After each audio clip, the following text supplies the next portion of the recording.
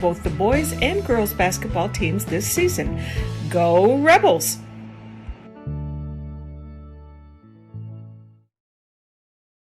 For every moment, for every memory, from that first car, to your first home, to your first child, and all the highs and lows that tomorrow might bring. For everything that matters most to you and your family, there's someone right around the corner dedicated to helping you protect what you love. Your local Farm Bureau insurance agent. Farm Bureau Insurance. Real service, real people.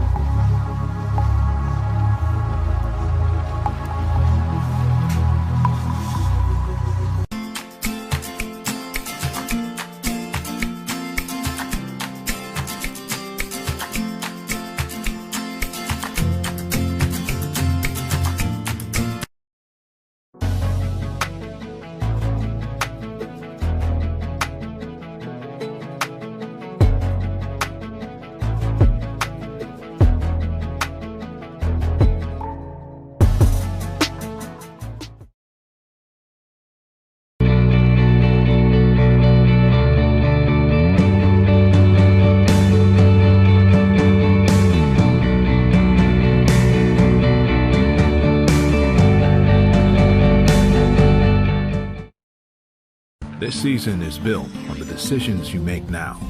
From how you finance your inputs, choose the best seed variety for each field, or how much crop nutrition to apply. The right partner helps make decisions that click. Nutrient Ag Solutions. One partner, all in.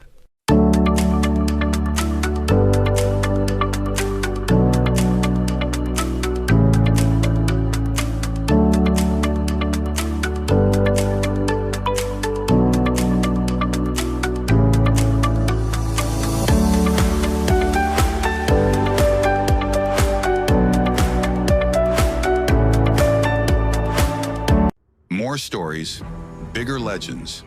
Season 2 of the Final Jump Shot podcast. Available now on Facebook, YouTube, or your favorite podcast provider. Central Dealerships is not one to brag, but actually we are. Central was awarded, yet again, General Motors Mark of Excellence. We have the perfect ride waiting for you and exceptional service. So find your next vehicle at a Central dealership today.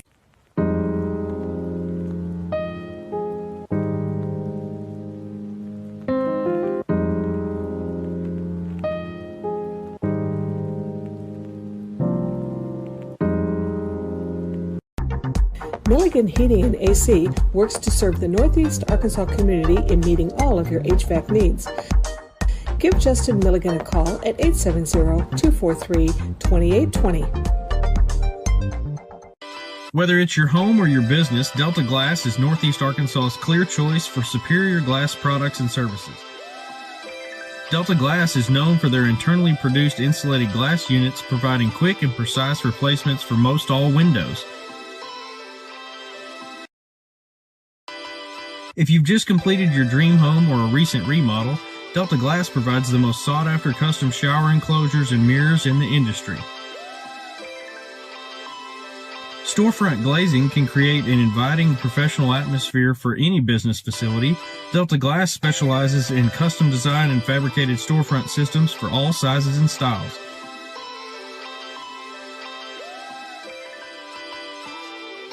If you're in need of superior glass products and services that are second to none in the region, call Delta Glass today at 870-520-6290 or visit them on Dan Avenue in Jonesboro. For 140 years, homeowners and DIYers have trusted Barton's for their home improvement needs. From small projects to remodels to building a home, Our experts are here with the tools, knowledge, and advice to make your project a success. With 10 100% employee-owned locations across Northeast Arkansas and Southeast Missouri, delivery, installation, and free design services, Barton's is your trusted partner for every project. Visit us online at bartons.com. Build it better with Barton's.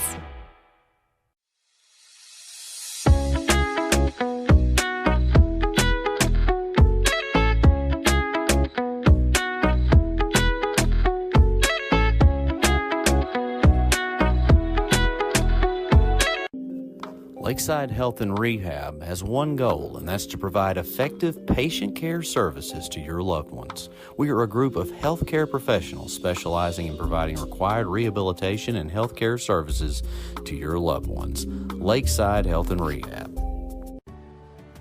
I chose a car that would be safe for our family. And when it comes to our financial future, I don't take any chances there either. That's why we bank with Centennial. They give me everything I could want in a bank, from the latest technology to great service.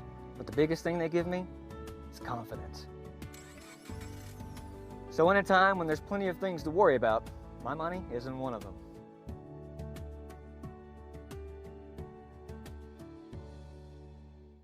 The Everett difference means we are committed to giving back to the communities we serve.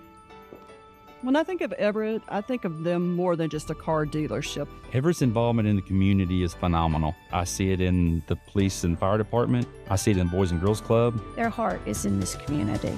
And I think Everett does a great job making sure they have a positive, lasting impact. We are grateful for the opportunity to serve. Discover the Everett difference for yourself. Honett Co-op Incorporated proudly partners with Tailgate Time. Tailgate Time is here to support our local farming community. You can give them a call at 870-680-0222. Monett Co-op is a proud supporter of the VIC Mustangs. Southland Gin is located on Highway 135 in Lake City, Arkansas. They are proud of the reigning state champion Riverside Rebel baseball and softball teams. Southland Gin wishes all Rebel student athletes success this season. Bowman Brothers Incorporated is a family-owned and operated business that served Lake City and Northeast Arkansas for over 50 years. We currently operate a retail hardware store, also selling guns, construction company, real estate, rental property management, and many storages. Located in Lake City, Arkansas on Highway 18, Bowman Brothers proudly supports the Riverside Rebels. Newark Pharmacy proudly cares for Newark and many surrounding communities. Our pharmacy offers a personalized customer service experience you expect from a locally owned store. Be sure to download our pharmacy app.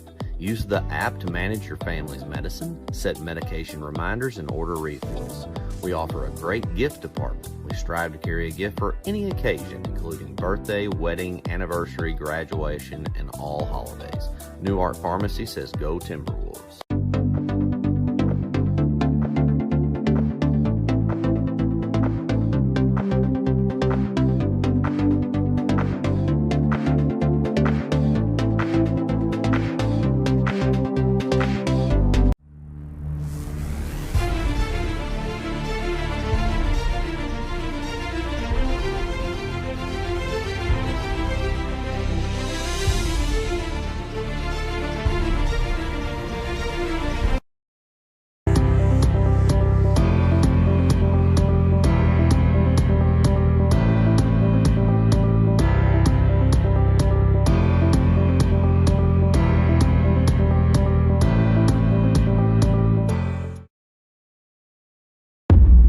Heard the saying, Northeast Arkansas, it ain't over till it's over. And it's just getting started. Glen-Sane, Empower, NEA Sports, Temple Baptist Church, and KJNB are bringing the heat at the 2026 Northeast Arkansas Baseball and Softball Media Day, Wednesday, March 11th. High school teams from across the region will join us to give insight into how it's going so far and what we can expect this spring. This is where the stories start. This is where the season begins. Don't miss a moment. Watch it live March 11th on the KJNB Facebook page.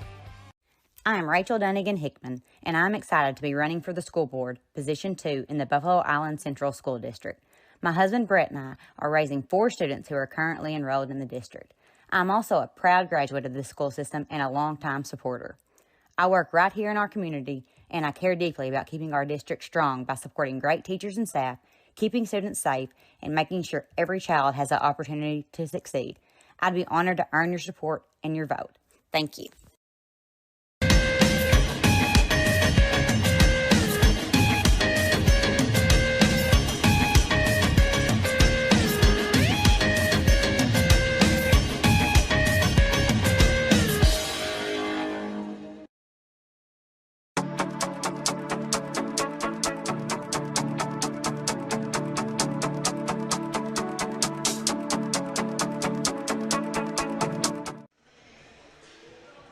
Welcome back to Bill McCurley Gymnasium on the campus of Sloan Hendricks High School for the 2A2 Regional Tournament.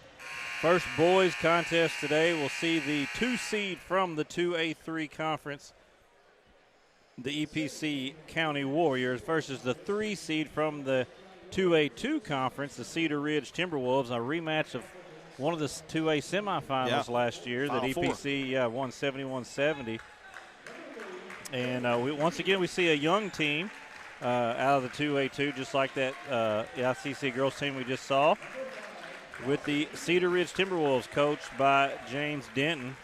Starting lineup, number 3, junior Colby Fierce, number 5, junior Dawson Ingalls, number 1, junior Eli Ledlow, number 25, am I saying that right? No, number 15. Yeah, 15. Jacob Jones, and number 35, junior Rylan Brown, the lone starter, returning from that team from Cedar Ridge a year ago. A lot of youth, and they kind of got off to a rough start on the season, but kind of battled their way back to this regional tournament. I think they opened up like 1-10 or something. For the EPC Warriors, coached by Jamarcus Thaxton, number 00, Doug Reel, number 4, Jacob Gaines, number 12, Jarius James, number 3, A.J. Johnson, and number 24, Ashton Reel. Marcus, the 2 seed out of the 2A3, but they were 16-0 in that conference, got upset in the finals, so kind of a bad break for the Cedar Ridge Timberwolves if you're looking at matchups. Yeah, that's I don't know who would be more upset after that loss the other night, EPC fans or maybe Cedar Ridge, having to look at what they were going to come up against here in the first round of the regionals. But, you take what you got, and, they just, if anything at all, that proved that they are beatable. Two-time defending state champs, right? Back-to-back 2A state titles for the EPC Warriors and Jamarcus Thaxton. 2 years, 2 titles for Coach Thaxton. And we're going to re-jump it, looks I think like. we're going to re-jump. Nope, they're going to say white basketball. That Cedar Ridge knocked that one out of bounds as the officials kind of looked at each other like, I don't know if any of us were watching it. Jacob Sanders, Kenny Faulkner, and Matt Fisher, your officials. And we're underway with the first boys game of this day 2, trying to punch their ticket to the state tournament. Winner gets Sloan Hendricks tomorrow night at 5:30 as Real works inside, blocked by Brown there.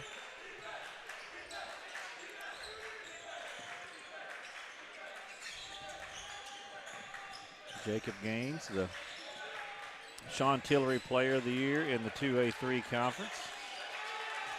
Shot clock down to 5.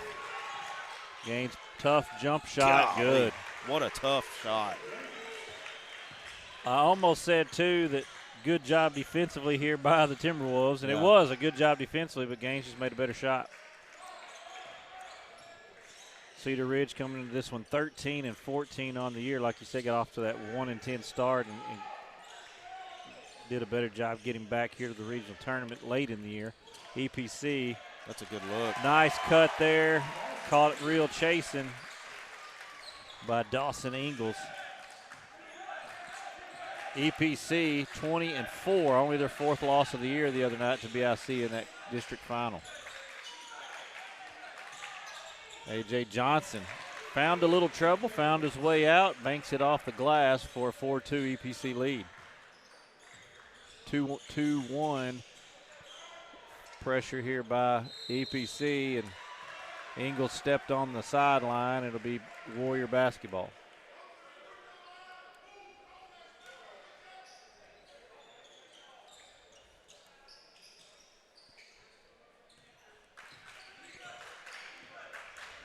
Gaines with the basketball up top. He'll pull up for three and good.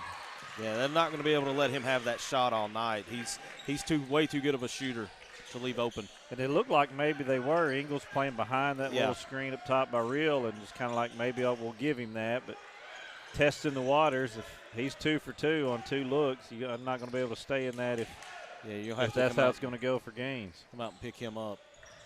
Inside to Jones. He skips it out to Ingles. Pump fake. Back up top to Eli Ledlow. Good off cut. The shuffle cut. Got him again off that same cut, same play. Eli Ledlow are coming off Brown on that screen. And understandably, the Warriors are skeptical of helping off Brown on that back screen, and it's cost them. Brown will hustle for that rebound as the shot is off. And here comes Ledlow the other way.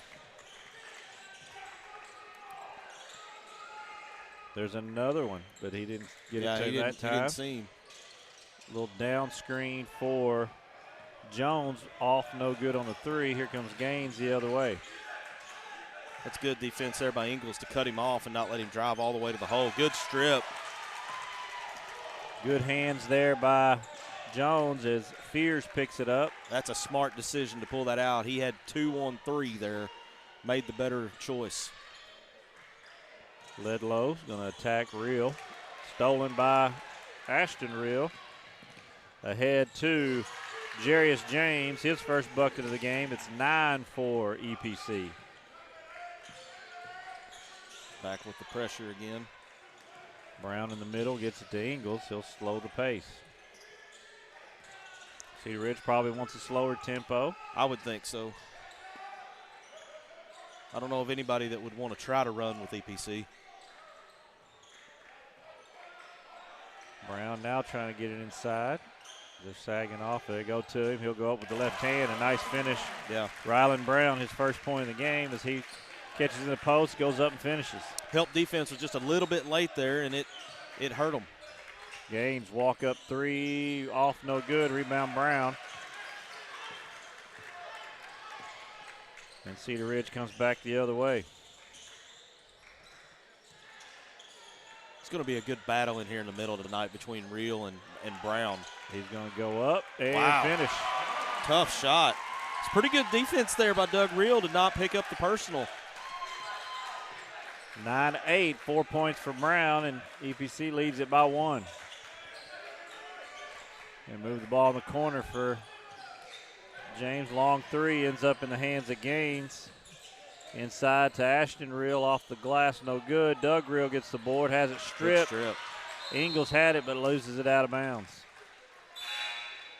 Doug Real just kind of bullied his way into that inside position there to get that board, and great defense there by Cedar Ridge to strip it away from him. Jamari Young will check in for James for the Warriors. Inbound to Gaines up top. They're giving him space, kind of daring him to shoot. Young off the bench for three, no good. Good board. Gaines gets the board up with the left hand, no good. There's Ashton Real, he's no good. There's Gaines, he's no good. And Brown finally pulls down the rebound. It's going to be a foul. Draws the foul, yeah. On Jacob Gaines, yes. Yeah. EPC had 4 looks there, just could not get it to drop.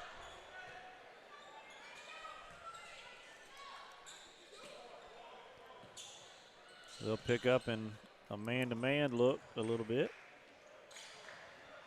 Ahead to Colby Fears for three.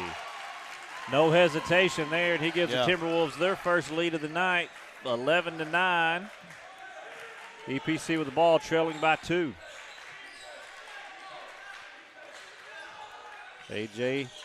Johnson for three. Give him 5, and it's 12-11. EPC recaptures the lead. Pretty hot start for both teams so far. Here comes the little shuffle series. Tipped by Johnson, stolen by Ashton Real. Good. Spin, nice dish under to Johnson. He's going to fake a couple times, lose it going up, but get his own board. Get it to Gaines. They'll move it across. Good ball movement here. A.J. Jones for three. That one's off, rebounded by Jacob Jones.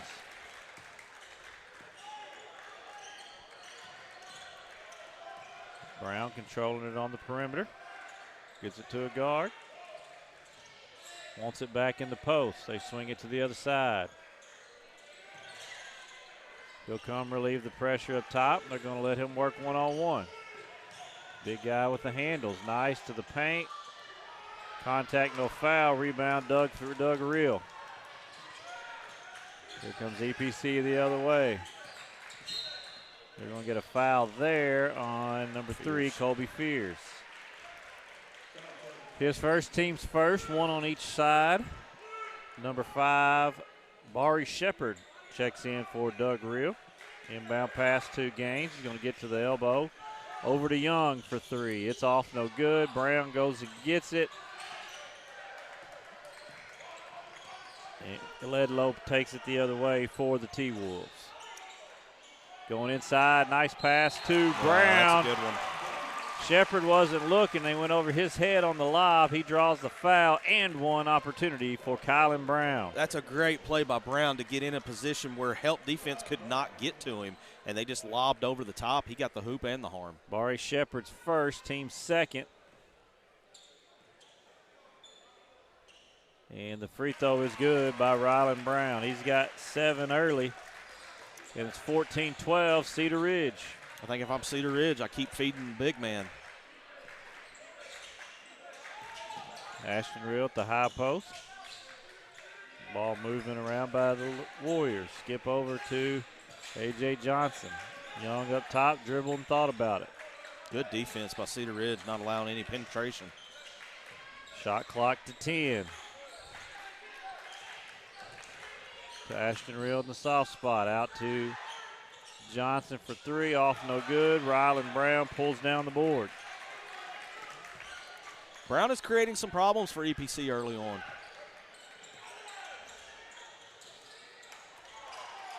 Ooh, they're missing. Yeah, there it is. They find, and he mishandles it. Gaines with the steals.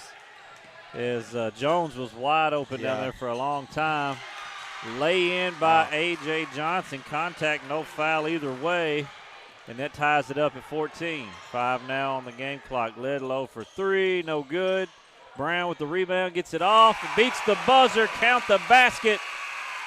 And that gives the Cedar Ridge Timberwolves a 16-14 lead after 1 and 9 points for Rylan Brown in that quarter. So 16-14, Cedar Ridge leads it here on NEA Sports. We'll be right back after this. 140 years, homeowners and DIYers have trusted Barton's for their home improvement needs. From small projects to remodels to building a home, our experts are here with the tools, knowledge, and advice to make your project a success. With 10 100% employee-owned locations across Northeast Arkansas and Southeast Missouri, delivery, installation, and free design services, Barton's is your trusted partner for every project. Visit us online at bartons.com. Build it better with Barton's.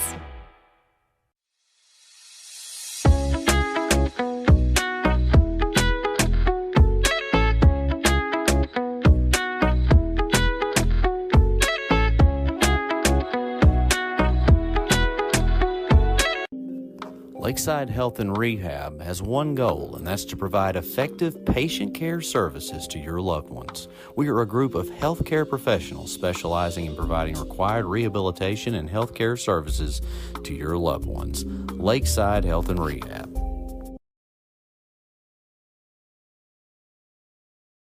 The 2A-2 regional tournament. Bill McCurley Gym at the campus of Sloan Hendricks High School. Quarter number 2, Cedar Ridge with the ball, leading EPC 16-14 in a big quarter there by Rylan Brown, 9 points. As he made his presence felt inside of that one. Brad Davis, Marcus Carlton, and while we were away, Jamarcus Thaxton getting a bench warning from Matt Fisher and the officials. 3's off by Ledlow, but a rebound chased down by Colby Fears.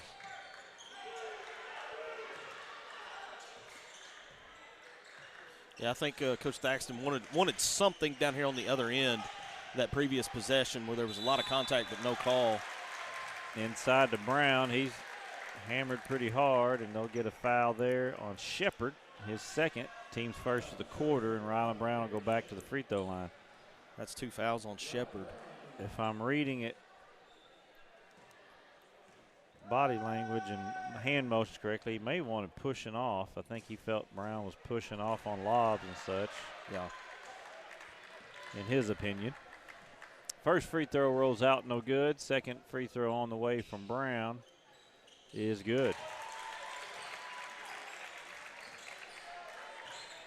10 now in the game for Rylan Brown. It's a 3-point Timberwolf lead as they look at more of a 1-2-2 look. Kind of matching up out of this. Rylan Brown in the middle of a zone allows your perimeter defenders to kind of get after it and do what they want, as he's definitely a rim protector in the paint. Pretty good safety net back there. Had a pretty good battle in the post right there between he and Ashton Reel, really battling for position. 15 on the shot clock after the inbounds. Down to 10 now. Ashton Reel controlling it up top. Young for three in the corner is good. Good looking shot. Jamar Young, his first bucket of the game, ties this game at 17, and APC is going to pick up full court pressure now. Nice pick here by Jacob Gaines. He's going to go up and slam it home. Steal and a dunk for Jacob Gaines. He's got 7. And EPC regains the lead, 19-17. Back and forth action early in this one. Another steal by Gaines. He goes up, kind of lays that one in, and a timeout by the Timberwolves as EPC comes out quickly in that quarter to take a 21-17 lead. Timeout, Cedar Ridge. We'll be right back on NEA Sports Network. I'm Rachel Dunnigan Hickman, and I'm excited to be running for the school board, Position 2 in the Buffalo Island Central School District. My husband Brett and I are raising 4 students who are currently enrolled in the district. I'm also a proud graduate of this school system and a longtime supporter. I work right here in our community, and I care deeply about keeping our district strong by supporting great teachers and staff, keeping students safe, and making sure every child has the opportunity to succeed. I'd be honored to earn your support and your vote. Thank you. Back-to-back steals by Jacob Gaines and a 7-0 run by the EPC Warriors gives them a 21-17 lead as we're back underway here at Bill McCurley Gym at Sloan Hendricks in the 2A-2 regional tournament. Another steal by EPC and a foul going to be called on Colby Fears. His second, team's first of the quarter, and ball turned over back to EPC. It's 3 straight possessions with turnovers. 3 straight possessions. It went Jamar Young 3, Jacob Gaines steal and dunk, Jacob Gaines steal and bucket, and then another steal here. So a 17-15 lead turned into a 21-17 deficit quickly. Inside the Gaines, he misses no good, and Ledlow pulls down the board. He'll go the other way, stolen by Ashton Reel. That one's knocked away by Jacob Jones, but they're going to get him with a foul.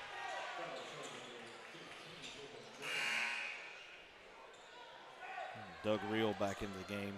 Jacob Jones, first foul, team second of the quarter. Doug Reel does check back in, replacing Shepard.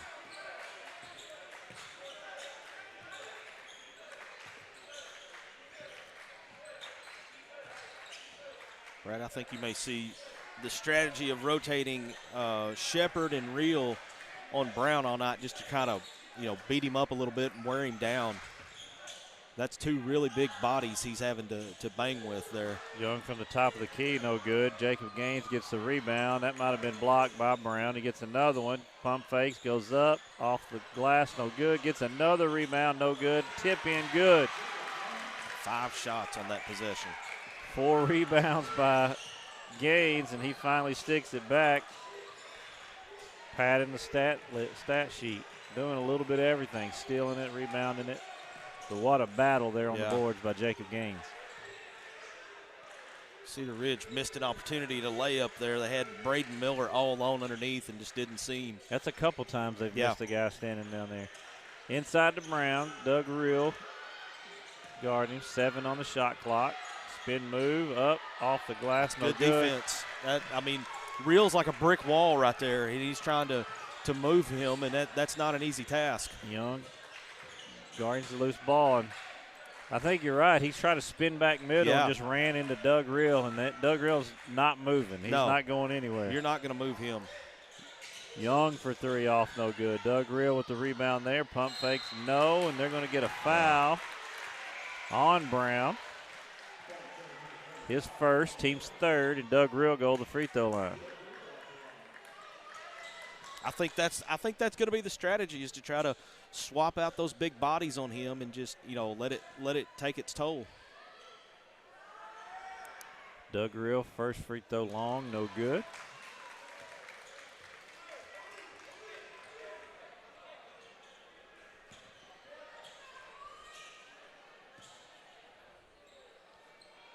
Second free throw on the way is off, no good, almost identical. Rylan Brown pulls down the board.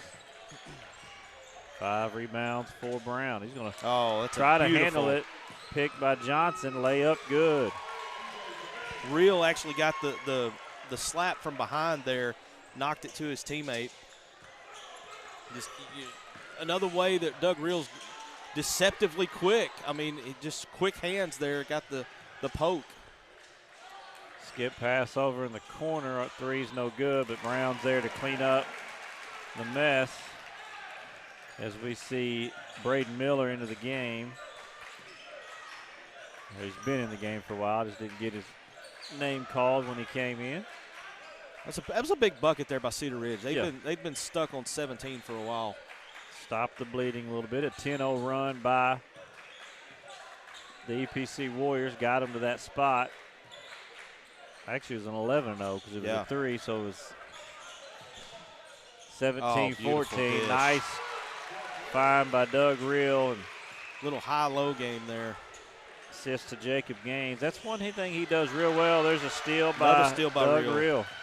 That's 6 turnovers this quarter and 12 points off those. 6 turnovers this quarter for Cedar Ridge and 12 points off those turnovers for EPC. Gives them a 29-19 lead. We'll be right back here on NEA Sports. I chose a car that would be safe for our family.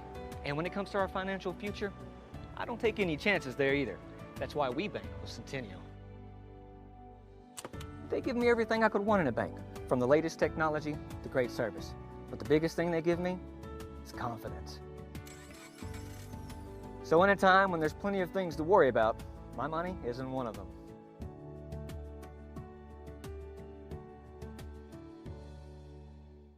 The Everett difference means we are committed to giving back to the communities we serve. When I think of Everett, I think of them more than just a car dealership. Everett's involvement in the community is phenomenal. I see it in the police and fire department. I see it in the Boys and Girls Club. Their heart is in this community. And I think Everett does a great job making sure they have a positive, lasting impact. We are grateful for the opportunity to serve. Discover the Everett difference for yourself.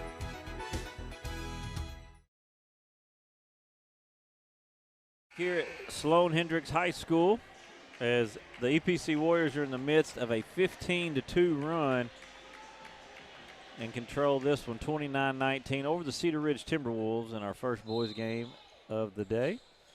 Yeah, Brad, during that timeout, Doug Reel, who's been very impactful the last 3 or 4 possessions here on defense for EPC, went to the locker room. Now, he's made his way back to the bench, but he doesn't seem to be limping or favoring, so I don't know maybe if he's battling some sickness or what, but we'll have to keep an eye on that. The other way, another turnover for the Timberwolves, stolen by Gaines, and he's coming back the other way. As 35, Drake Williams into the ball game for the first time for EPC. He'll shoot the 3 at the top of the key. It's short, no good. Bari Shepard, great hustle, but he's out of bounds. Ball to Cedar Ridge. That's a big man coming at the front row right there. Bari Shepard, glad to see he got up under his own power there. Looked like a hard hit. Brad Davis, Marcus Carlton on the call for you. The winner of this one gets the host, Sloan Hendricks Greyhounds. There's another steal by A.J. Johnson in transition to Ashton Reel, lays it up and in. Great look ahead to his teammate, got the easy 2. 8 turnovers in the quarter now for Cedar Ridge. One thing they didn't do in the first quarter was turn it over and give EPC opportunities, and that may have been what they discussed in the huddle as Brown misses there. Rebound to Jacob Jones, and a foul on his stick back. Got him in the back of the head, says Matt Fisher. Number 4, Jacob Gaines, his second, team second of the quarter. First free throw for Jacob Jones is no good. We'll see number 33, and I believe that's Hayden Stone. Check in for Gaines with those 2 fouls. And Colby Fears comes back into the game for Braden Miller. 1:45 to go, second quarter, 31-19, EPC with the lead. And that one rolls around. Second one good for Jacob Jones. His first points of the game. It's 31-20. EPC with the lead and the basketball.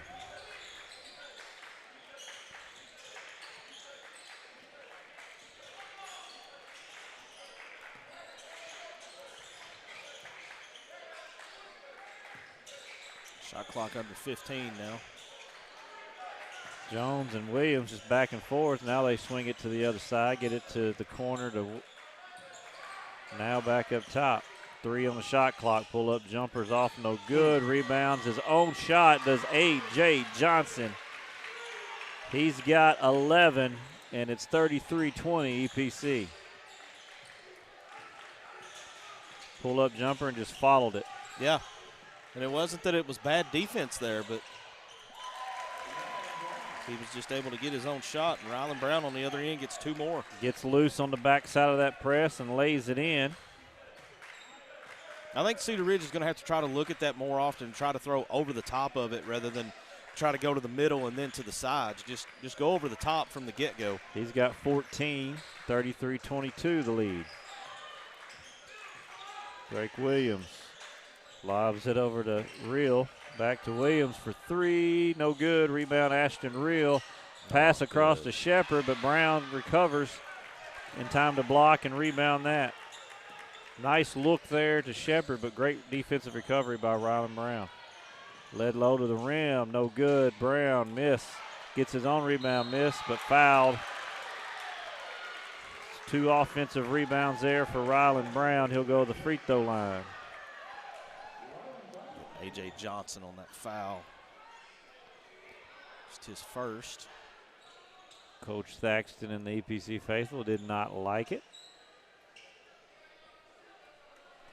But Rylan Brown to the free throw line. Foul was on A.J. Johnson.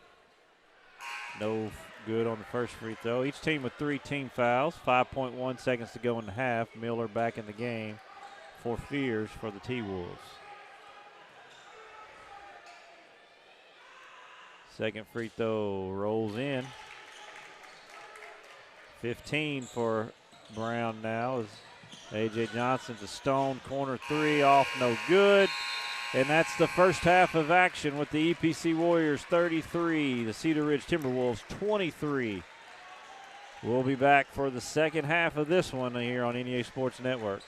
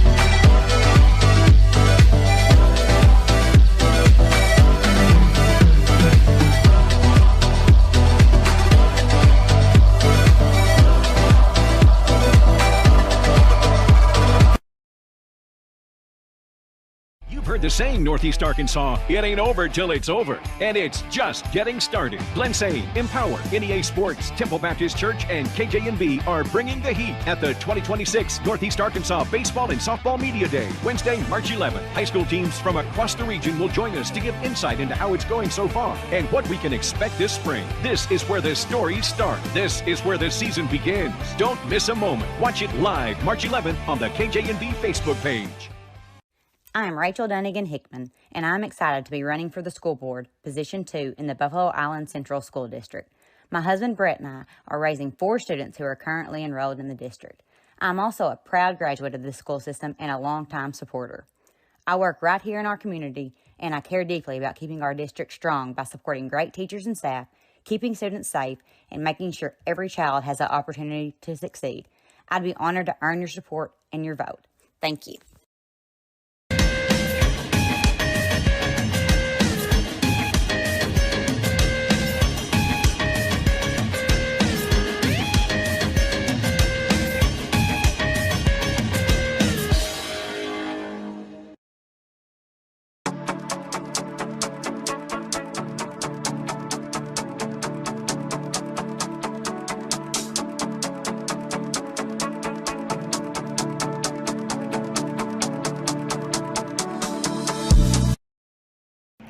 R&J Farms is a proud supporter of the Riverside Rebels and wants to wish the best of luck to both the boys and girls basketball teams this season.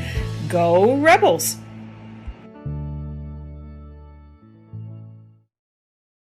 For every moment, for every memory, from that first car, to your first home, to your first child, and all the highs and lows that tomorrow might bring.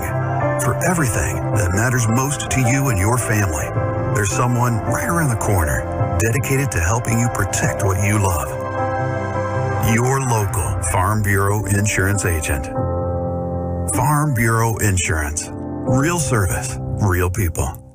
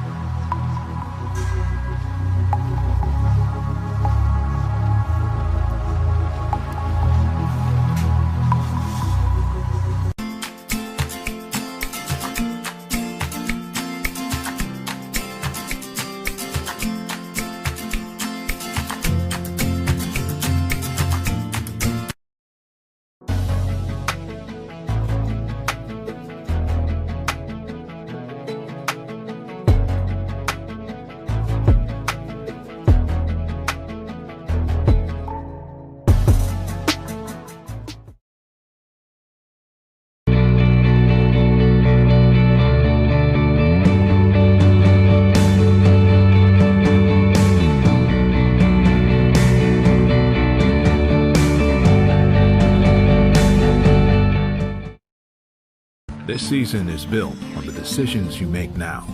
From how you finance your inputs, choose the best seed variety for each field, or how much crop nutrition to apply. The right partner helps make decisions that click. Nutrient Ag Solutions. One partner, all in.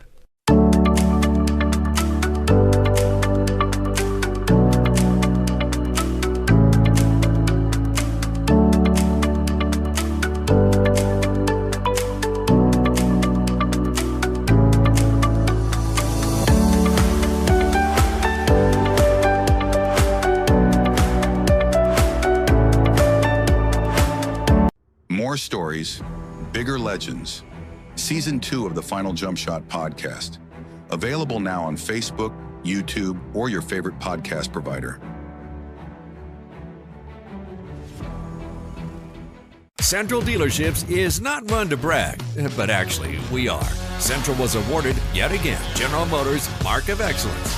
We have the perfect ride waiting for you and exceptional service. So find your next vehicle at a Central dealership today.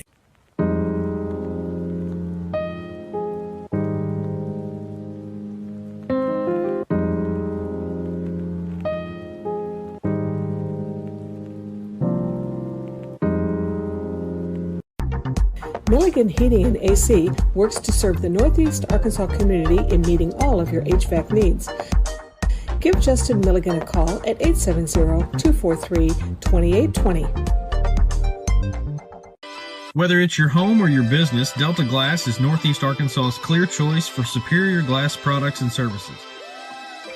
Delta Glass is known for their internally produced insulated glass units, providing quick and precise replacements for most all windows.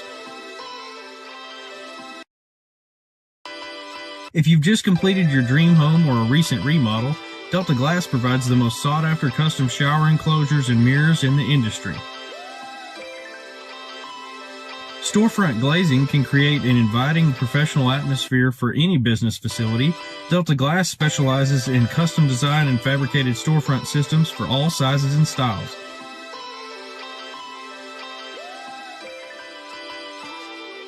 If you're in need of superior glass products and services that are second to none in the region, call Delta Glass today at 870-520-6290 or visit them on Dan Avenue in Jonesboro.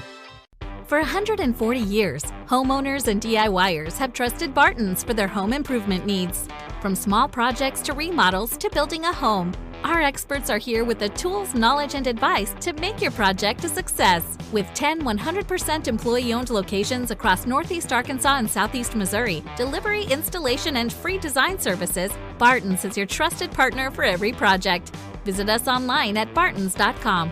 Build it better with Barton's.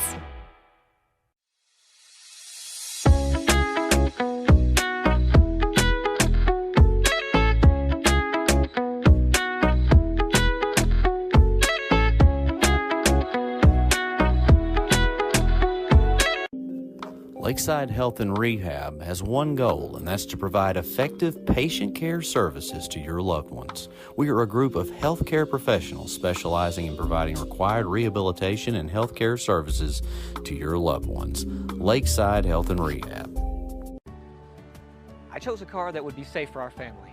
And when it comes to our financial future, I don't take any chances there either. That's why we bank with Centennial. They give me everything I could want in a bank, from the latest technology to great service. But the biggest thing they give me is confidence. So in a time when there's plenty of things to worry about, my money isn't one of them.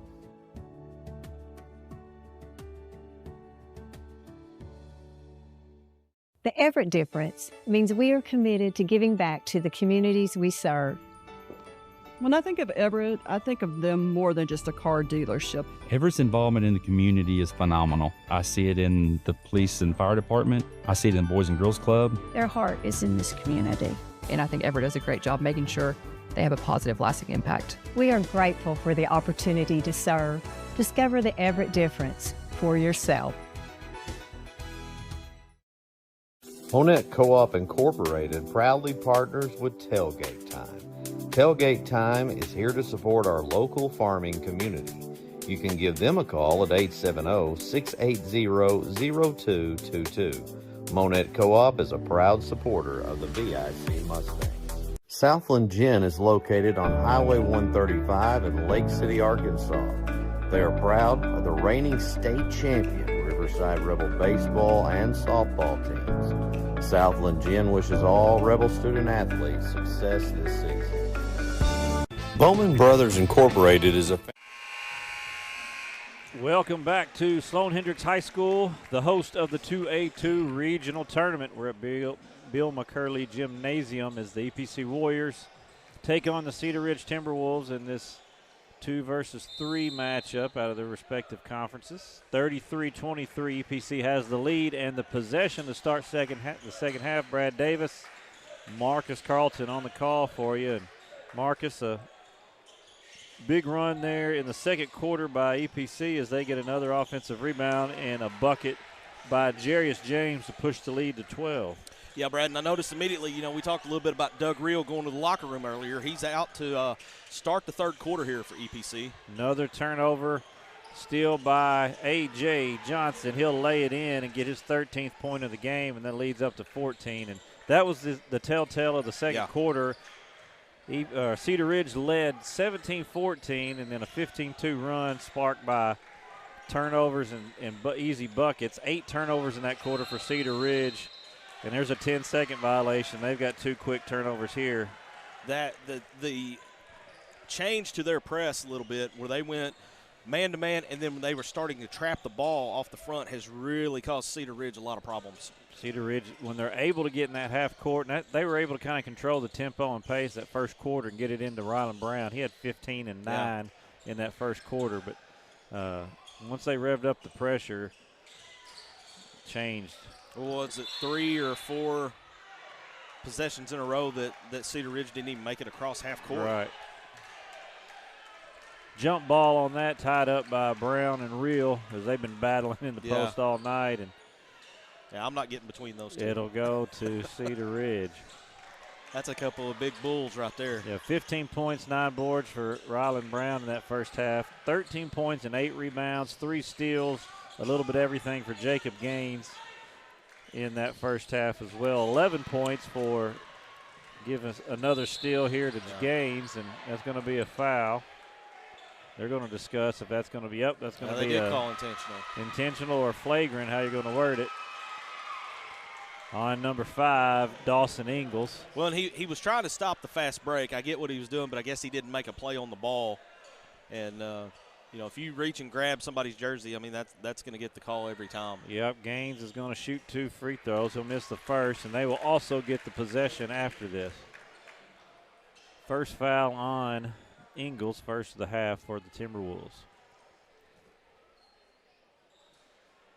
0 for 2 that trip for Jacob Gaines. It'll be side out of bounds for the Warriors.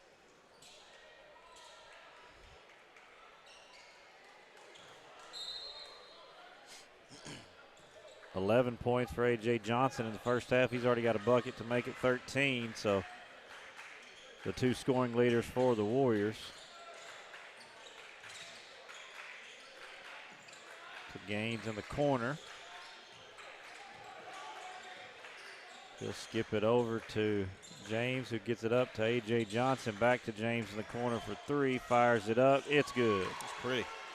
Nice looking stroke. Yeah. Jarius James, he's got 5 now. And the net's hung. The net is hung, so Ashton Reel going to hop up there and knock it down. You know, it's a pretty shot when you get the net still hanging 15 seconds after it's gone through. Very pure. Inbound back to Ingalls, and he'll try to get it across, throws it deep to Brown, working against Doug Reel, and he'll get it out to Ledlow, who'll set up the offense for the Timberwolves. 2A-3 trying to get their first win of this tournament as Tuckerman and Sloan Hendricks getting victories yesterday. Foul there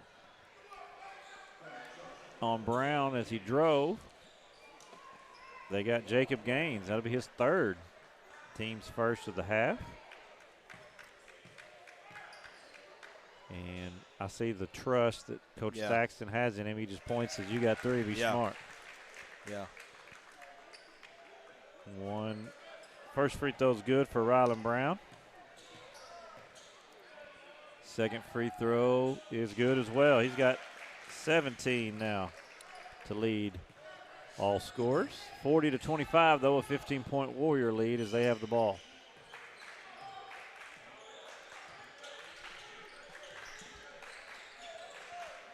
Timberwolves led after the first quarter, but it was all Warriors in the second. They've off to a good start here in the third as well.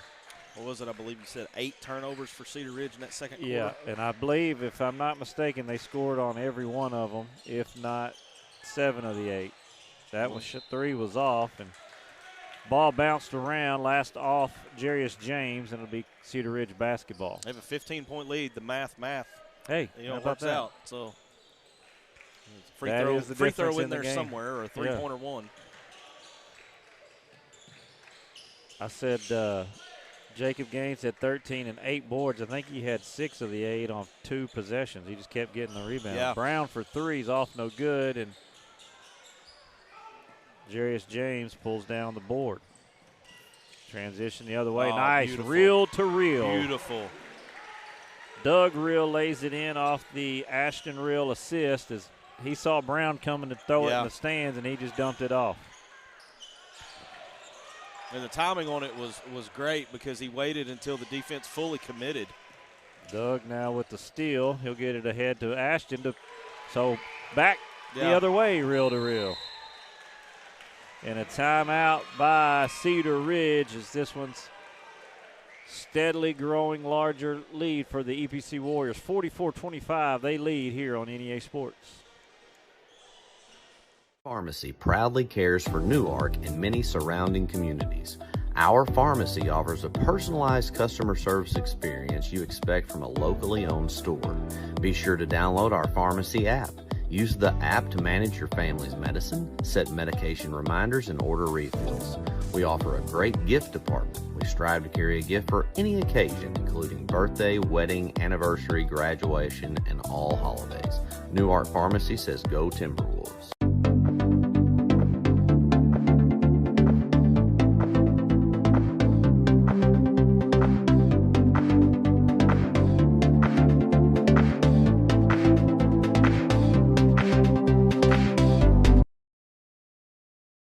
Are back here at the 2A-2 Regional at Sloan Hendricks High School, Bill McCurley Gymnasium. EPC 44, Cedar Ridge 25, and after a first quarter T-Wolf lead, it's been all EPC in this one. Brad Davis, Marcus Carlton on the call with you. Well, we talked about this prior to the break just now. EPC turned up that defensive intensity and forced all kinds of turnovers in that second quarter, and that's the difference in the game. They've kind of continued that here in the third. Already had one 10-second call, almost had another one there. 3 turnovers so far this half, and they've capitalized on all 3 of those as well. So if that's the last 11 turnovers, they've scored on at least 10 of them. They got it inside to Rylan Brown, and he's going to get his 19th point of the game. 44-27 EPC lead. If they can get it to him, he's been effective, but the problem's been getting it to him. Well, they've had several possessions where just getting across half court was an issue. They're going to go right at him there, and he deflects that one, but Gaines sticks with it. That's how Gaines has got several points off offensive stickbacks tonight.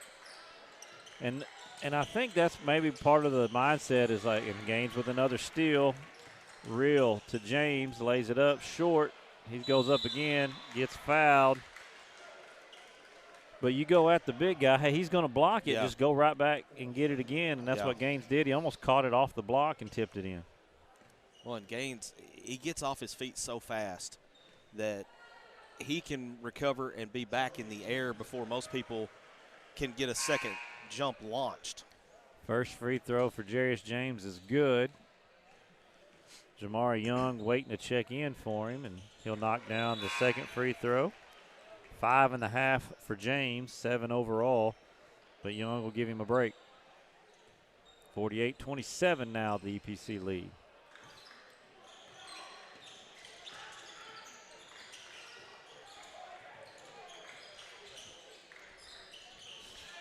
Cedar Ridge breaks the pressure that time.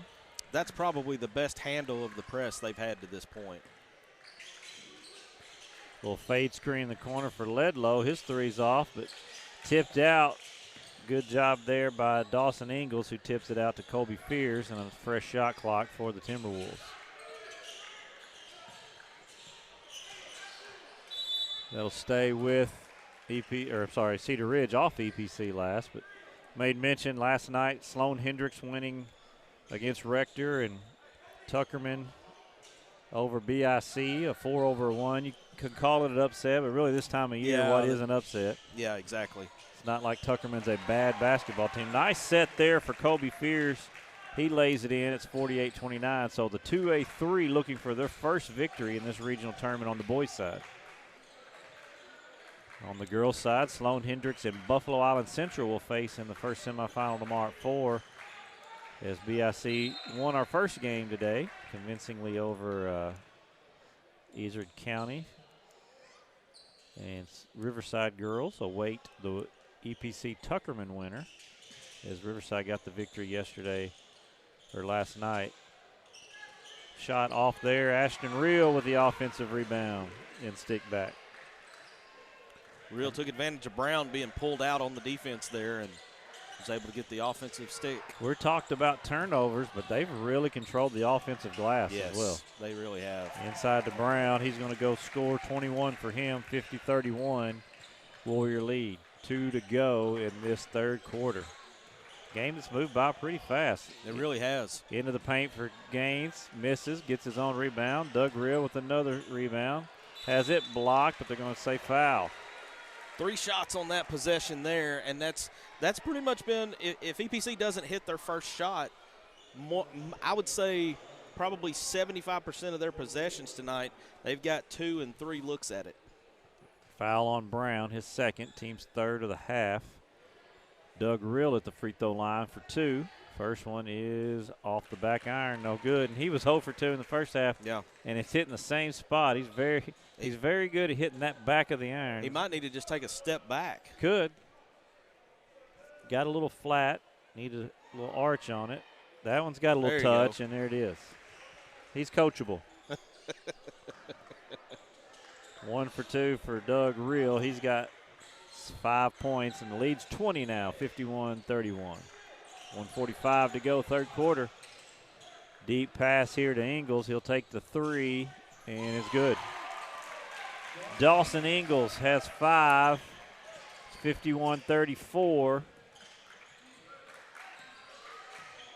EPC has the lead and the basketball.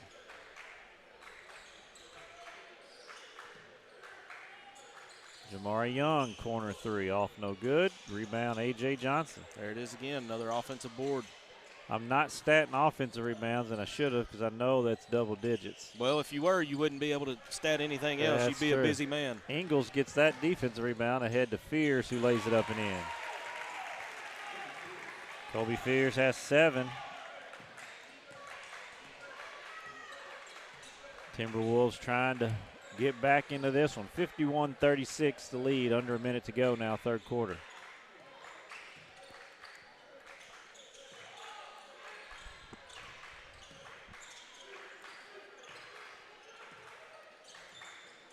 Shot clock down to 10. Gaines is going to work into the paint.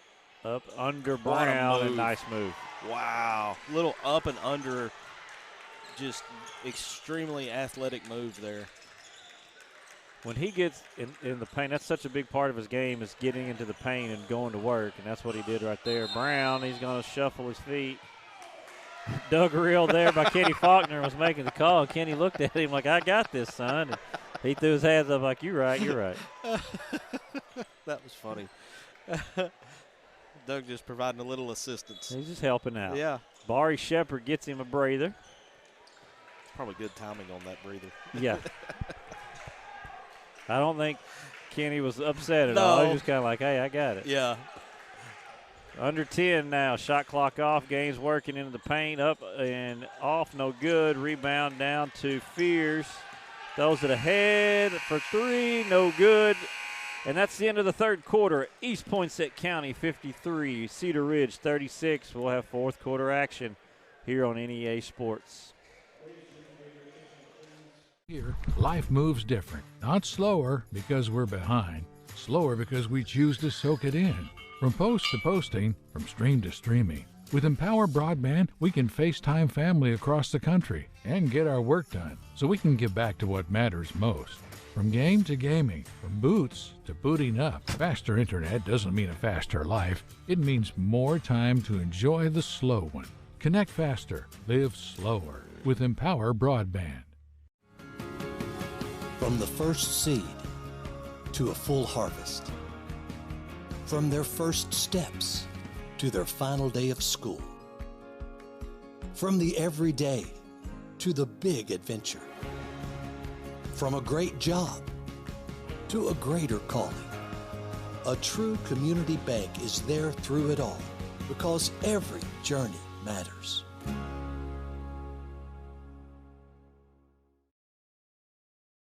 Back here at Bill McCurley Gymnasium on the campus of Sloan Hendricks High School, 2A-2 Regional.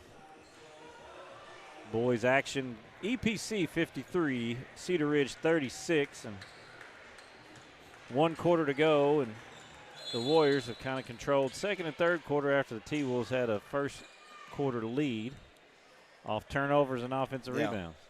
Yeah, both of those two key stats right there kind of tell the story of this game. And they've just really kind of just taken their time down here on the offensive end, being very patient, running clock. Just kind of a slower paced game. They revved it up there in the second quarter to get the lead, and once they got up here 15 or 20, they just kind of been very patient with the ball. Good ball movement, getting into the paint and owning the glass. Pull-up jumper, Jacob Gaines, no good. Rylan Brown's going to go get the board. And believe it or not, according to my stats, that's his first rebound of the second half. Wow. That gives him 10. He's got 21 and 10 for a double-double. Well, and with the way EPC's been dominating the offensive boards, I mean, that checks out, because several possessions they would just keep getting looks till either they got fouled or they scored. Ledlow gets in trouble, kicks it out to Ingles for three. It's off, no good. Battle for the rebound is won by Ashton Reel. I said it a lot last week covering the 2A-3 district as A.J. Johnson gets to the rim, lays it in. I'm just really impressed at the athleticism of Ashton Reel. Yes. You see him guarding the basketball a lot. Great. Yeah. He's got good size, but he's got great feet and very athletic for a big man. Well, and he kind of reminds me a little bit, and I'm going to date myself with this reference, but if you remember Dwight Stewart that played for Arkansas, he was a bigger guy, and he's not one that you would expect to do some of the things that he did on the floor. I kind of feel that way about Ashton Reel. He's deceptively quick, really good footwork. He's just a force. Ingles beats Johnson to the basket. Sorry, that was Colby Fears. He's got 9, and that's 55-38 EPC lead. Stay with us after this one. We've got two more for you. The Tuckerman Lady Bulldogs will take on the EPC Lady Warriors in our next matchup. And then the nightcap at 8:30, the ICC Cougars and the Bay Yellowjackets punching two more tickets to Poen to the state tournament. Home of the Indians, I believe. Poen Indians. Yeah. They both got victories yesterday. Their girls were 29-0. Yeah, I saw something on social media last night. Their girls being undefeated on the year. And their boys, a 4 seed, beat the 1 seed from the other side. Oh, wow. Shepard misses, gets his own rebound. Well, he had it. Outlet to Brown. Has it stripped by that's a good strip. A.J. Johnson. And we've talked a lot about the reels and games, but A.J. Johnson's had a spectacular game He today. really has. Johnson into the paint, draws a foul, go to the free throw line. That's 3 steals for him in this half, 4 for the game. He's got 13 points and about 3 rebounds. He's done a little bit of everything. Kind of filling up the stat sheet. Yeah.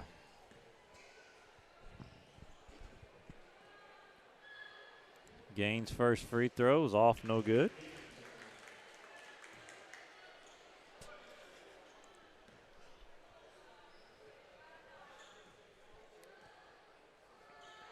Second one is up. It's short, and Ingles pulls down the board. That 2A-4 is the region down in Hampton, where Poen is. That is the region that the 2A-2 here is matched up with. Yes. So first round matchups will be those two teams, and I'm sure coaches here will have a eye on that bracket as it goes forward. Rebound there by Johnson. Skip ahead to Barry Shepard. Kicks it out. Ashton Reel's going to take his time. So let's run a little clock here.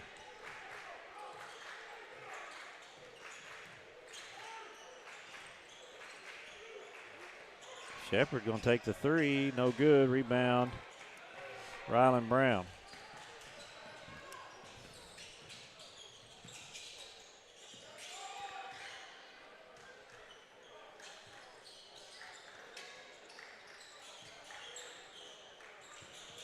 Baseline drive, Colby Fears, and he's got 8 in the quarter, or 8 in this half. He's got 11 for the game, and he's kind of been a bright spot for the T-Wolves in this second half. It's going to be a blocking foul on Fears as Gaines challenged him.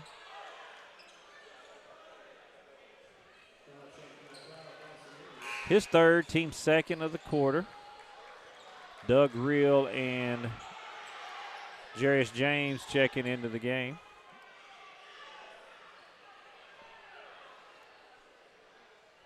Actually, they're saying that's 5 fouls. Are they? No, that's number 5.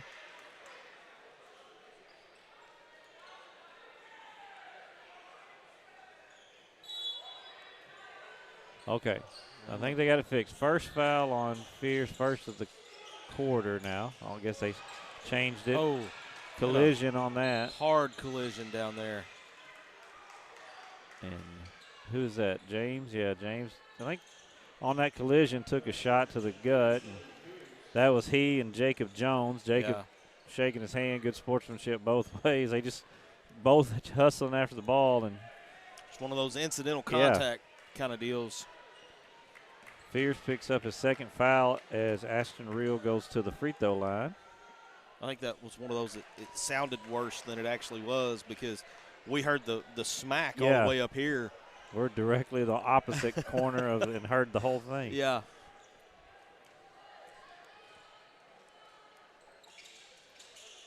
Oh for 2 for Reel. Rylan Brown pulls down his 12th board of the night. Corner to Ingles for 3. And there's A.J. Johnson with a great hustle block. Getting something else on the stat sheet, Marcus. Just super impressive.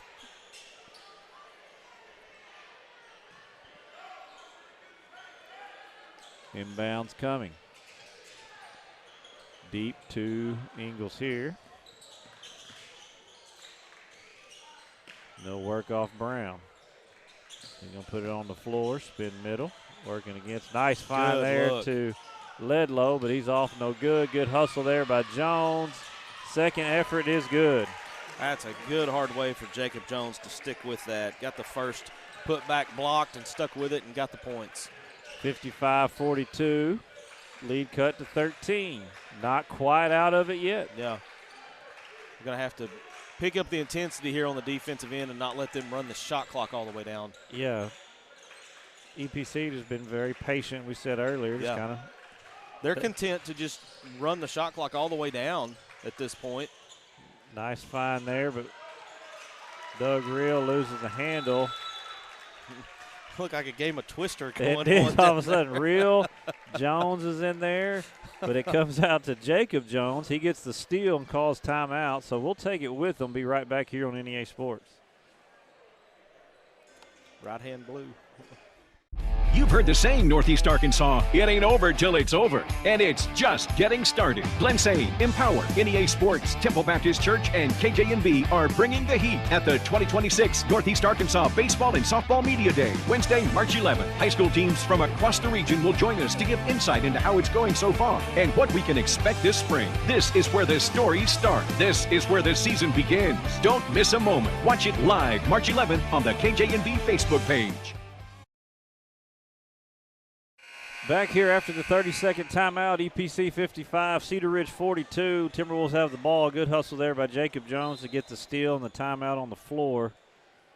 As we have about 3:05 to go in this one with a 13-point EPC lead. And Timberwolves trying to steadily chip away. They got down as much as 20. There's another turnover, though.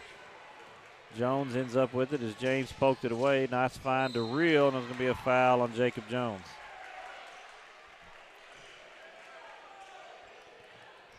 Ashton Reel to the free throw line. He was 0 for 2 his last trip.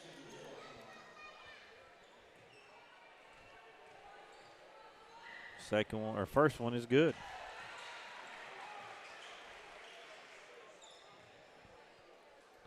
That gives him 7. Brown with his 13th board. And there's that cheating again. Yeah. Where you can press after a miss. And yeah, that's just I not had a hard fair. enough time getting kids to press after makes, much less miss. Another steal for A.J. Johnson, and he's going to go coast to coast, draw the foul, and one. Just incredible body control there to be able to absorb the impact and kind of keep the ball away from being knocked away from him so he could control it and get the and one.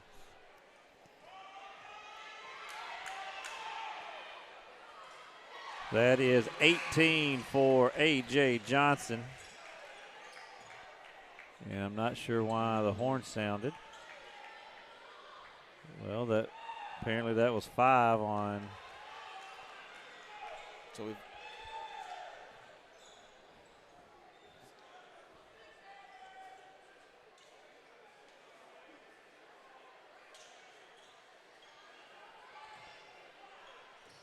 So that's the second time there was some confusion on who the foul was on. I think they were either trying to correct that or because they said 5. It ended up being on Ingles. Brown with it. Gets it across the timeline to Johnson. Out to Ledlow.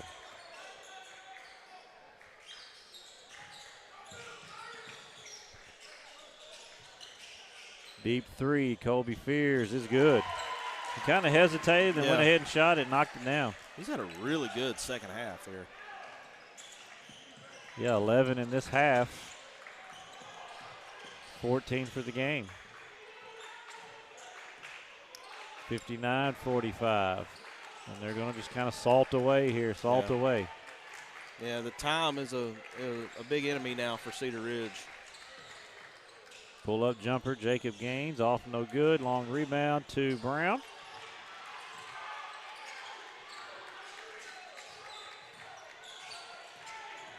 Gaines harassing Ledlow. Gets it to Brown. Another steal. Poked away, but Ledlow picks it up. Poked away again. Johnson with the steal. Ledlow knocks it away to Ashton Reel. No good. Gets a rebound. Up, no good. Tipped around to Ingles. Ingles got away with a double. I don't think anybody in the gym saw it. Rylan Brown for 3 off the back iron. Gets his own rebound. Goes up and finishes. He's got 23 and 14 boards. Under a minute to go, a 12-point game. And EPC handles the pressure and gets it across. Final score is going to look a little closer than the actual game was for the most part. A little flurry here at the end by Cedar Ridge. 9 now on the shot clock. 5. Johnson kicks it out. Ashton Reel's got a toe on the line. That's a 2. Johnson with the board. And they try to go across the court. Knocked that way by Gaines. Picked up by Johnson. Ahead to Brown. He's going to draw the foul and one. Good strong move.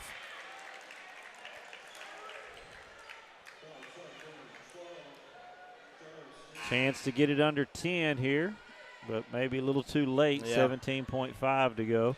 Well, and you kind of feel like, EPC almost went into like a stall game instead of keeping even there late in the third, they were kind of just using time off the shot clock. Wasn't in a big hurry. If they turned them over, and pushed, transition. But if it was half court, hey, we'll work the clock. Free throws off, no good. They're going to foul A.J. Johnson. Well, and I think part of that is, the sheer domination they had on the offensive boards. You know that you can run, can run some time. You get your shot. Chances are, if it doesn't go in, you're going to get a second attempt with the way things have gone tonight.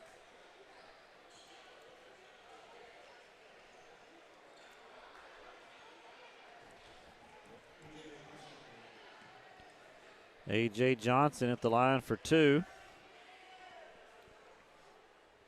Good shot there. Yeah, looking over this Cedar Ridge roster, not a senior on the roster, so you got to think that this team will they're going to be back in this regional and potential for state tourney mix again next year. Yeah, absolutely. They had a great first quarter, led after the first, but just some turnovers. So young guards there facing that pressure. Yeah. Clean that up. You get it to Brown. Obviously, you got a weapon inside, and then he's going to pull up for 3. Good. Wow. And a timeout by the Timberwolves. They got it cut to 8, 60-52. 6.3 to go. It's going to be a full timeout, so we'll take it. Be right back here on NEA Sports. Is built on the decisions you make now. From how you finance your inputs, choose the best seed variety for each field, or how much crop nutrition to apply. The right partner helps make decisions that click. Nutrient Ag Solutions.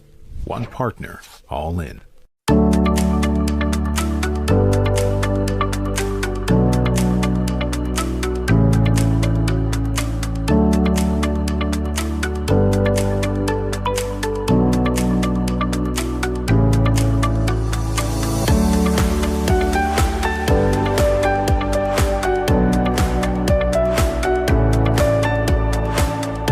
More stories, bigger legends. Season 2 of the Final Jump Shot. We're back here at Sloan Hendricks High School. 6.3 seconds left in an 8-point game. EPC 60, Cedar Ridge 52. And little NFL look, little football routes ran. Johnson gets it. He's going to dribble it out. He gets it up to Gaines, who's going to take it in and draw the foul, count the basket. And they're going to say that was it. Basket's good. 62-52, your final. The EPC Warriors over the Cedar Ridge Timberwolves, and they will advance. One, they'll punch their ticket to state. But, Marcus, we just circled it during that break. Tomorrow night, 5:30, Sloan Hendricks and the EPC Warriors in the semifinals. Looking at this entire tournament on paper, that could be the game of the tournament. Both conference champions undefeated, EPC falling in that district final, so that they'll meet in the semis. I would say if you want to see that one tomorrow night, you better be here for that first game, because I don't think we'll see many empty seats by the time 5:30 rolls around. Not a house will be full. There will be empty houses all over Imboden and the surrounding area, and a packed house tomorrow night as the EPC Warriors will take on the Sloan Hendricks Greyhounds at 5:30. In the semifinals. That will be after another good game, the Sloan Hendricks girls taking on the Buffalo Island Central Lady Mustangs in the first semifinal. We're going to take a break. When we return, we'll have game number 3 tonight, which will be the Tuckerman Lady Bulldogs, the 2 seed out of the 2A-2, and the EPC Lady Warriors, the 3 seed out of the 2A-3. Join us again, and we'll be right back here on NEA Sports. You've heard the saying, Northeast Arkansas, it ain't over till it's over. And it's just getting started. Glensay, Empower, NEA Sports, Temple Baptist Church, and KJNB are bringing the heat at the 2026 Northeast Arkansas Baseball and Softball Media Day, Wednesday, March 11th. High school teams from across the region will join us to give insight into how it's going so far and what we can expect this spring. This is where the stories start. This is where the season begins. Don't miss a moment. Watch it live March 11th on the KJNB Facebook page. I'm Rachel Dunnigan Hickman, and I'm excited to be running for the school board, Position 2 in the Buffalo Island Central School District.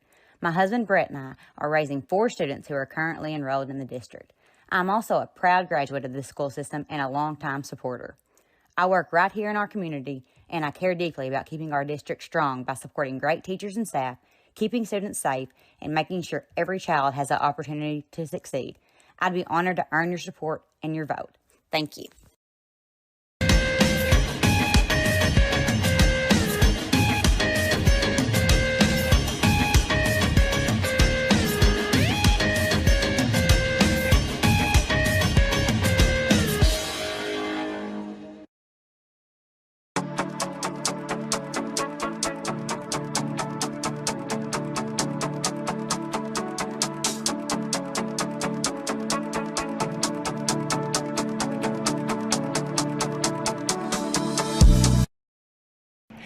R&J Farms is a proud supporter of the Riverside Rebels and wants to wish the best of luck to both the boys and girls basketball teams this season.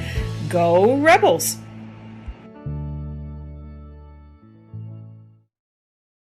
For every moment, for every memory, from that first car, to your first home, to your first child, and all the highs and lows that tomorrow might bring. For everything that matters most to you and your family, there's someone right around the corner dedicated to helping you protect what you love. Your local Farm Bureau Insurance agent. Farm Bureau Insurance. Real service, real people.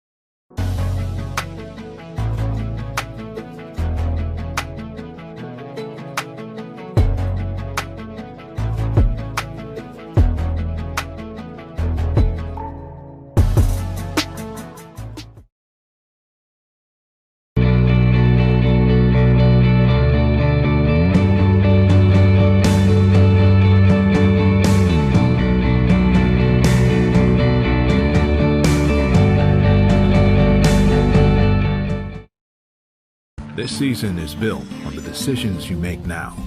From how you finance your inputs, choose the best seed variety for each field, or how much crop nutrition to apply. The right partner helps make decisions that click. Nutrient Ag Solutions. One partner, all in.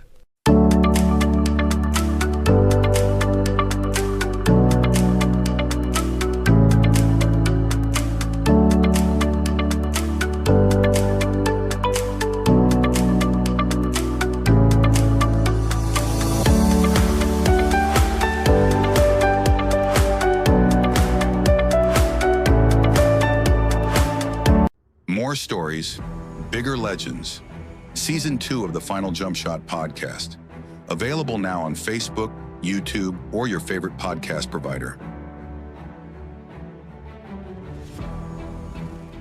Central Dealerships is not one to brag, but actually we are.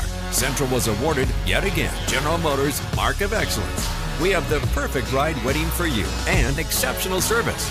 So find your next vehicle at a Central dealership today.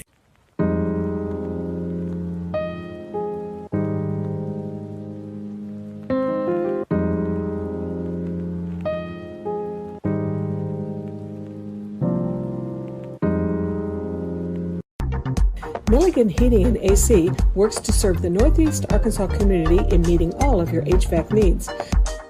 Give Justin Milligan a call at 870-243-2820. Whether it's your home or your business, Delta Glass is Northeast Arkansas's clear choice for superior glass products and services.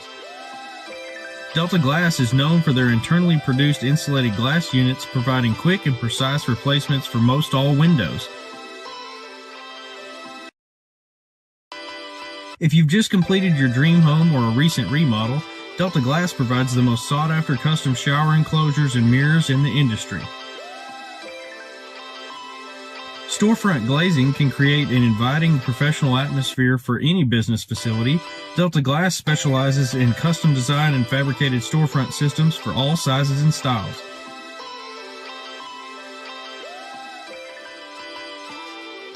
If you're in need of superior glass products and services that are second to none in the region, call Delta Glass today at 870-520-6290 or visit them on Dan Avenue in Jonesboro. For 140 years, homeowners and DIYers have trusted Barton's for their home improvement needs. From small projects to remodels to building a home, our experts are here with the tools, knowledge, and advice to make your project a success. With 10 100% employee-owned locations across Northeast Arkansas and Southeast Missouri, delivery, installation, and free design services, Barton's is your trusted partner for every project. Visit us online at bartons.com. Build it better with Barton's.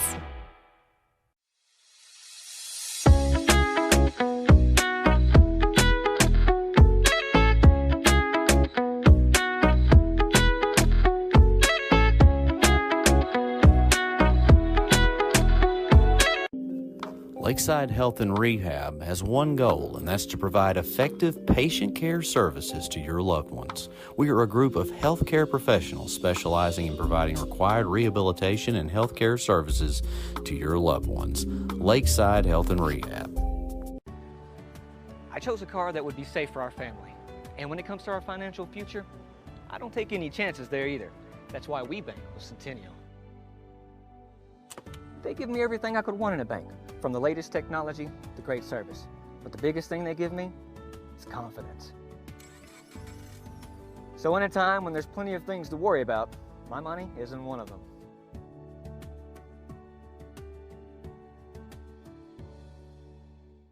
The Everett difference means we are committed to giving back to the communities we serve.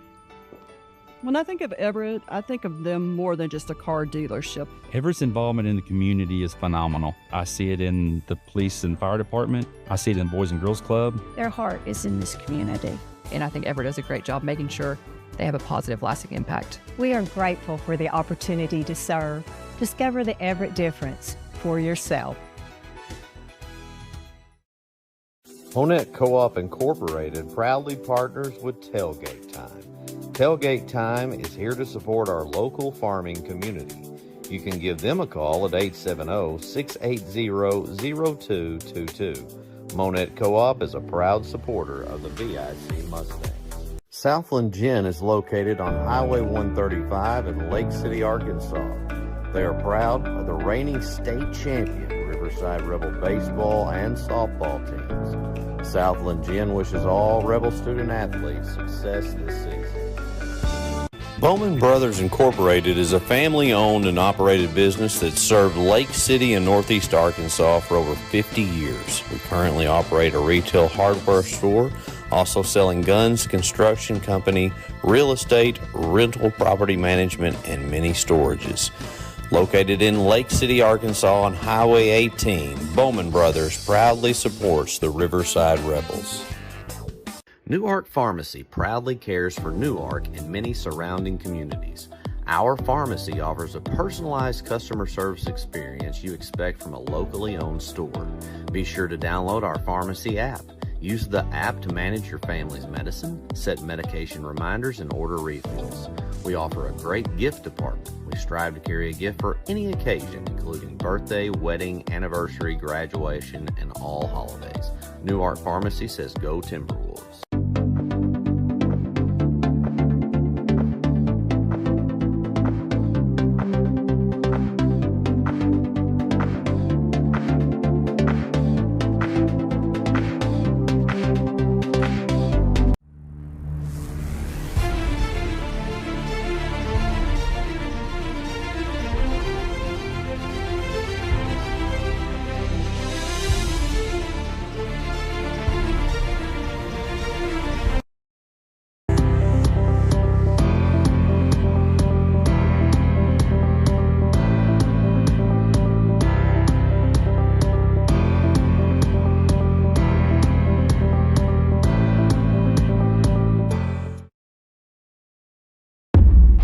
Heard the saying, Northeast Arkansas, it ain't over till it's over. And it's just getting started. Glensay, Empower, NEA Sports, Temple Baptist Church, and KJNB are bringing the heat at the 2026 Northeast Arkansas Baseball and Softball Media Day, Wednesday, March 11th. High school teams from across the region will join us to give insight into how it's going so far and what we can expect this spring. This is where the stories start. This is where the season begins. Don't miss a moment. Watch it live March 11th on the KJNB Facebook page.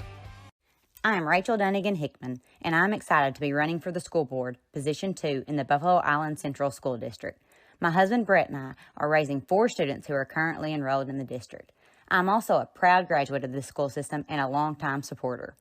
I work right here in our community, and I care deeply about keeping our district strong by supporting great teachers and staff, keeping students safe, and making sure every child has the opportunity to succeed. I'd be honored to earn your support and your vote. Thank you.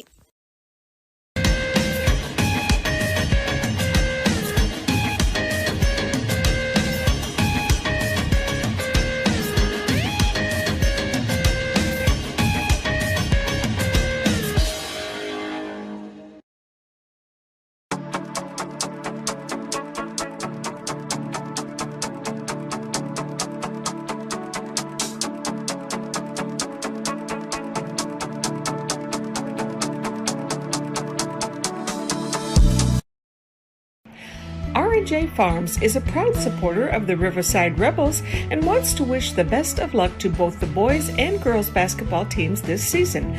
Go Rebels!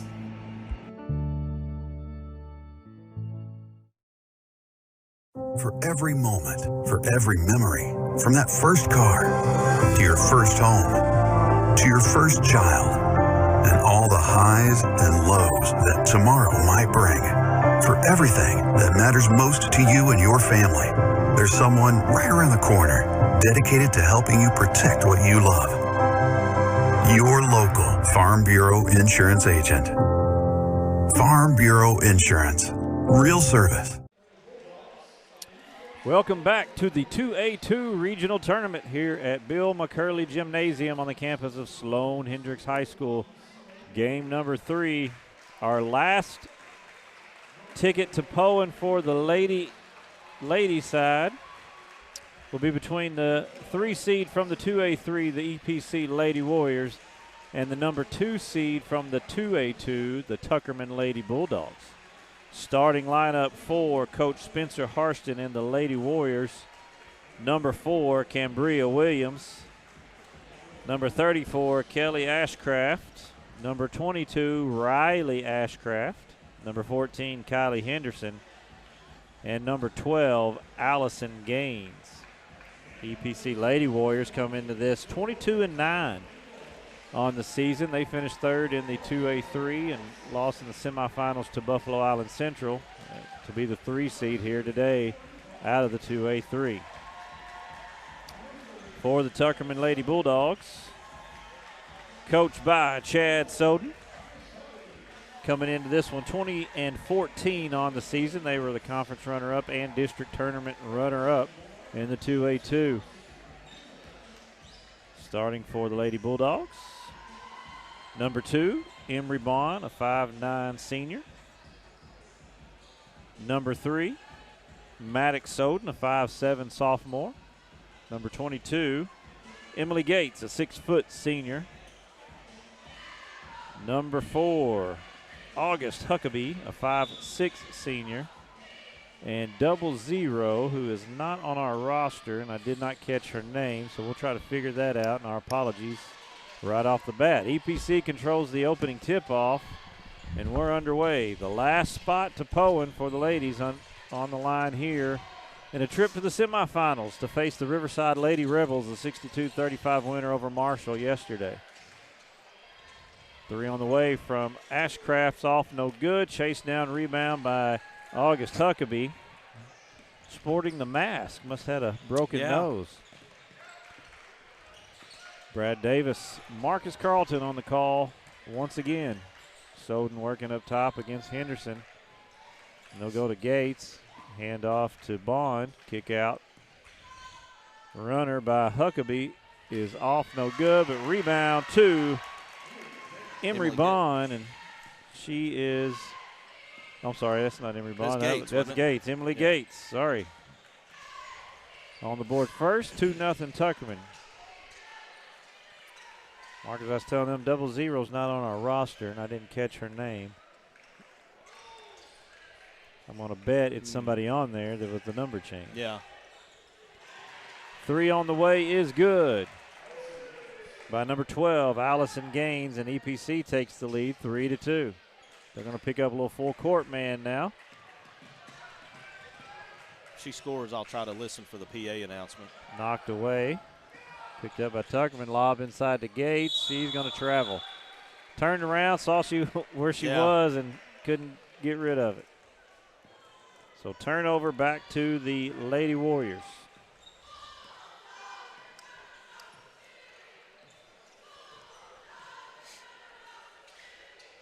Sloan Hendricks, Buffalo Island Central, and Riverside already in the semifinals and on their way to state. Winner of this one, like we said, will get the Lady Rebels tomorrow night at 7.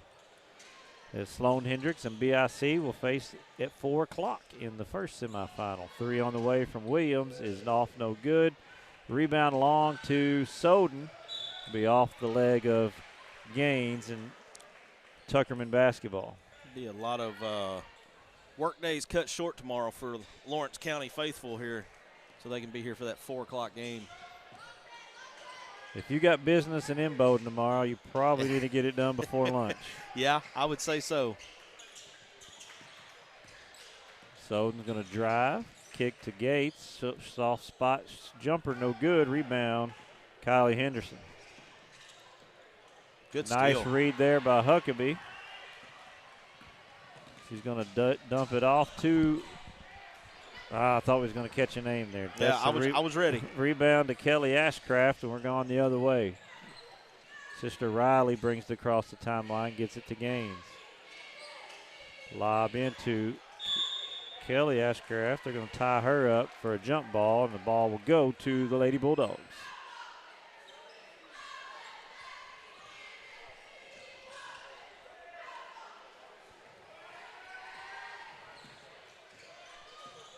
Trap coming this way. Two to get it across. They just do, but Ashcraft knocks it away. Gaines with the steal. She's going to get to the block. Shot up, no good. Rebound, Bond.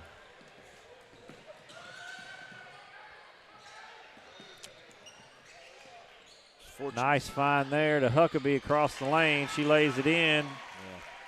Her first bucket in the 4-3 Tuckerman lead. Tuckerman was very fortunate to keep that possession because they picked up the dribble right at half court, but they were able to pass out of it. Riley Ashcraft for 3, all no good. Rebound Huckabee. She's going to push the tempo. Neither team scared to go fast. Soden, deep 3 on the way. Short, no good. Long rebound out of bounds to the Lady Warriors. 33 is Anaya Shepard. Will check into the game for Kelly Ashcraft. Just had the EPC Warriors, so Gaines, Shepard, I'm sure. Yeah. We'll hear some names we recognize from the boys.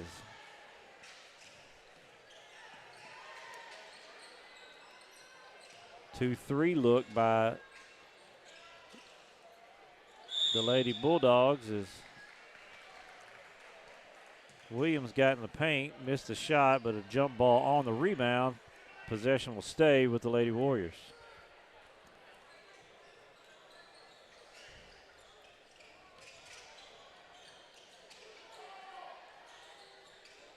Williams thought about it, gets it over to Gaines. Henderson wasn't quite expecting it. Good catch there. Ashcraft for 3, short, no good. Williams with the board. Good board.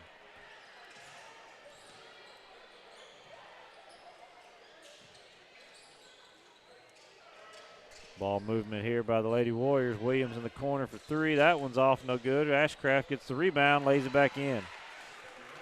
Good stick back there by Ashcraft. Riley Ashcraft's first bucket of the game gives the Lady Warriors a 5-4 lead. And a turnover by the Lady Bulldogs gives the ball back to EPC. Here comes 3 off the bench. It'll be 24. Kendall King, 44, Megan Richardson, and 14, Lexi Williams. 14, 24, 44. If you had a 4, get in the game. Yeah, that's what fours Coach are wild. Yes.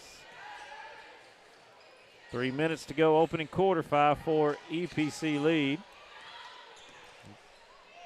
Both teams struggling a little bit to find the rim. That one's off, no good. Rebound Shepard. Kicks it out to Ashcraft. He's going to draw the foul. It's going to be a blocking foul on Kendall King. Her first, team's first. First foul of the game anywhere. Allie Sampson is, she was listed as number 11 on our roster, so she's 0. That's what I figured happened. So Allie Sampson got the start. Appreciate our media director, host Bray Brooks, hooking us up with that info. Taking care of us both nights this week. Been great hospitality here. Really great, yeah. Going to be a foul. Yeah, between the way he's had us ready with everything we needed technology-wise to hospitality room, it's been a really great experience so far. Lexi Williams first, team second. Inside to Shepard. Rolls around, no good. Loose ball. Rebound Bond. She gets across the timeline. Harassed by Ashcraft and Williams. Does a good job getting it out of that trap. They go across to Richardson. Back to Bond. Back to Richardson. Well, 2-person game there. Good ball movement around by the Bulldogs.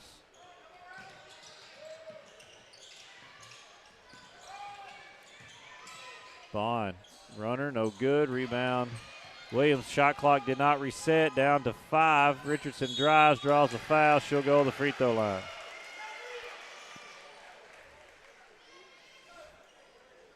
It's a tough foul for EPC because you had them in a not a real good shot. It was a close shot, but kind of an underhanded scoop shot, I guess. It would have been a tough shot to make. It would have been a very tough one. Foul was on Zanaya Shepard, her first, team first. First free throw no good for Megan Richardson. Trying to tie this one up, and that one's off. Rebound to Gaines.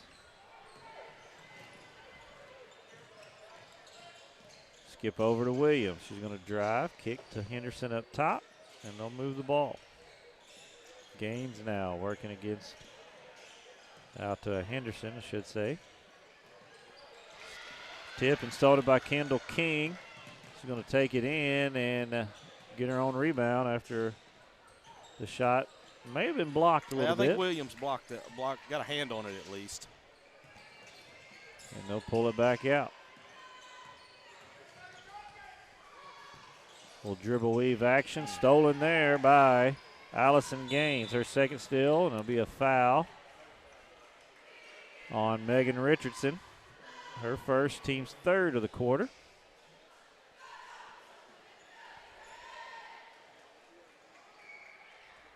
And we're down to 107. Fast-moving quarter. Very fast-moving. Just not a lot of points to show for it. Both teams struggling to put it in the hole early in this one. Henderson from the free throw line gets the roll. Kylie Henderson's first bucket. It's a 7-4 EPC lead.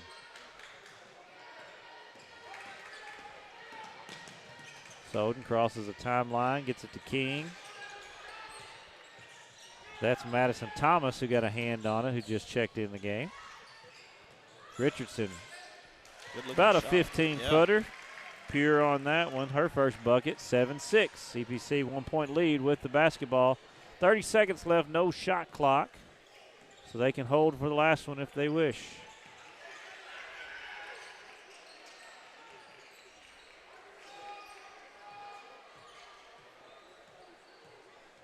Thomas going to back it out, and they'll reset the play. Gaines going to drive off the Henderson screen to Williams in the corner. One dribble pull-up. I think Richardson got a piece, but so. Shepard gets the board and the foul. She'll go to the free throw line.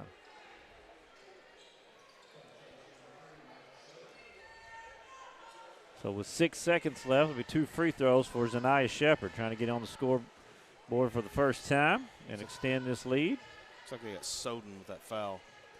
Maddox Soden's first, team's fourth of the quarter. That will bring Allie Sampson into the game. There we go. 0-0 Allie Sampson. First free throw no good. Second one coming for Shepard. He is off as well. Richardson pulls down the board, gets it out, but stolen by Henderson, and that lays it into Gaines there, and that could be a big bucket. Yeah. Stealing a bucket there makes the lead. It says 7-6. They didn't put the score up yet, have they? I thought it was 6-5 prior to the bucket. Okay, we'll check that when we get back. Go to break here on NEA Sports. So I chose a car that would be safe for our family. And when it comes to our financial future, I don't take any chances there either. That's why we bank with Centennial. They give me everything I could want in a bank, from the latest technology to great service. But the biggest thing they give me is confidence. So in a time when there's plenty of things to worry about, my money isn't one of them.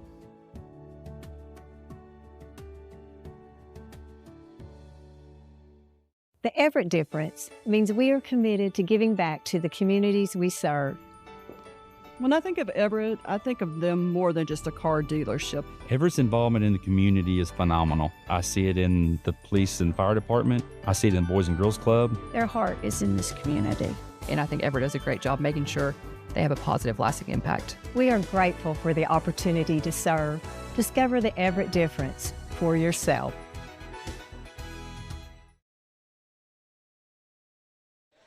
Back here at Bill McCurley Gymnasium in Sloan Hendricks for the 2A-2 Regional. Start of the second quarter, they got the score fixed. EPC 9, Tuckerman 6, as the Lady Bulldogs control the possession to start the second quarter. Allie Sampson gets the ball as they'll work against the Lady Warrior man-to-man. Inside to Gates, skips it across, extra pass to Soden. She's going to kick to Sampson. Gets it to Bond. She'll drive paint, and they'll draw the, called the travel. They called the travel before the foul. One had a foul, one had a travel. Which came first? They say the travel. EPC basketball.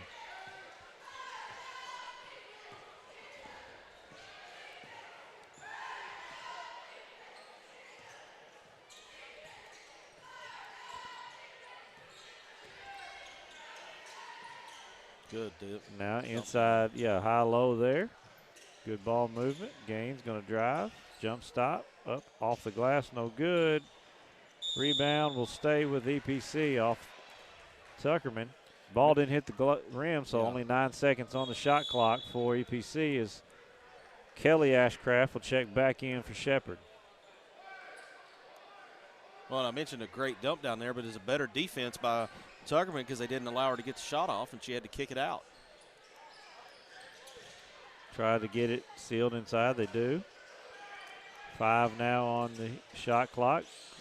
Runner thrown up out of bounds to the Lady Bulldogs. It's good defense there. Forced them into a really tough shot at the end of the shot clock. Points at a premium in this one so Very far. much. Skip pass against the press. Inside the gate, she'll turn. She's behind the backboard, didn't notice it. Rebound to Henderson. And as she tried to get rid of it, double dribbled because her outlet was not looking at her, I believe. I think that's exactly what happened. Just a little sloppy on both sides in this one. Inside or inbounds to Sampson for 3, off no good. There's Huckabee. She has it blocked. Good hustle there by Bond. Inside the gate, she'll work against Ashcraft and draw the foul. Good solid post move there, and Ashcraft, instead of standing straight up with her hands, tried to come down and kind of swing and block the shot, and got more arm than ball. Her first, team's first of the second quarter. Emily Gates misses the first free throw.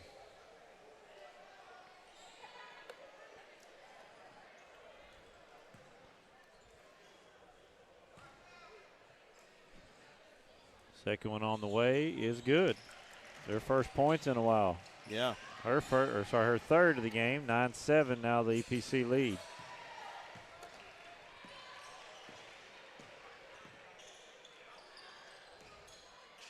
One more game on tap after this one tonight. Bay Yellowjackets, ICC Cougars. Punching the last ticket to Poen. Gaines gets it in the paint, gets a foul called. She'll go to the free throw line. They'll get Emily Gates. Her first for the Bulldogs this quarter. 2 shots on the way for Allison Gaines. First one's up and good. She's got 6 of the 10 Lady Warrior points.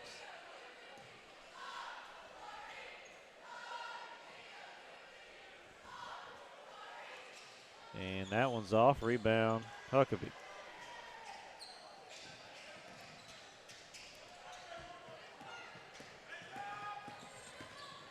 Huckabee inside the Gates, off the glass. Nice give and go or bucket there by Gates. She's got 5 of the 9. It's 10-9.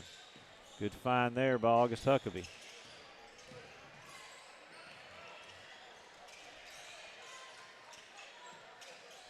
Good ball movement here by the Lady Warriors. Kylie Henderson squares up and knocks down the 3. And we're going to get a timeout by Coach Harston and the Lady Warriors. 30-second timeout. We'll be back here on NEA Sports.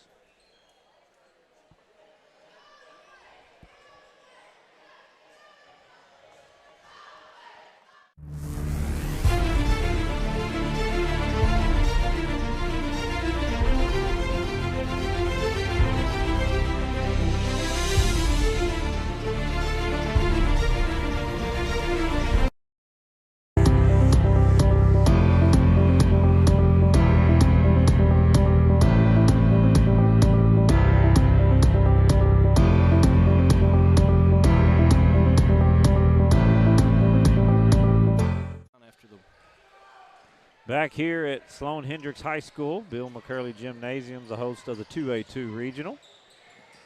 The EPC Lady Warriors lead the Tuckerman Lady Bulldogs 13-9 in this first round matchup. Tuckerman looking for a shot here, trying to get it inside the gates, and it's knocked out of bounds. We'll stay with them with 14 on the shot clock. And scoring's been an issue here early in this one, and Tuckerman, but credit the EPC Lady Warrior defense, really making it hard to get a good look for Tuckerman. Yeah, they have struggled to get open shots. In fact, Maddox Soden with the ball in her hand, I'm not sure has had a shot yet. I don't think so. She's going to step through off the glass, no good. Rebound to Shepard, and Ashcraft gets it the other way. To the rim is Gaines, and she lays it in, and now Chad Soden wants a 30-second timeout, so we'll take it. Be back here on NEA Sports. Every moment, for every memory, from that first car, to your first home, to your first child, and all the highs and lows that tomorrow might bring. For everything that matters most to you and your family, there's someone right around the corner dedicated to helping you protect what you love. Your local Farm Bureau insurance agent. Farm Bureau Insurance. Real service, real people.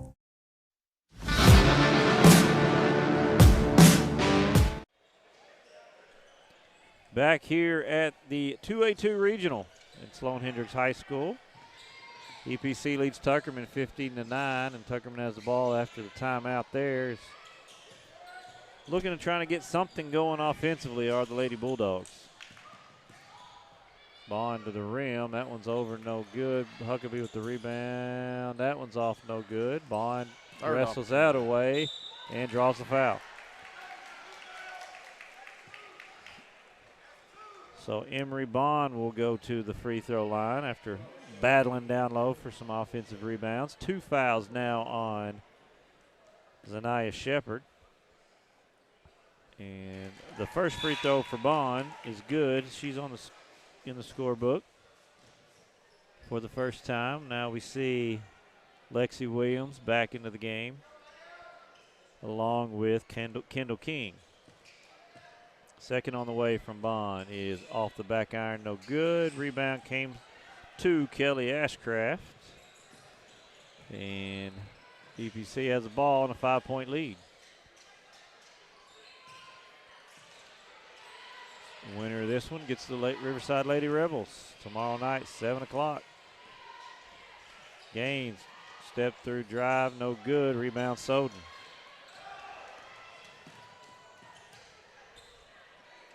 Ashcraft almost a deflection. Bond comes away with it to King in the corner for 3. Off, no good. Kelly Ashcraft, her third board early in this one.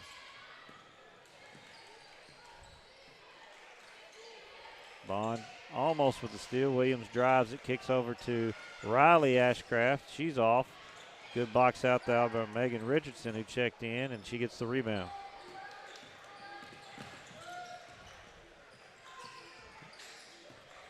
Drive and kick to Soden. Bond for 3, off, no good. Riley Ashcraft with the board. Neither team scorching the nets early in this one. As you mentioned, points at a premium.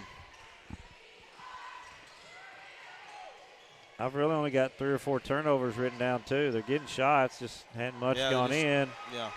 Allison Gaines gets to the bucket. She actually has 10 of the 17. Well, on the defensive end, EPC is their defense is just locking Tuckerman down and not providing any good looks at all. Right. Bond with the drive there. Misses. Rebound, Cambria Williams.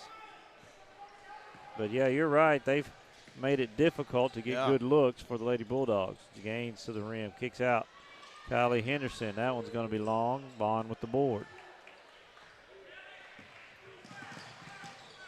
That one's going to be a foul. Maddox Soden gets to the bucket. Draws it on Henderson.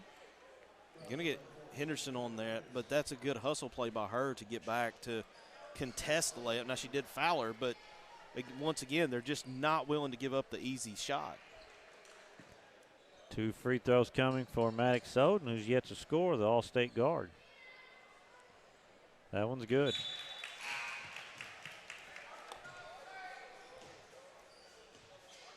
Huckabee back into the game for Bond.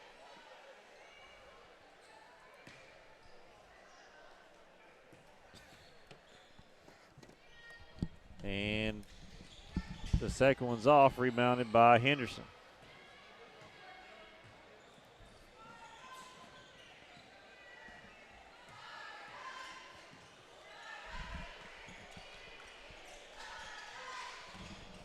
Back the other way. EPC. Gaines going to drive, kick, and there's going to be a foul on the pass on 14. That's Lexi Williams. I believe that's her second. Team's second of the quarter.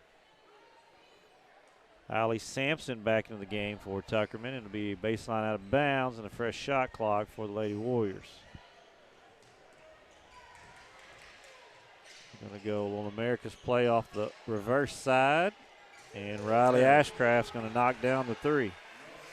You give her very many good looks, she's going to knock them down. She's not going to miss too many in a row. 20-11, EPC has the lead.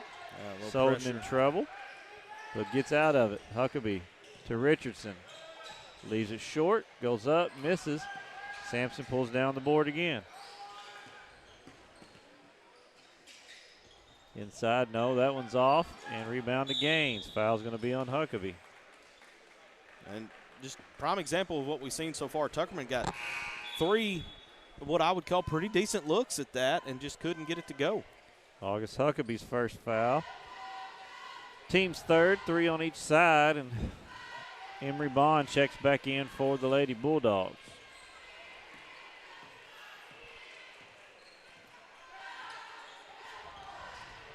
(22-11) the score in this one. EPC slowly trying to extend this lead out a little bit. Pass down at the feet of Gaines. Off her. Going to be a jump ball, and possession arrow stays with EPC.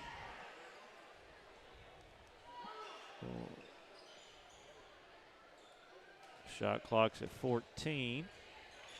Into Williams.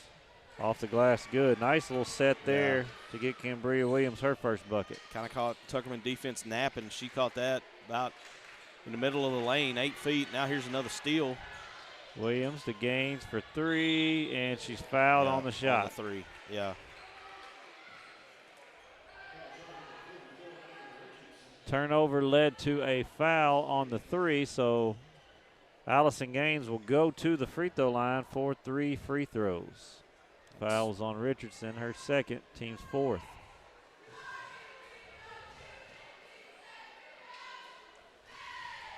First one's off, no good. 56.8 seconds. Kendall King trying to check in. They said, hold up, we got 2 more.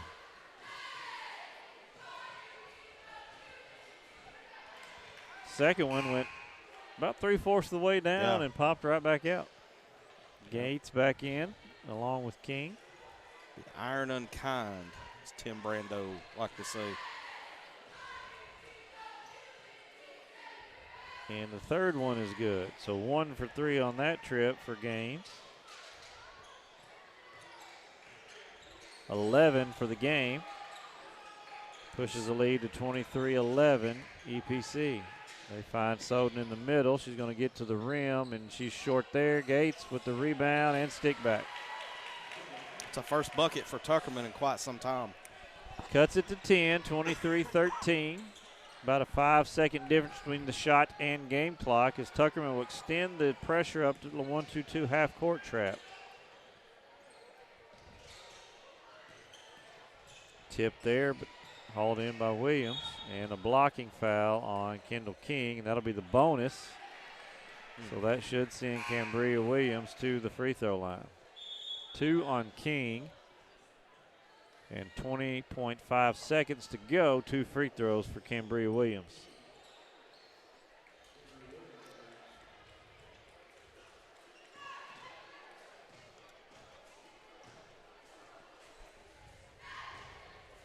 First one rolls around, no good.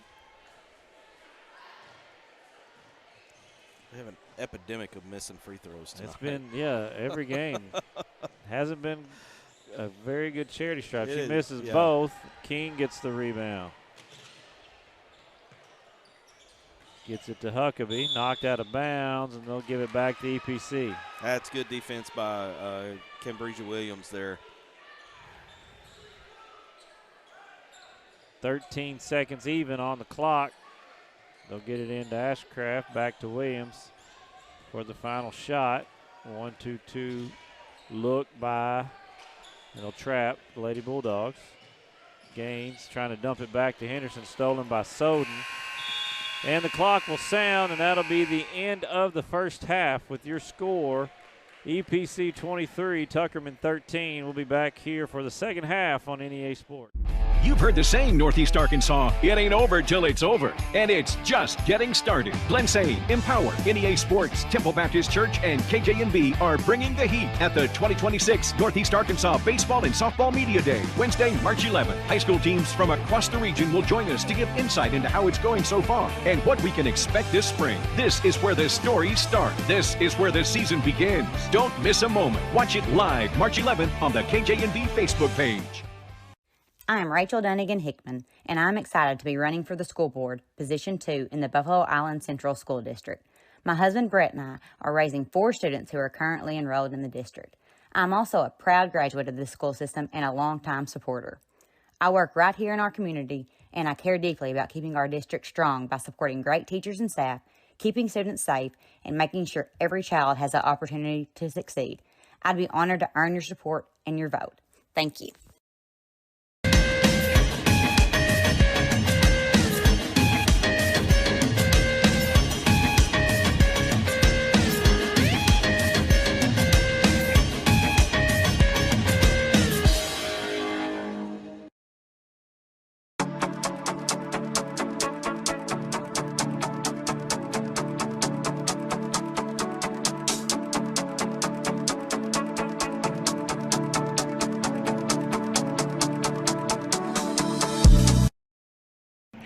R&J Farms is a proud supporter of the Riverside Rebels and wants to wish the best of luck to both the boys and girls basketball teams this season.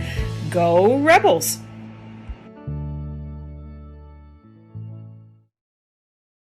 For every moment, for every memory, from that first car to your first home, to your first child, and all the highs and lows that tomorrow might bring.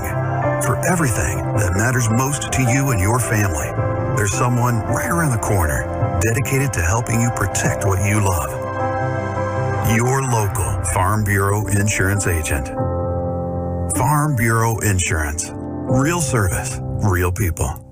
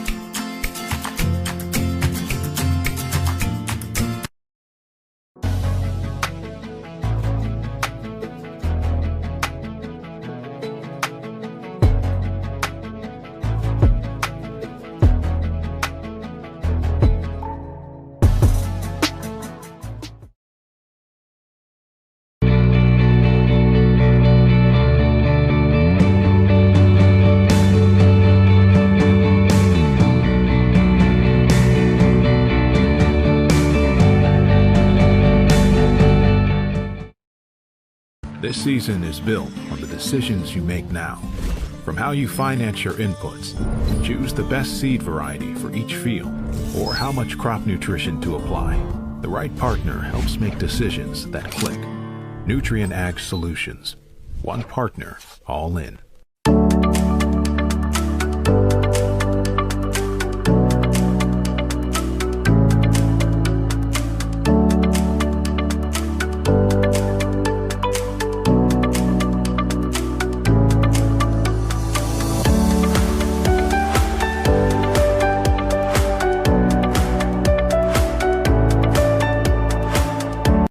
More stories, bigger legends. Season 2 of the Final Jump Shot podcast. Available now on Facebook, YouTube, or your favorite podcast provider. Central Dealerships is not one to brag, but actually, we are. Central was awarded, yet again, General Motors Mark of Excellence. We have the perfect ride waiting for you and exceptional service. So find your next vehicle at a Central dealership today.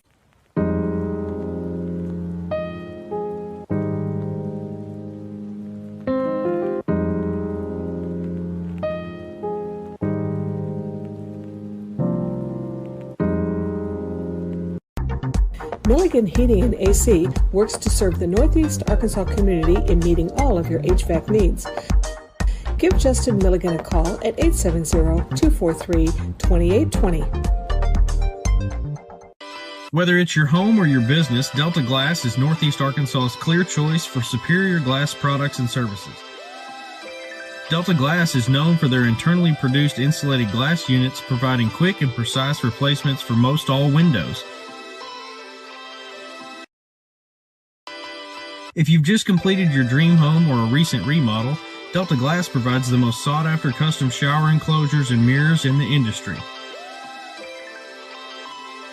Storefront glazing can create an inviting professional atmosphere for any business facility.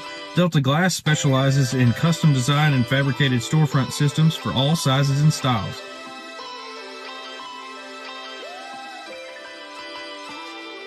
If you're in need of superior glass products and services that are second to none in the region, call Delta Glass today at 870-520-6290 or visit them on Dan Avenue in Jonesboro.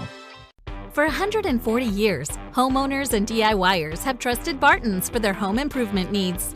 From small projects to remodels to building a home, our experts are here with the tools, knowledge, and advice to make your project a success. With 10 100% employee-owned locations across Northeast Arkansas and Southeast Missouri, delivery, installation, and free design services, Barton's is your trusted partner for every project. Visit us online at bartons.com. Build it better with Barton's.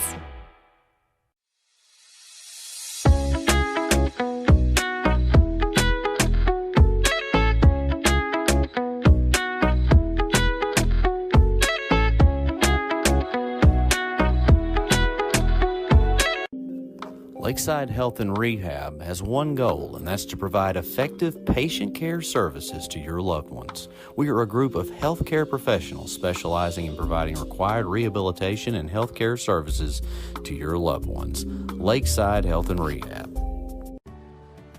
I chose a car that would be safe for our family. And when it comes to our financial future, I don't take any chances there either. That's why we bank with Centennial. They give me everything I could want in a bank, from the latest technology to great service. But the biggest thing they give me is confidence. So in a time when there's plenty of things to worry about, my money isn't one of them.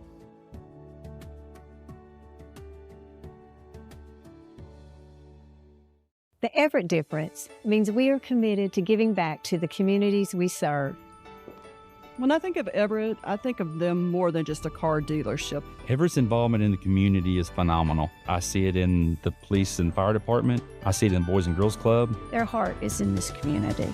And I think Everett does a great job making sure they have a positive, lasting impact. We are grateful for the opportunity to serve. Discover the Everett difference for yourself. Honett Co-op Incorporated proudly partners with Tailgate Time. Tailgate Time is here to support our local farming community. You can give them a call at 870-680-0222. Monette Co-op is a proud supporter of the VIC Mustangs. Southland Gin is located on Highway 135 in Lake City, Arkansas. They are proud of the reigning state champion Riverside Rebel baseball and softball teams. Southland Gin wishes all Rebel student athletes success this season.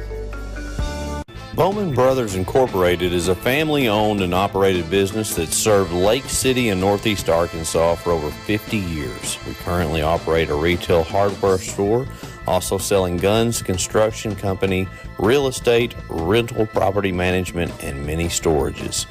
Located in Lake City, Arkansas on Highway 18, Bowman Brothers proudly supports the Riverside Rebels. Newark Pharmacy proudly cares for Newark and many surrounding communities. Our pharmacy offers a personalized customer service experience you expect from a locally owned store. Be sure to download our pharmacy app. Use the app to manage your family's medicine, set medication reminders, and order refills. We offer a great gift department. We strive to carry a gift for any occasion, including birthday, wedding, anniversary, graduation, and all holidays. Newark Pharmacy says go Timberwolves.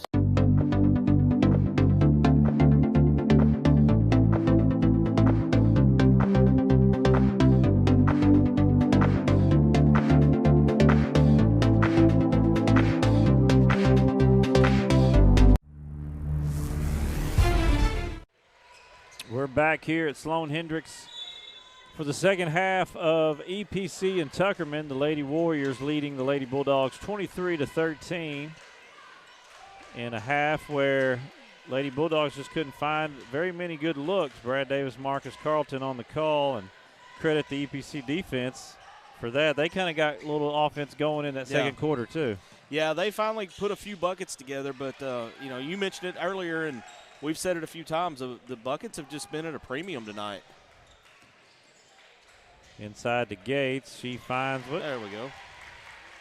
She actually has 9 of the 15. So when they've been able to get to her, she's kind of found some offense. They cut it to lead to 8, and they're trying to get a little momentum on their side.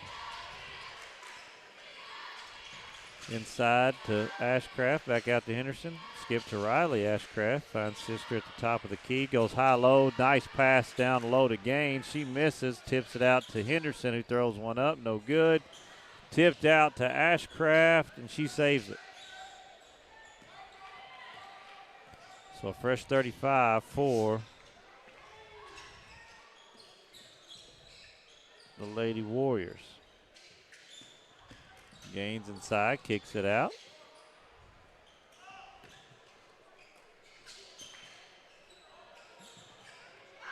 Three knocked down by Riley Ashcraft, as she was kind of knocked down on the three.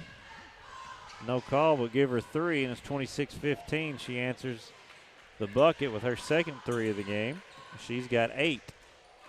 Solden's going to drive, kick it out to Huckabee. She'll drive, get to the rim, hit the bottom of the backboard.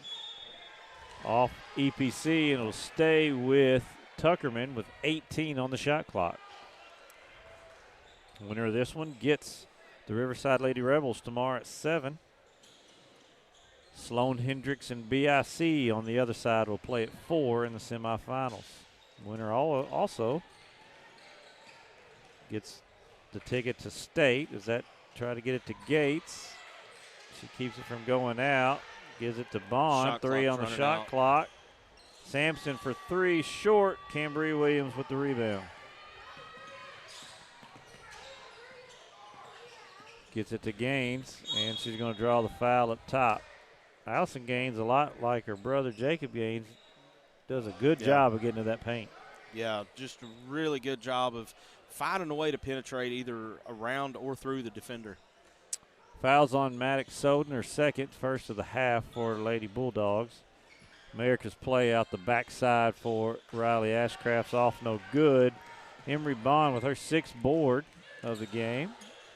Steps through, gets the foul. Baseline out of bounds for Tuckerman.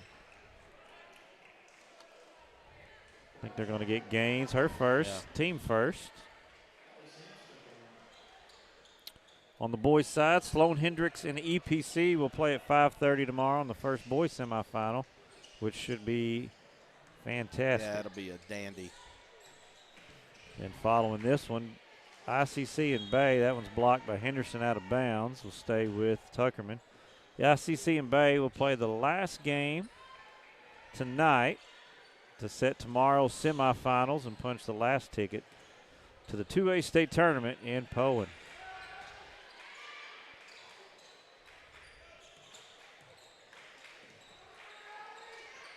Shot clock down to 15 now. Soden hesitates, gets it to Bond in the corner. Lefty three short. Rebound Huckabee up off the glass. No good. And Ashcraft pulls down the board. Come in just a little too hot on that. It rattled off the backboard and around the rim before dropping out. Gaines gets it out to Riley Ashcraft. She'll drive with the runner off the glass. Nice move there. Very nice move. She's at double digits with 10, and it's 28-15. EPC with the lead. Trying to join the boys with the trip to state in the semifinals. That's going to be a push in the back on Henderson, and Emily Gates finishes, has an and one opportunity. She might be fortunate they didn't call that an intentional there because it was just a two-handed push in the back.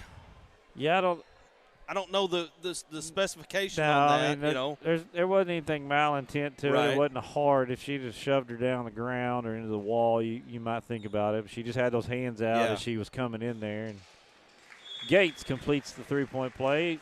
Timeout. 30-second timeout. 30-second timeout. Tuckerman will take it with them. Be right back on NEA Sports.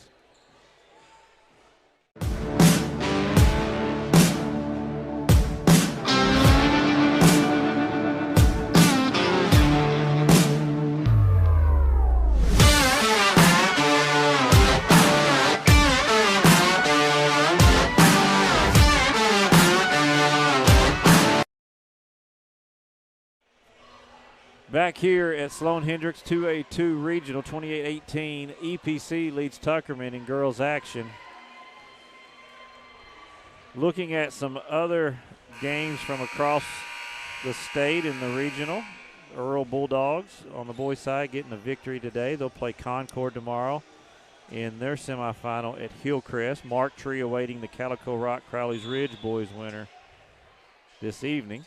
On the girls' side of that, Norfolk beat Mark Tree earlier today. They'll face Greers Ferry West Side, while Earl awaits the Viola Maynard victor tonight. Here's the three by Kylie Henderson is good. Her second of the game. Give her 8, and it's 31-18 EPC as they're kind of stretching this lead out here in the second half.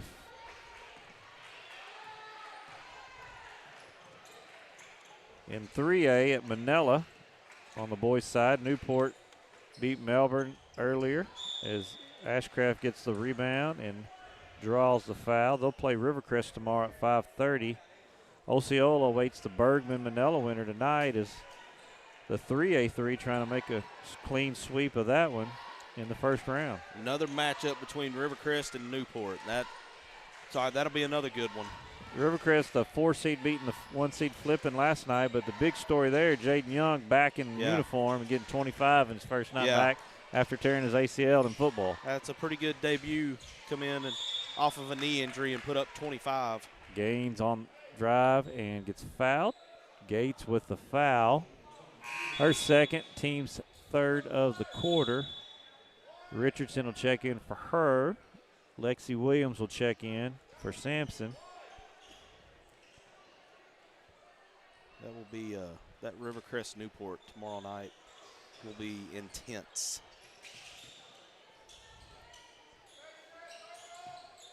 Just as intense as it would be if they were matching up on the gridiron. Absolutely.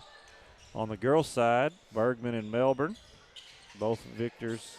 Melbourne beating Walnut Ridge earlier today. Manila won last night, and they're waiting the Mountain View Rivercrest winner. Mountain View, the 2 seed, but won that conference, one of the top teams in 3A. As Richardson pulls down that board.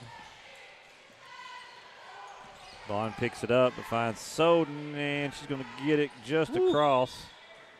Poked away, but still Tuckerman's ball. And Coach Dad over there giving it the what for, like, you got to know the clock.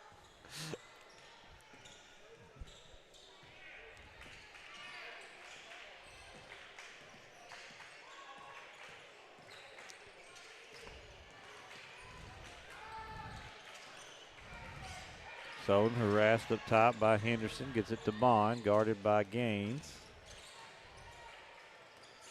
They switch on that handoff. 2 seconds on the shot clock. Soden has it blocked, and that's going to be a shot clock violation. Another timeout by the Lady Bulldogs, a full one, so we'll take it with them and be back here on NEA Sports.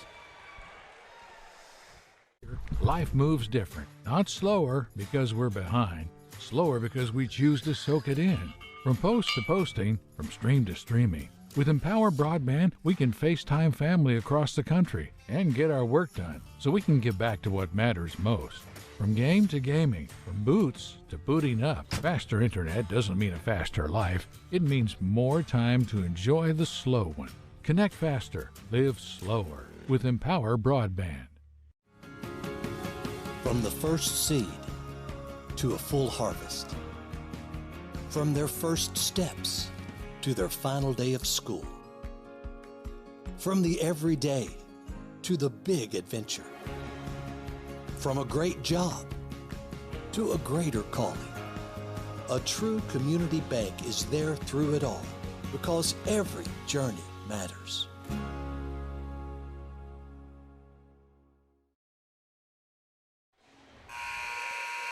We have returned to Sloan Hendricks High School Bill McCurley Gymnasium for the 2A-2 Regional. Tuckerman taking a timeout, trailing this one 31-18 to EPC. As Lady Bulldogs going to have to find some baskets quickly to not let this one get away from them. They can have a chance here in the fourth quarter. Well, you're over 2.5 quarters in, and you've got a total of 18 points. You got to find some offense somewhere. They're going to go diamond press here, trying to generate some steals and easy transition buckets, but EPC handles it, gets it across. Brad Davis, Marcus Carlton. We're perched atop the corner of the Bill McCurley Gymnasium. How old do you think, when was this gym built? Do you know, Marcus? It's been around for, I want to say, let's see, this is 26. Well, I know when BIC made their run with Brooks Taylor and that bunch, it came through here. So I'm going to say this one's close to 15 years old. Early 2000s. Early got the 2000s, same yeah. build and layout as BIC's gym, as And Rector's Rector, gym, yep. if you've been there. Yep. That was a popular design in the early was. 2000s as It really gyms was. were going up. Yeah, I want to say early, like 01, 02 maybe, somewhere around in there. Sampson's going to catch on the block, work against Williams, up and over, out no good. Cambria Williams pulls down the board. And the Bulldogs just can't get anything to fall. Cambria Williams going to. Offensive foul. Yep, charge there. Megan Richardson stepping in to take it. She was set for a while, and a little delayed call, but I believe the right one. So while we have a dead ball, I've got a score update from the 1A2 regional tournament. After 3, Viola Lady Longhorns lead Maynard 40-23. Try to get us some other scores here from some other basketball going on around the area. Turnover here back to EPC. Gaines to the rim. She'll draw the foul, but missed the shot. She'll get 2 free throws. And Emery Bond will pick up her second. Team's fourth. Both teams with 4 in the bonus for the rest of the quarter. Points may be at a premium here, but they are not at a premium down at Stuttgart right now. In the first quarter, Southside leads Westside 19-17. A little shootout going on between Brad Brannon's Lady Warriors and the Lady Southerners. Keep an eye on that one if I can. 0 for 2 for Gaines at the free throw line.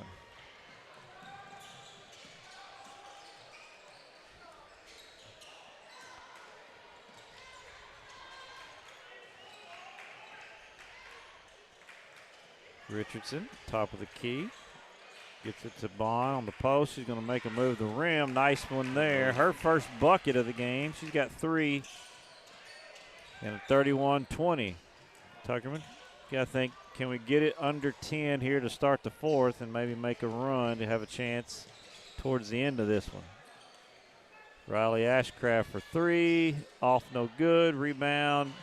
Williams. She's fortunate there not to get a foul call. And Ashcraft knocks down the 3. Don't give her a second one.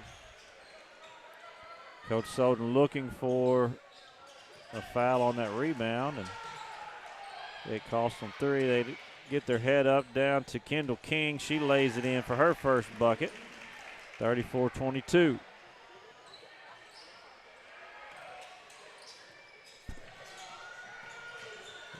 As the horn sounds, the shot is no good. She did not get it off. Banked it in, but was after the horn, so will not count. 34-22, EPC leads Tuckerman, and we'll be right back here on NEA Sports. I chose a car that would be safe for our family. And when it comes to our financial future, I don't take any chances there either. That's why we bank with Centennial. They give me everything I could want in a bank, from the latest technology to great service. But the biggest thing they give me is confidence. So in a time when there's plenty of things to worry about, my money isn't one of them.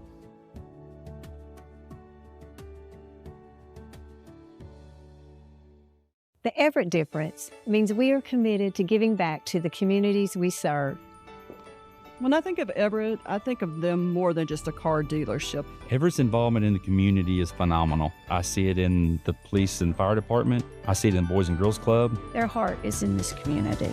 And I think Everett does a great job making sure they have a positive, lasting impact. We are grateful for the opportunity to serve. Discover the Everett difference for yourself.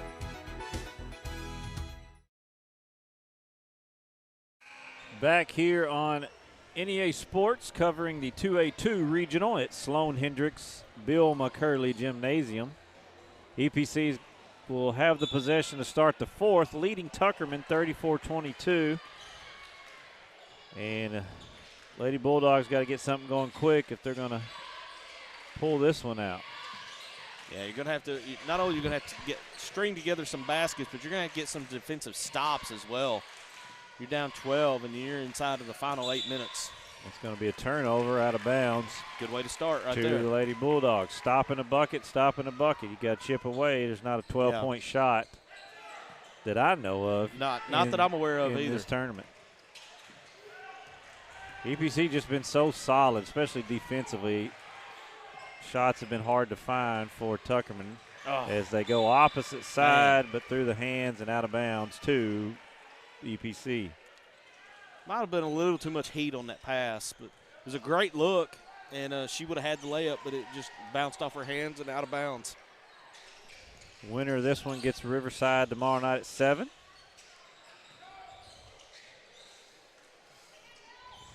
In the 4A-2 boys tournament at Stuttgart, Brooklyn the winner earlier today. They'll face Forest City tomorrow at 5:30, which should be a good ball game. Blytheville won yesterday, and they'll await the Lone Oak Gosnell winner later tonight. It's kind of wild. Blytheville had to go all the way to Stuttgart to play Truman.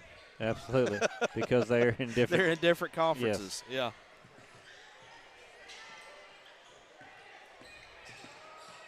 It was like a few years ago when Rivercrest and Osceola made the state championship, had to go all the way to Hot Springs to play each other.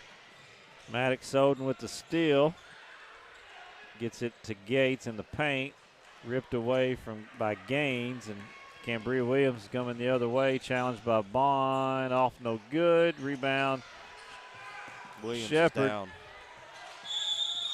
And Williams, they're going to stop play as the ball gets out top, and Cambria Williams is down underneath the basket. I think she hit her nose on the floor.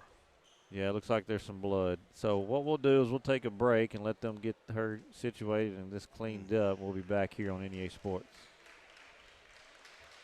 It's your home or your business, Delta Glass is Northeast Arkansas's clear choice for superior glass products and services. Delta internally produced insulated glass units providing quick and precise replacements for most all windows. If you've just completed your dream home or a recent remodel, Delta Glass provides the most sought-after custom shower enclosures and mirrors in the industry. Storefront glazing can create an inviting professional atmosphere for any business facility. Delta Glass specializes in custom design and fabricated storefront systems for all sizes and styles.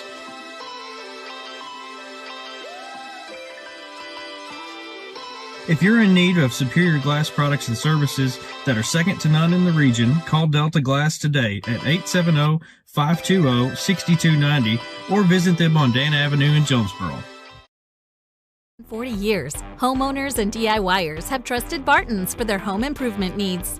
From small projects to remodels to building a home, our experts are here with the tools, knowledge, and advice to make your project a success. With 10 100% employee-owned locations across Northeast Arkansas and Southeast Missouri, delivery, installation, and free design services, Barton's is your trusted partner for every project. Visit us online at bartons.com.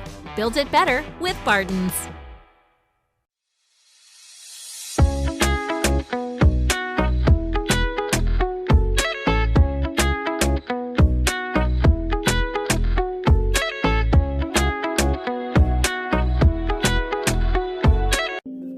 Lakeside Health and Rehab has one goal, and that's to provide effective patient care services to your loved ones. We are a group of healthcare professionals specializing in providing required rehabilitation and healthcare services to your loved ones. Lakeside Health and Rehab. You've heard the saying, Northeast Arkansas, it ain't over till it's over. And it's just getting started. Glensay, Empower, NEA Sports, Temple Baptist Church, and KJNB are bringing the heat at the 2026 Northeast Arkansas Baseball and Softball Media Day, Wednesday, March 11th. High school teams from across the region will join us to give insight into how it's going so far and what we can expect this spring. This is where the stories start. This is where the season begins. Don't miss a moment. Watch it live March 11th on the KJNB Facebook page. Back here at Sloan Hendricks High School as we're getting ready underway. Got cleaned up there as Cambria Williams getting attended to on the bench. Got a little bloody nose. Yeah, took a good shot right across the, kind of up underneath her nose is what it looked like to me. So they got her and the floor cleaned up. And we're back underway. 34-22, EPC has the lead in the basketball as Gaines gets to the paint. Off no good. Bond with the rebound. Tuckerman trying to cut it to 10 with 6 minutes to go in this one. I got Bond with 8 rebounds. She's been one bright spot for the Lady Bulldogs. Yeah. Is Bond on the glass. Little flex look, little shuffle cut action, little down screen. As nothing seems just to be there. The defense of EPC's just been there all night. As Richardson does make a nice move inside for her second bucket. Yeah. And cuts that lead 34-24. So we get a couple turnovers here. Bond almost with it there. One. Thomas. There it is. There's Sampson picks it up. Now you got to get a bucket. I'd go back to Richardson in the middle. I'd put her down on the low post and let her go to work. Going to run Soden off 2 or 3 screens. She gets it back. She's going to work against Thomas to the rim and Gaines. Nice block as she came across. Yeah. Good help side there, and she's gone the other way. Kick out. Good ball movement. Back to Madison Thomas is way off. They came off hot, and it'll be Tuckerman basketball.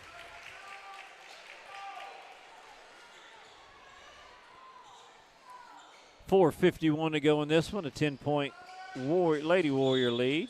Kick ball stays with Tuckerman. 4A-2 girls action. Blyville winner earlier today over Stuttgart. They'll face Forest City tomorrow in their semifinal.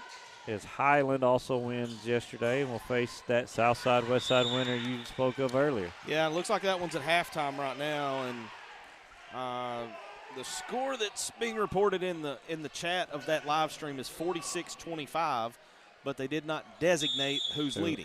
Okay. Foul there on Gaines, her third, first of the quarter for EPC. There's a timeout on the floor. We'll take it with them. Be right back here on NEA Sports.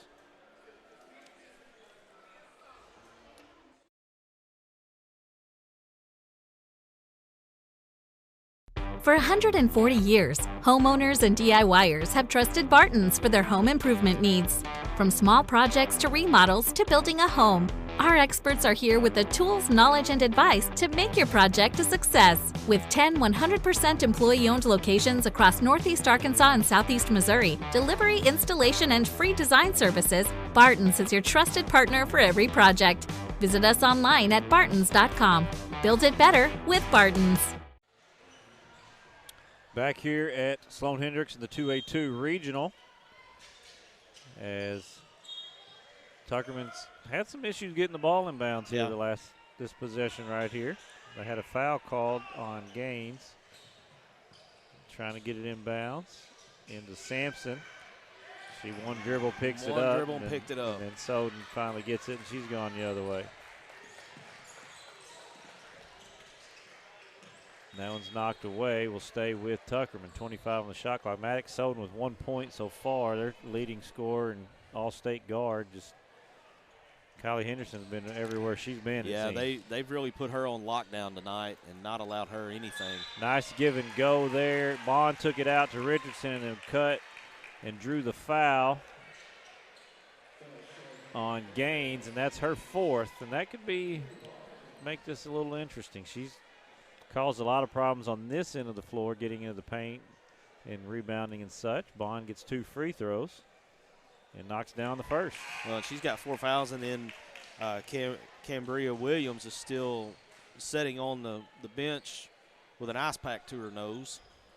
So that's 2 big players there taken out of the mix for EPC. Kelly Ashcraft back in the game for EPC. Bond gets a second free throw. It's off. Rebound Shepherd. Lead cut to 9, 34-25. Thomas gets it to Ashcraft, who gets it to Shepherd. Madison Thomas for 3 on the wing. That's short, but gets her own rebound. If you're Tuckerman, you got to have that board right there. Ashcraft into the paint. Runner no good. Shepherd gets the rebound and will be fouled. 2 offensive rebounds in that possession. Those are just absolute killers if you're Tuckerman, because you're working now you've got this down into single digits, and you're trying to work your way back into it with half of this fourth quarter gone. First free throw no good for Shepherd. Foul was on Sampson, her first, team first. Huckabee and Williams checked back in for Tuckerman.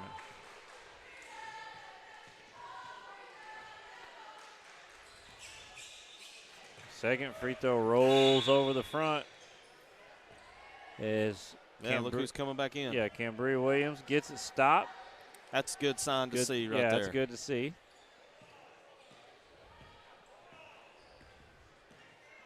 Maybe a little sore tomorrow. Maybe a couple black eyes. Yeah. Give a little intimidation factor on the floor. She didn't hear a bell. No. So. Inside the Bond, and she's going to finish and draw the foul. Thomas with the foul, her first, team's third of the quarter, and an opportunity for Emery Bond.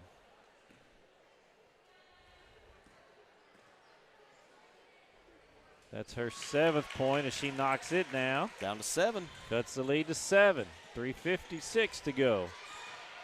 If you're Tuckerman here, if you can't get a turnover, there it is. Turnover by Maddox Soden.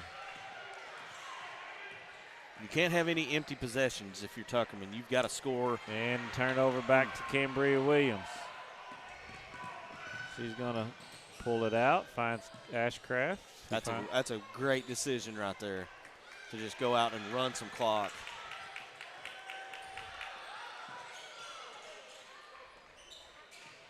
Williams didn't have numbers, but she also might have saw the paint and was like, I don't know about going in there quite yet. Yeah. Shot clock down to 6. 5. Deep 3 for Henderson is off, no good. Rebound Richardson. Soden trying to push the transition. Has it ripped away, but foul coming on 34. That is Kelly Ashcraft's second, team's 4th. So Tuckerman shooting free throws the rest of the way. Another key spot in this finish Nice back screen for Richardson on the other side, and they're going to get another foul. It's going to be Ashcraft again. A screen-to-screener action, but on the backside to Richardson, and Ashcraft was late getting there and fouled her. Her third, team's fifth, so bonus the rest of the way for Tuckerman. 2 free throws for Megan Richardson. First one's good. Crucial free throws right here. Just down to 6. Right now she hits this one. It's down to 5 with 2:54 remaining. I mean, that's not a long shot by any means. Shepard replaces Kelly Ashcraft. Second free throw's good. It's a 5-point game. 6 points for Megan Richardson. Now you see the full court pressure by Tuckerman.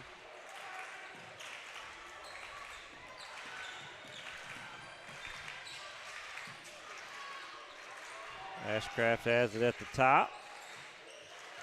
It's a 2-possession game. Cambria Williams to the rim, over the top. Nice move.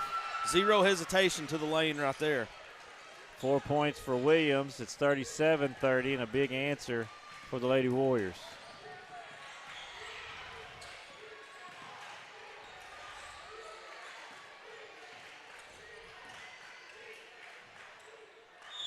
Bond's going to travel. Traveling violation gives the ball back to EPC. Allie Sampson back into the game for Lexi Williams. 2:13 to go in this one. It's a pretty crucial turnover right there. Just kind of a little too high on her drive, and the foot came up before the ball hit the floor. Here's Williams on the drive again, off the glass. Good. Ah, there you go. 4 straight for Cambria Williams, and when the Lady Warriors need it, she answered the call. Sampson to the rim, dumps it down to Huckabee. That's a nice play right there. Play. Yeah. Huckabee's second bucket. She has 4. Timeout Tuckerman, full timeout. We'll take it with them. Be back here on NEA Sports. Is built on the decisions you make now. From how you finance your inputs, choose the best seed variety for each field, or how much crop nutrition to apply. The right partner helps make decisions that click. Nutrient Ag Solutions. One partner, all in.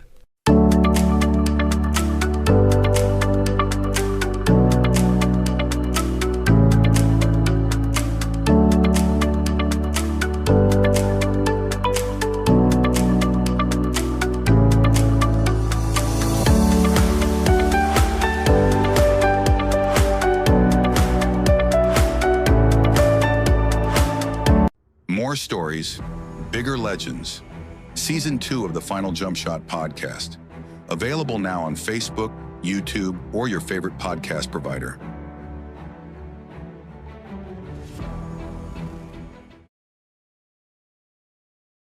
At Bill McCurley Gymnasium on the campus of Sloan Hendricks High School in Imboden, Arkansas. That's a lot to say. Yeah, it is. 2A-2 regional. Coming down to the wire here, 1:53 to go, 39-32, EPC with the lead and the basketball. Tuckerman needs a steal and a bucket. And EPC gets it across the timeline. Cambria Williams has gotten back-to-back buckets when they needed them, as Tuckerman cut it down to 4 or 5. Yeah, he got to 5, 35-30. Williams answered with 2 buckets and a Huckabee layup on the other end. Gets it back to here. Here's Cambria Williams again. Shot clock's at 5. And Gaines is going to drive in and shoot. That's tough. They're going to foul her on that. Allie Sampson. Coach Soden wants to talk to Terry Bumpers about maybe feeling like Gaines is kind of out of control there. Yeah, I'm not sure on that one. I know the last trip down, he was wanting a defensive foul. It felt like that his daughter was, being guarded, being bumped a little bit on the way on her dribbling down the floor. Gaines goes 2 for 2 for the first time tonight and pushes the lead back to 9, 41-32. Now you got to go in a hurry if you're Tuckerman. Sampson's going to drive and draw the foul. I mean, that's honestly, if you can't score right away, that's your best case scenario because you got a chance to put points on the board without the clock moving. I'm looking at my unofficial stats, and I don't see a 3 down. I don't think Tuckerman has hit a 3-pointer. I don't think so. And I'm not sure how many they've shot, Marcus. Yeah, it's been rare if they've shot any. I'm just thinking of the kind of playing it back through my head. I don't remember any. The defense of EPC just not allowing. Yeah. 41-34, 2 for 2 for Sampson from the line. Her first 2 points of the game. Here's Cambria Williams, the other end. Shepard with the board. Look who come out of there with it. And Williams with the board. And that might have shut down the last gasp of hope that Tuckerman had. Forces Tuckerman to foul. Sampson does. Only the third team foul, so one more before the shoot. Here's Gates back into the game for Richardson. How about the toughness of Cambria Williams to not only come back into this game, but to come back and score 4 straight points when they needed it the most, and now she gets they called the travel. Yeah, I think she walked before. She never put it on the floor and kind of a little hop, skip, and a jump, so travel's a call. It's a nice play, backdoor cut off the inbounds, which a lot of teams run. They did it to perfection there, just turned it over. Wasn't a Soden to the rim. No gather step, huh? No gather step. Soden to the rim, lays it in, and we're back to a 5-point game. 30 seconds. If they don't get they're going to call a foul. Tuckerman was trying to stop the clock. You got one more to give. Actually, no, now you don't. Now we're in the bonus. Yeah. Third on Bond. I almost think they had about 5 or 6 seconds went off the clock there. Probably could have fouled a little bit earlier since you had one to give. That was quick. That was a little quicker. 30.5 on the clock. Allison Gaines will go to the other end to shoot 2. What was it you said earlier? Coachable? Coachable. Yeah. In a 5-point game. That was Maddox Soden's first field goal tonight. Wow. I mean, the defensive effort that has been put on her tonight has just been nothing short of phenomenal. First free throw up and short. No good. I mean, look, things are going to have to get crazy at this point, but it's not out of the realm of possibility right now. I don't know. That one's good. It's a 6-point game. I don't know the timeout situation. If they get a quick bucket, let's say, do they have a timeout to stop the clock? Soden to the rim, and that's a foul. 2 free throws coming for Maddox Soden.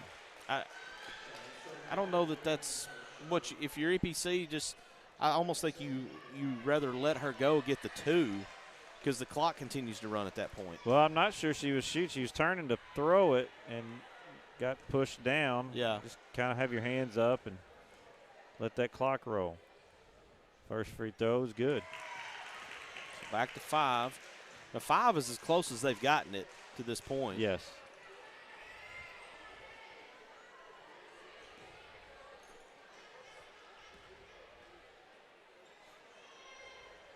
Second free throw's good. 4. You got to have a steal here. If you can't get the steal, you got to foul. And they foul Gaines with 19.9 on the clock. So she'll walk to the other end.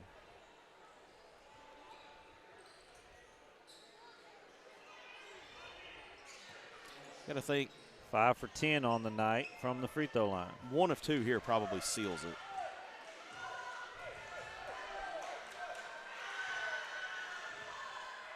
First one rolls out, no good. Irregardless, is that a word? Regardless, sure. You got to have something quick. Second one's good, leads back to 5. I don't see a difference between 4 and 5. Not really. But it's got to be quick. Sampson's going to work against Williams to the rim, up and rolls out, no good. Cambria Williams clears the board. That'll do it. She gets it out to Gaines, who's going to drive in, not shoot it, dribble through, and that's going to run the clock out. And the EPC Lady Warriors are going to pull this one out 43-38 and advance to tomorrow night's semifinals. Well, they'll face conference foe Riverside at 7 o'clock. So the girls' semifinal is set tomorrow night, 4 o'clock. We will see the Sloan Hendricks Lady Greyhounds and the BIC Lady Mustangs. And at 7 p.m., you'll get the Riverside Lady Rebels and the EPC Lady Warriors, all four of those teams going to the state tournament in Poe, Arkansas. Another matchup between Riverside and EPC on the girls' side would be the third, fourth matchup of the year, I think. Maybe just the third, I think. But should be a good one. I believe Sloan Hendricks and BIC faced each other earlier this year in non-conference play. So teams that are very familiar with each other facing off in region to set the seeding for the state tournament. Now you've made the state. You can relax. We made the state. We made it the next week. Now let's just go try to win a tournament. And that's what those four teams will do. So we've got one left tonight. We got one more ticket to state between the Izard County Cougars and the Bay Yellowjackets. We'll have that one for you when we return here on NEA Sports. You've heard the saying, Northeast Arkansas, it ain't over till it's over. And it's just getting started. Glensay, Empower, NEA Sports, Temple Baptist Church, and KJNB are bringing the heat at the 2026 Northeast Arkansas Baseball and Softball Media Day, Wednesday, March 11th. High school teams from across the region will join us to give insight into how it's going so far and what we can expect this spring. This is where the stories start. This is where the season begins. Don't miss a moment. Watch it live March 11th on the KJNB Facebook page.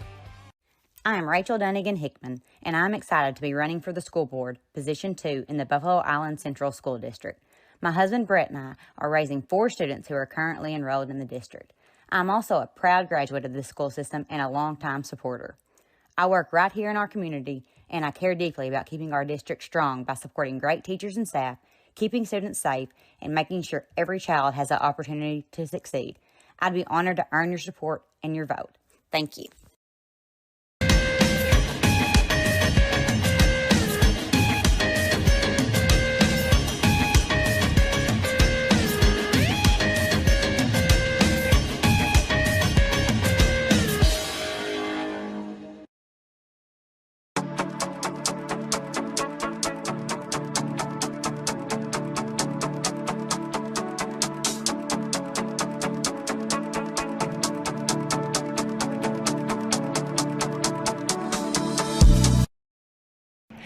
R&J Farms is a proud supporter of the Riverside Rebels and wants to wish the best of luck to both the boys and girls basketball teams this season.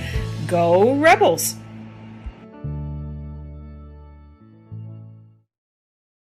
For every moment, for every memory, from that first car, to your first home, to your first child, and all the highs and lows that tomorrow might bring. For everything that matters most to you and your family, there's someone right around the corner dedicated to helping you protect what you love. Your local Farm Bureau Insurance agent. Farm Bureau Insurance. Real service, real people.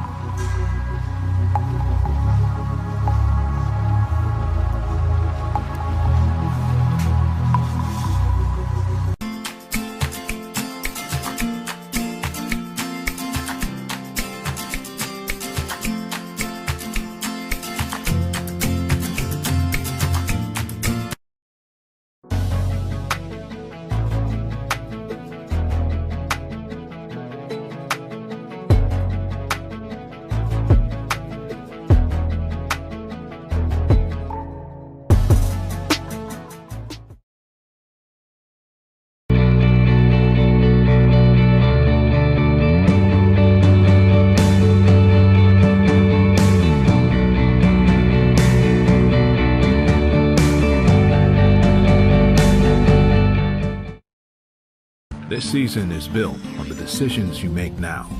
From how you finance your inputs, choose the best seed variety for each field, or how much crop nutrition to apply. The right partner helps make decisions that click. Nutrient Ag Solutions. One partner, all in.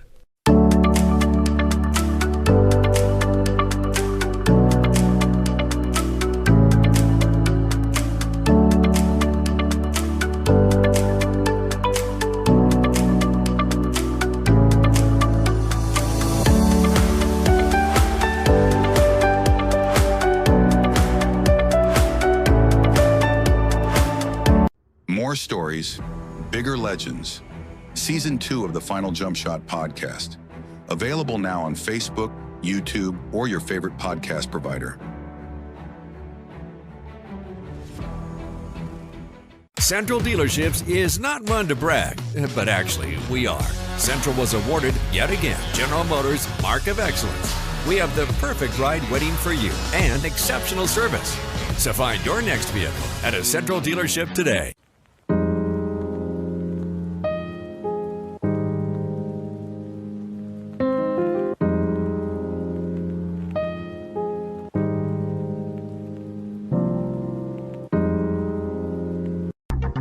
Milligan Heating and AC works to serve the Northeast Arkansas community in meeting all of your HVAC needs. Give Justin Milligan a call at 870-243-2820. Whether it's your home or your business, Delta Glass is Northeast Arkansas's clear choice for superior glass products and services. Delta Glass is known for their internally produced insulated glass units, providing quick and precise replacements for most all windows. If you've just completed your dream home or a recent remodel, Delta Glass provides the most sought-after custom shower enclosures and mirrors in the industry. Storefront glazing can create an inviting professional atmosphere for any business facility. Delta Glass specializes in custom design and fabricated storefront systems for all sizes and styles.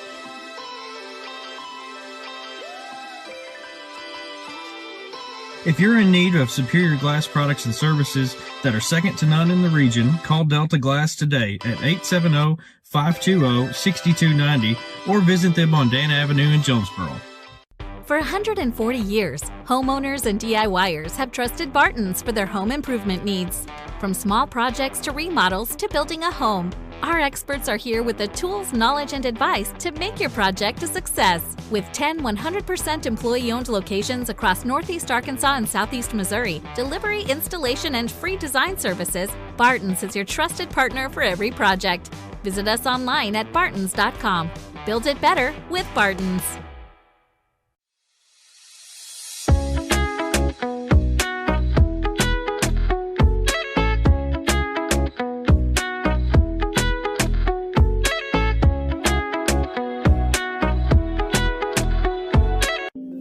Lakeside Health and Rehab has one goal, and that's to provide effective patient care services to your loved ones. We are a group of healthcare professionals specializing in providing required rehabilitation and healthcare services to your loved ones. Lakeside Health and Rehab. I chose a car that would be safe for our family. And when it comes to our financial future, I don't take any chances there either. That's why we bank with Centennial. They give me everything I could want in a bank, from the latest technology to great service. But the biggest thing they give me is confidence. So in a time when there's plenty of things to worry about, my money isn't one of them.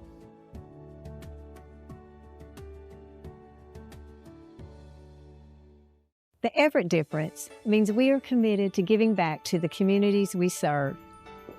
When I think of Everett, I think of them more than just a car dealership. Everett's involvement in the community is phenomenal. I see it in the police and fire department. I see it in the Boys and Girls Club. Their heart is in this community. And I think Everett does a great job making sure they have a positive, lasting impact. We are grateful for the opportunity to serve. Discover the Everett difference for yourself. Honett Co-op Incorporated proudly partners with Tailgate Time. Tailgate Time is here to support our local farming community. You can give them a call at 870-680-0222. Monette Co-op is a proud supporter of the VIC Mustangs. Southland Gin is located on Highway 135 in Lake City, Arkansas. They are proud of the reigning state champion, Riverside Rebel baseball and softball teams. Southland Gin wishes all Rebel student athletes success this season. Bowman Brothers Incorporated is a family-owned and operated business that served Lake City and Northeast Arkansas for over 50 years. We currently operate a retail hardware store, also selling guns, construction company, real estate, rental property management, and many storages. Located in Lake City, Arkansas on Highway 18, Bowman Brothers proudly supports the Riverside Rebels. Newark Pharmacy proudly cares for Newark and many surrounding communities. Our pharmacy offers a personalized customer service experience you expect from a locally owned store. Be sure to download our pharmacy app. Use the app to manage your family's medicine, set medication reminders, and order refills. We offer a great gift department. We strive to carry a gift for any occasion, including birthday, wedding, anniversary, graduation, and all holidays. Newark Pharmacy says go Timberwolves.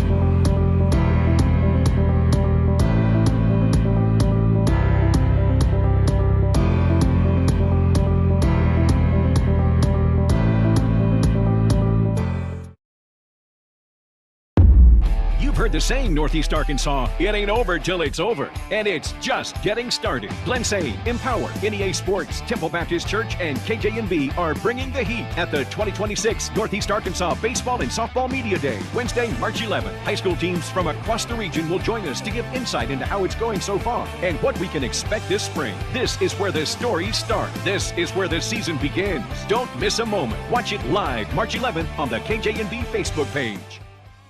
I am Rachel Dunnigan Hickman, and I'm excited to be running for the school board, Position 2 in the Buffalo Island Central School District. My husband Brett and I are raising 4 students who are currently enrolled in the district. I'm also a proud graduate of the school system and a longtime supporter. I work right here in our community, and I care deeply about keeping our district strong by supporting great teachers and staff, keeping students safe, and making sure every child has the opportunity to succeed. I'd be honored to earn your support and your vote. Thank you.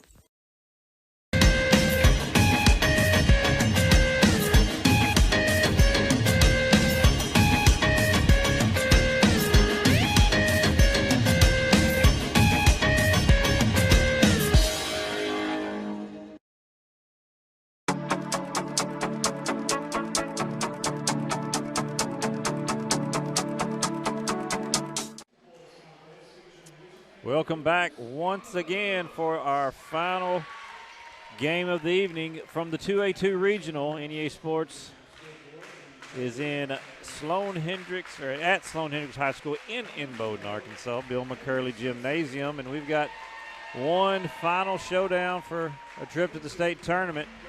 The Bay Yellowjackets, 22-15, coached by Chase Hallbrook, against the Izard County Cougars, 15-13 on the season, coached by Kyle McCandless.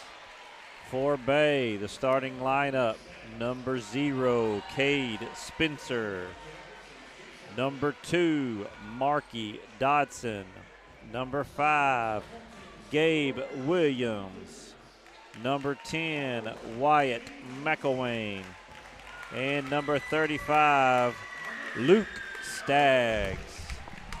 Bay is the 3 seed out of the 2A-3 conference. They were the 2 seed going in the district tournament, but lost that semifinal matchup to BIC to become the 3 seed. The 2 seed out of the 2A-2 is the Izard County Cougars. Starting lineup for the Cougars: number 1, Cade Yancey;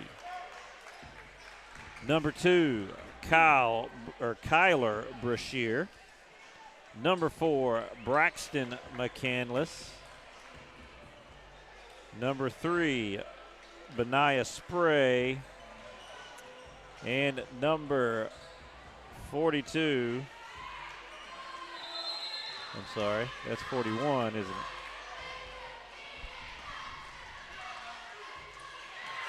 Sebastian Robbins. Tip goes to the Yellowjackets to start this one. Winner gets the Tuckerman Bulldogs tomorrow night at 8:30 in the semifinals. First shot no good, rebounded by number 2, Brashear. Luke Staggs getting the start tonight for Bay, obviously to combat the 7-footer Robbins inside as they run a little shuffle screen to get it inside, and a strip there by White McElwain on the steal. Big story for Bay is Jacob Willard out again tonight, injured late in the season. Tried to play in that semifinal matchup, but re-injured that knee, and he's out tonight. Rebound there by Robbins.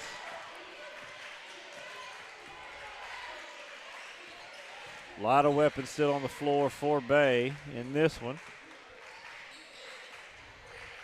ICC finished 9-3 in the 2A-2. And that's going to be a foul on Spencer. Yeah, just a little too aggressive there with the reach. His first, team's first. No score yet in this one.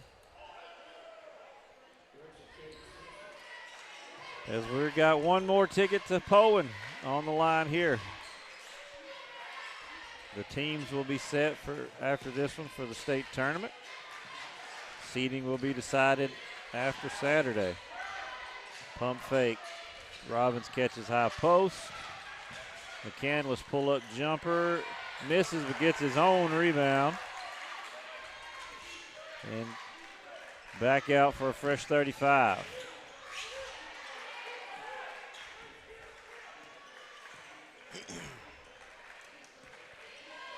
Kyle McCandless makes the call as they reset their offense. They've got Robbins setting up in the high post area. More so than now, he's moving down to the low post, but good defense there to keep him out of position. Ball stripped away, but they're going to get Wyatt McElwain with the foul. He disagreed. First on him, second on Bay. Baseline out of bounds, and a new 35 for Izard County.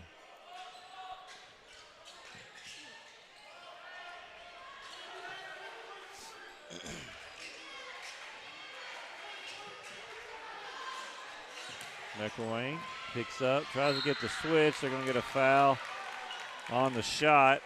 Looks like maybe Marky Dotson. It is his first, team's third, and there'll be 2 free throws coming for Benaiah Spray. They can break the seal here.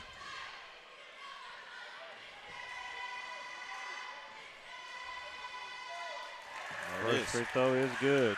Spray a sophomore. McCandless, Brashear, Yancey juniors, and then Robbins a senior on the floor for the Cougars.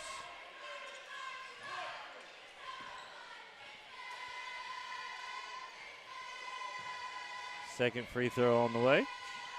And he's 2 for 2. 2-0 ICC lead early in this one.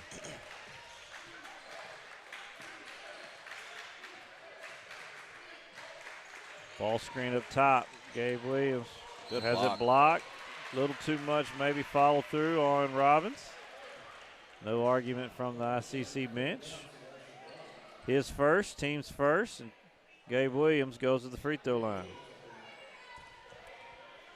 I'm not sure he even really needed to kind of come down. I think he just could have went straight up and still got the block.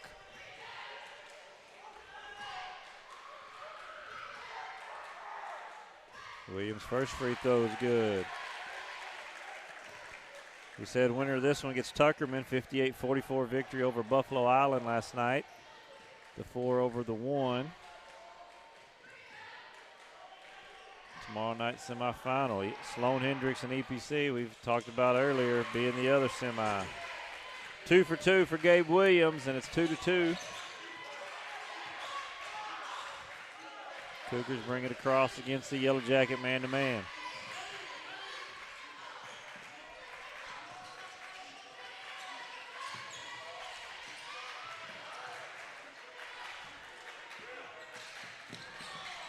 Yancey kicks it out. Loose ball. Timeout. Travel.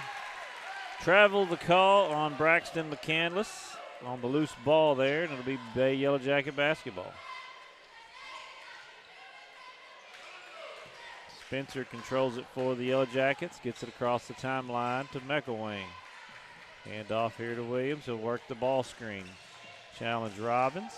Spencer comes off a screen behind him. Good defensive series there by the Cougars.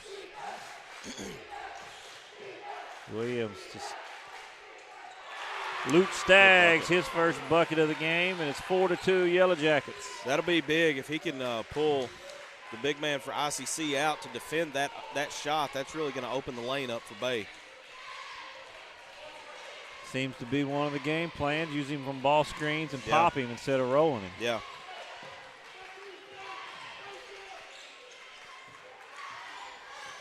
Good job defensively so far for the Yellow Jackets as well. 5 on the shot clock. 3, 2. Shot is up and good. Shot. Kyle Brashear, first bucket of the game. Nice runner as time expired on the shot clock. Tie this game at 4. Williams going to drive paint. Staggs again off that time, and McCandless pulls down a rebound. He's going to push. Good steal. That's just a hustle play there by Dodson. Williams end up with it. He'll bring it across. Spencer will set the ball for Bay.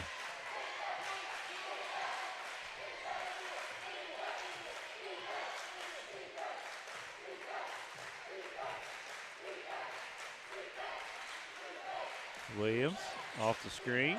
Jump shot leaning. Robbins goes and gets the board. Ends up with McCandless, actually.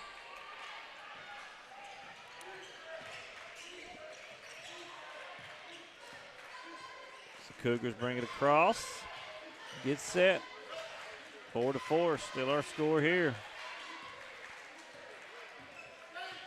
Cougars, I think, want to run a slower paced tempo. And Bay doesn't mind getting this thing out and moving. McCandless for 3. Short, no good. Rebound to Staggs. Spencer's going to push. Pull up jumper. Short, no good. Rebound to Yancey. Brashear out to McCandless. Over to Yancey. He gets to the rim, lays it up off the glass. Cade Yancey's first bucket, and it's a 6-4 Cougar lead.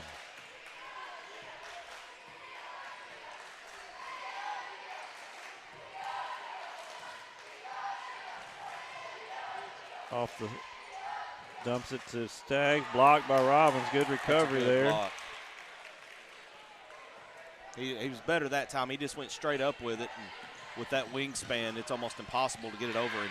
McCandless lost it going up, recovered by Robbins. Spencer drove off that little flare screen action and drew Robbins to him and went back to Staggs, and Robbins just made a nice recovery.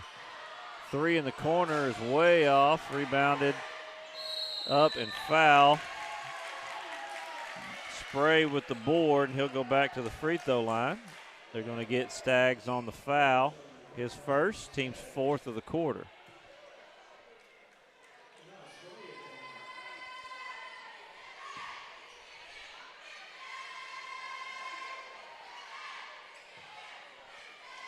First free throw's up and good.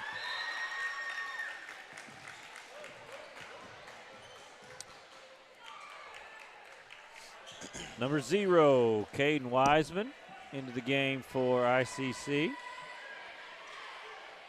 We also get number 12, Waylon Floyd in the game for Bay. 2 for 2 for Spray. He's got 4, all from the charity stripe, and that's the difference. 8-4 Cougar lead. So Brad, Staggs goes out for Bay. Let's see if Robbins takes advantage of that now, because now he's really got the height advantage. You made mention, though, they just kind of worked him outside and around the high post, setting a lot of screens, hasn't posted up much. Williams jump shot, free throw line, nice. He's got 4, and it's 8-6. Yeah, so far Robbins has not been like a traditional low post threat. He's been used mainly just for screens. They're keeping him around the elbow area. Yeah. Yancey for three is off, no good. Rebound to Marky Dotson. He's going to draw the foul. Number 0, Wiseman, his first foul. Team second of the quarter. As Robbins will take a seat, and we see Brashear back into the game. Nope, he was just wiping his hands. McCandless went out. Faked us out. He went over right next to the bench. But I think he just wiped his hands off on a towel and will stay in the game. Under a minute to go now. Williams, nice to Dotson there, but through his hands, still ends up with Brashear. He's going to get it to Wiseman in the paint, and that was a loose ball picked up by Brashear. Gets his own rebound. I'm sorry, that's Spray gets his own rebound, and Robbins ends up with that rebound. He was trying to dribble it out, and the defender, Waylon Floyd, knocked it away, but they said last touch by Floyd. No shot clock, 27 seconds left. So ICC can hold for the last one if they so choose. Looks like they're going to. Clock down to 12. 10. No movement just yet. Spencer's going to kind of make it off the feet. Inside is Benaiah Spray to beat the clock. Bay Faithful wanted to travel, but they don't get it. And at the end of one, it's ICC 10, Bay 6. We'll be back here on NEA Sports. Life moves different, not slower because we're behind. Slower because we choose to soak it in. From post to posting, from stream to streaming. With Empower Broadband, we can FaceTime family across the country and get our work done so we can get back to what matters most. From game to gaming, from boots to booting up. Faster internet doesn't mean a faster life. It means more time to enjoy the slow one. Connect faster, live slower with Empower Broadband. From the first seed to a full harvest. From their first steps to their final day of school. From the everyday to the big adventure. From a great job to a greater calling. A true community bank is there through it all because every journey matters.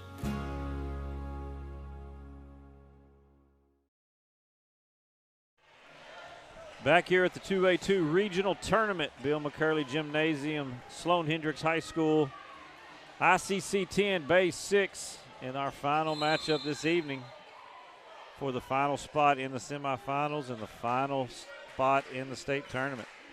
ICC will control the ball for second quarter action. Brad Davis. And they are going to get a travel that time. Marcus Carlton on the call with you. Yeah, similar move to what he had right before the buzzer, but a little extra step in that one.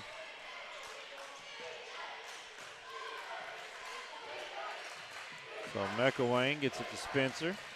Over to Williams. Dotson at the top of the key. He's going to drive the paint. Challenge Robbins. Off no good. Off of, they're going to point. Keep it with Bay. I thought it was off of Bay. Yeah, Matt Fisher said he got blocked out, and it came at him, so he's kind of moving out of the way. He didn't have a visual. And the guy at the C, as they call it, said, let's stay down here, and Gabe Williams going to hit a shot. He's got 6 of the 8, and it's 10-8 ICC.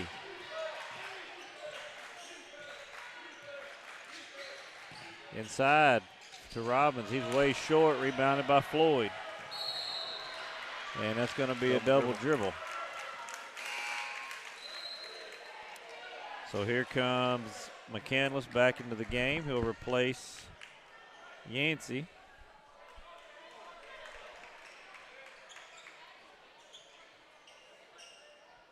And ICC will have the basketball. 7 minutes to go in this second quarter, 10-8. Drive to the rim by Wiseman, his first bucket of the game. Nice move there, 12-8 Cougars. Yeah, good reverse layup. Kind of used that rim to keep the defender off of him. Ball screen. Dotson, Williams working a little two-man. Here comes McElwain. Off the handoff for three, short, no good. Rebound, Robbins. And ICC brings it back this way. McCandless with the ball. Gets it up top to Spray.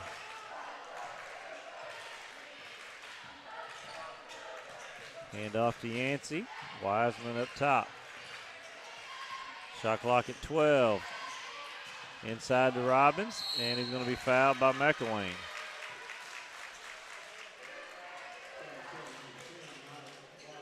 His second, team's first of the quarter, and Sebastian Robbins will go to the free throw line, 4-2.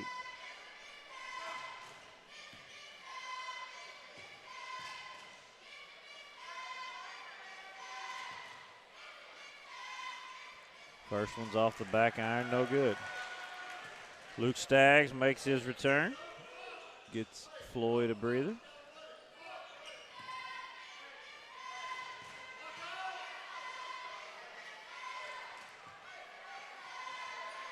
Second free throw off no good, and there's Marky Dotson with the board.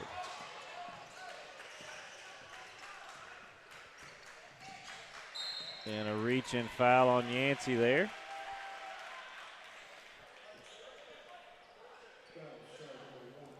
Contact means his first, team's first.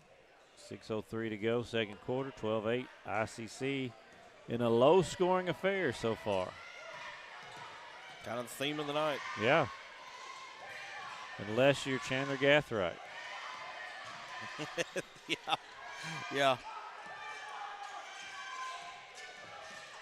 Williams is little ball movement. Nice fake Good by fake. Staggs. Gets Robbins out of the Beautiful. way, and Luke Staggs has 4.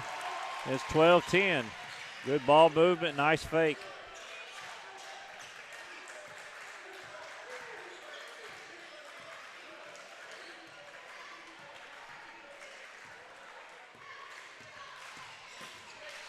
Good job defensively there, Marky Dotson. He read the backdoor cut, got a piece of the ball, and brought it home a steal. Spencer gets to the rim, misses the layup, rebound to Robbins.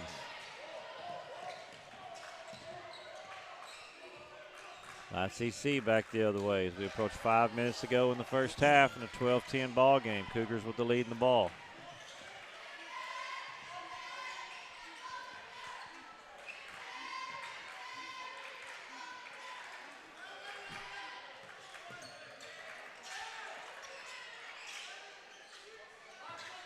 Ball screen at the wing. Here's Wiseman, a little runner off the glass, no good.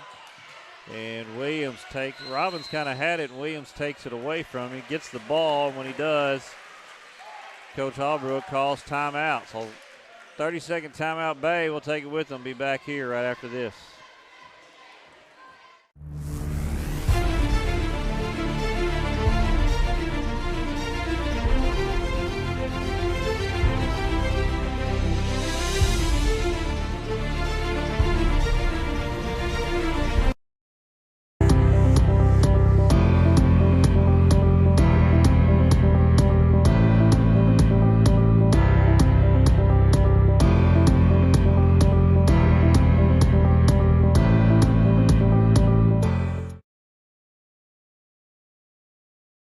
We're back here at the 2A-2 Regional at Sloan Hendricks. Brad Davis, Marcus Carlton, bringing you the last game of the evening. Bay and ICC, where the Cougars lead the Yellowjackets 12-10. 4:38 to go in this first half. ICC will extend their full court pressure as McElwain gets it to Williams, beats the press. Williams picks up his dribble, gets it to Staggs. Out to Spencer and reset. Ball screen here to Williams. Out to Staggs for three. Off no good. Rebound. Battled for Marky Dotson. Good hustle play there by him, and the pull-up jumper by Spencer's no good. Rebounded by Yancey.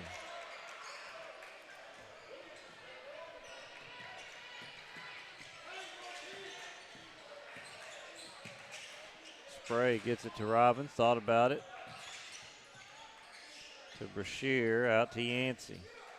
Now up back to Spray. Finds Wiseman in the corner. Gets it to Robbins.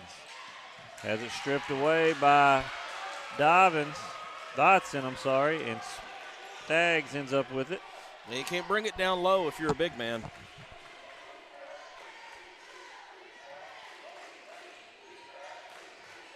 Pull up, nope, dumps it to Staggs. Working against Dotson, decides against it. Against Robbins, I should say, decides against it, kicks it out, ball screen, pull up jumper, Gabe Williams, good. It's a tough shot right there. He's got 8, and it's 12-12. 3 minutes to go, first half. Stolen by Marky Dotson, and he saves it in bounds. Oh, Williams shakes Yancey. Up top to Staggs for 3, off no good. Robbins with the board, has it stripped. Wyatt McElwain comes up with it.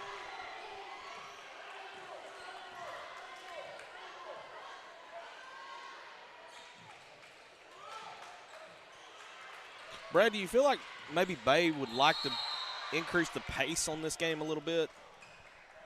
I think they would like to get out running a little more now in the half-court sense. I think they're working for good shots and trying to get Robbins away from the basket a little bit. But Spencer's going to draw the foul there on Yancey, his second. Team's second of the quarter.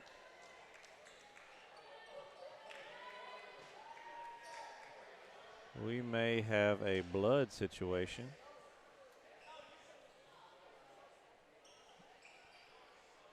They send Robbins to the bench to find something. And going to the locker room to. There's something on his jersey, and I guarantee he's fixing to come out with a different number. So Brashear's going to check in. Wiseman, Yancey, Brashear, Spray.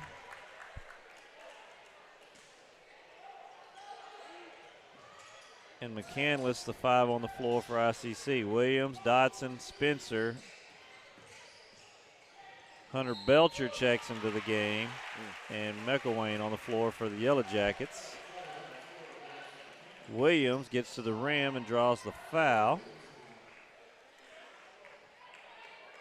on McCandless, his first, team's third. Must have been on his shorts rather than his shirt because he's still. Yeah, he's still 41. Williams misses the first free throw. Robbins will check back in. Still 41, so it must have been the shorts that he had blood on.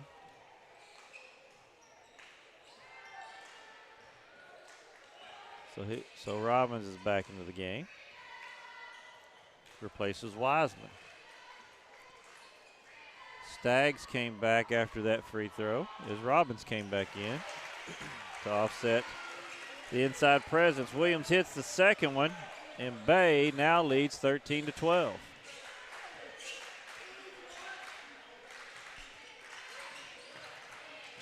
Inside, Spray goes up. Nice, good strong move. Jump shot in the paint. Cougars take the lead back. 8 points for Anaya Spray. 14-13 ICC leads. Williams to McElwain. Loses control. Stays with Bay.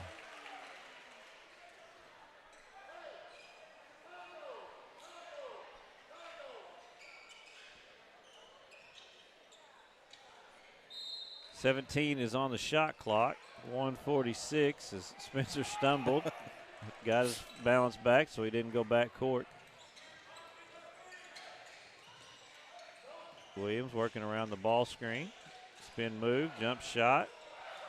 ICC might have got away with a foul there. There was a little reach in there, not called.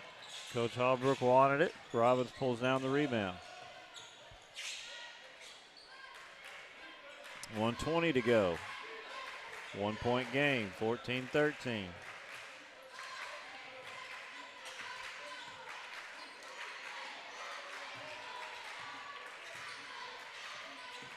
Working off the double screen is Yancey. Good defense there by the Yellowjackets.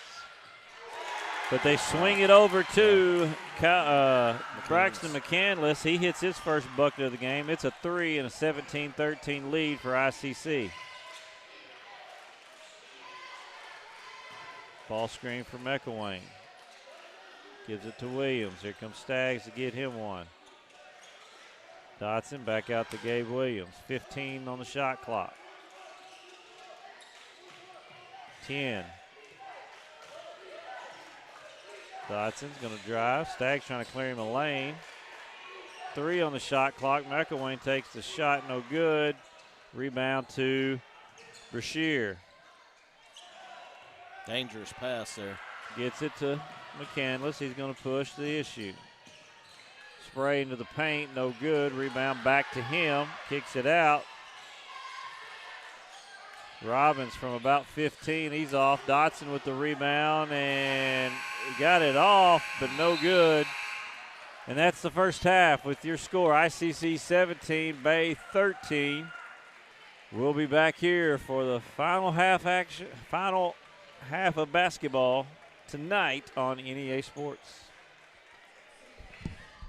You've heard the saying, Northeast Arkansas, it ain't over till it's over. And it's just getting started. Glensay, Empower, NEA Sports, Temple Baptist Church, and KJNB are bringing the heat at the 2026 Northeast Arkansas Baseball and Softball Media Day, Wednesday, March 11th. High school teams from across the region will join us to give insight into how it's going so far and what we can expect this spring. This is where the stories start. This is where the season begins. Don't miss a moment. Watch it live March 11th on the KJNB Facebook page. I'm Rachel Dunnigan Hickman, and I'm excited to be running for the school board, Position 2 in the Buffalo Island Central School District. My husband Brett and I are raising 4 students who are currently enrolled in the district. I'm also a proud graduate of the school system and a longtime supporter. I work right here in our community, and I care deeply about keeping our district strong by supporting great teachers and staff, keeping students safe, and making sure every child has the opportunity to succeed. I'd be honored to earn your support and your vote. Thank you.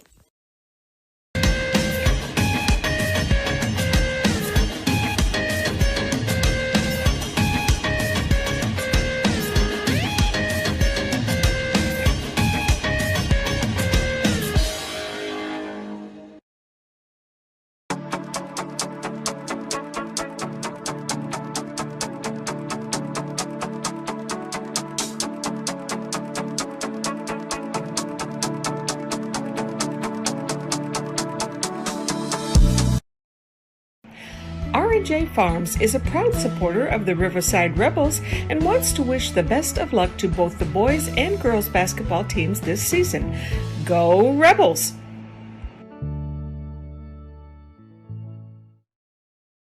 For every moment, for every memory, from that first car, to your first home, to your first child, and all the highs and lows that tomorrow might bring. For everything that matters most to you and your family, there's someone right around the corner dedicated to helping you protect what you love. Your local Farm Bureau Insurance agent. Farm Bureau Insurance. Real service, real people.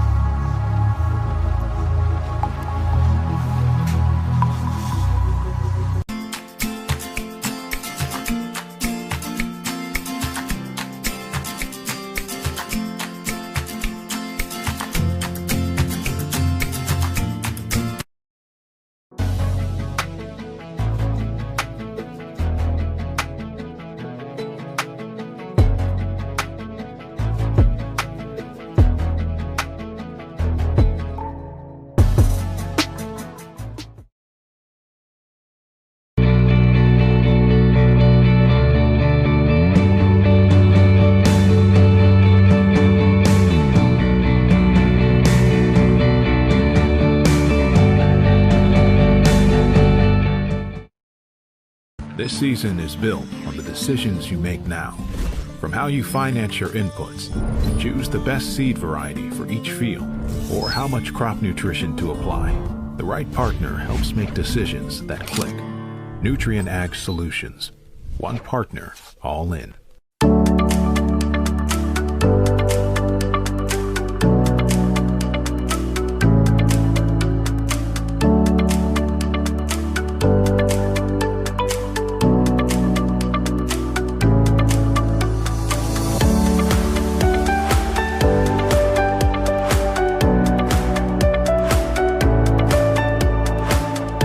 More stories, bigger legends. Season 2 of the Final Jump Shot podcast. Available now on Facebook, YouTube, or your favorite podcast provider. Central Dealerships is not one to brag, but actually we are. Central was awarded, yet again, General Motors Mark of Excellence. We have the perfect ride waiting for you and exceptional service. So find your next vehicle at a Central dealership today.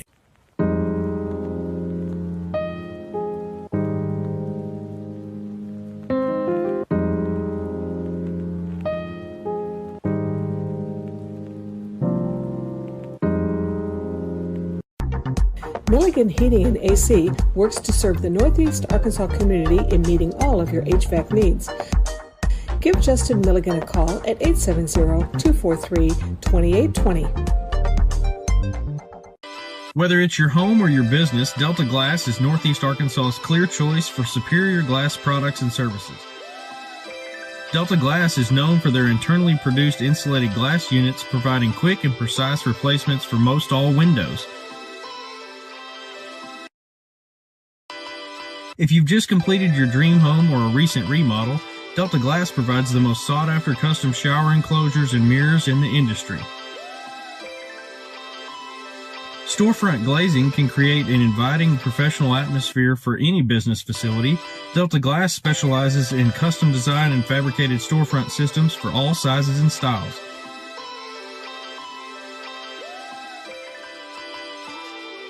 If you're in need of superior glass products and services that are second to none in the region, call Delta Glass today at 870-520-6290 or visit them on Dan Avenue in Jonesboro. For 140 years, homeowners and DIYers have trusted Barton's for their home improvement needs. From small projects to remodels to building a home, our experts are here with the tools, knowledge, and advice to make your project a success. With 10 100% employee-owned locations across Northeast Arkansas and Southeast Missouri, delivery, installation, and free design services, Barton's is your trusted partner for every project. Visit us online at bartons.com. Build it better with Barton's.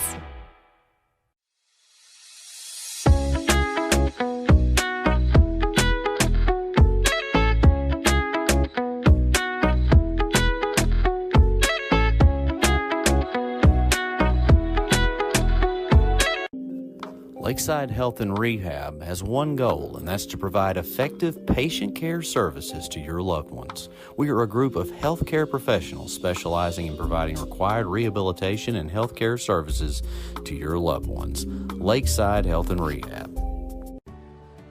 I chose a car that would be safe for our family. And when it comes to our financial future, I don't take any chances there either. That's why we bank with Centennial. They give me everything I could want in a bank, from the latest technology to great service. But the biggest thing they give me is confidence. So in a time when there's plenty of things to worry about, my money isn't one of them.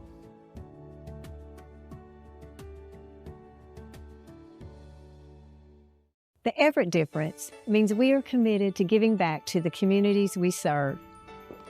When I think of Everett, I think of them more than just a car dealership. Everett's involvement in the community is phenomenal. I see it in the police and fire department. I see it in the Boys and Girls Club. Their heart is in this community. And I think Everett does a great job making sure they have a positive, lasting impact. We are grateful for the opportunity to serve. Discover the Everett difference for yourself. Honett Co-op Incorporated proudly partners with Tailgate Time. Tailgate Time is here to support our local farming community. You can give them a call at 870-680-0222. Monette Co-op is a proud supporter of the VIC Mustangs. Southland Gin is located on Highway 135 in Lake City, Arkansas. They are proud of the reigning state champion Riverside Rebel baseball and softball teams. Southland Gin wishes all Rebel student athletes success this season. Bowman Brothers Incorporated is a family-owned and operated business that served Lake City and Northeast Arkansas for over 50 years. We currently operate a retail hardware store, also selling guns, construction company, real estate, rental property management, and many storages. Located in Lake City, Arkansas on Highway 18, Bowman Brothers proudly supports the Riverside Rebels.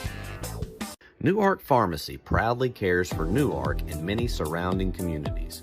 Our pharmacy offers a personalized customer service experience you expect from a locally owned store.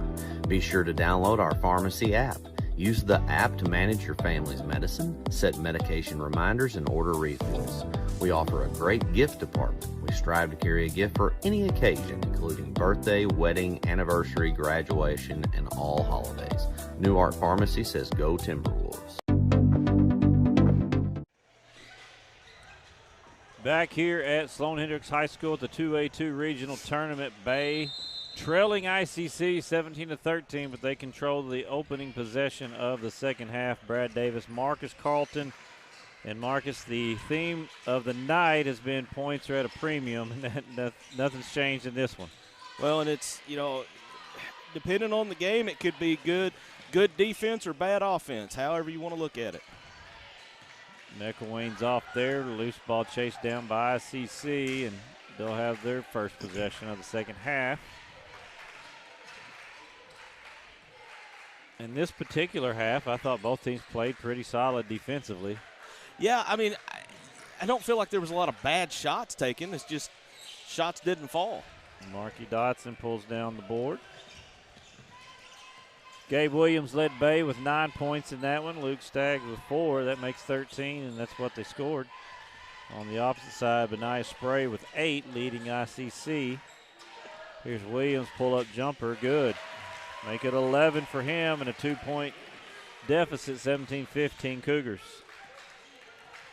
I kind of wonder if this low-scoring trend will continue tomorrow night, or if maybe everything will break loose tomorrow night. The dam will bust, and you may have high-scoring games. Yancey gets to the paint, kicks it out to Brashear to Robbins, McCandless to Spray. Robbins up top to Yancey, gets the ball screen, pull up 3, rims out, no good. Dotson with the rebound. Dotson hadn't scored yet, but he's been very effective defensively and on the board for Bay. He's had a great defensive game. 5 boards for him so far, 3 steals as well. Williams, step back, pull up jumper, off no good. Robbins gets the board, off him, out of bounds. Stays with Bay. Robbins wanted a foul there. Contact with Staggs, but they're letting the big guys play down low. Inbound to Williams. Quick pass to Spencer for 3. Off no good. Robbins clears that one.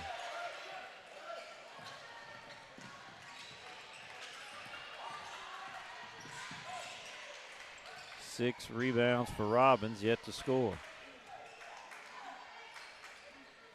Hasn't really had, I don't remember, maybe 1 or 2 shot attempts on the night for him either. Couple around the rim, 0 for 2 from the free throw line.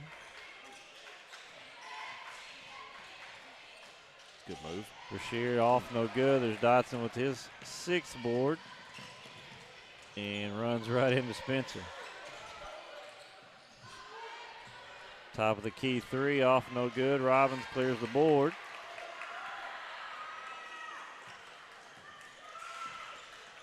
As Luke Staggs has had a lot of looks at the top of the key, shooting them like he's been told to do, and looks like an injury on that end. Here's jump ball's the call down here as Spencer hit the deck, and that's McCandless on the other end that I think had something go funny when he landed, and they're checking him out. He's got a pretty heavy limp as he's trying to. Yeah, he jump stopped there and just kind of pulled up like you see him doing now. We hope he's okay. Caden Wiseman will check in for him. Jump ball was the call, so the possession arrow points to Izard County.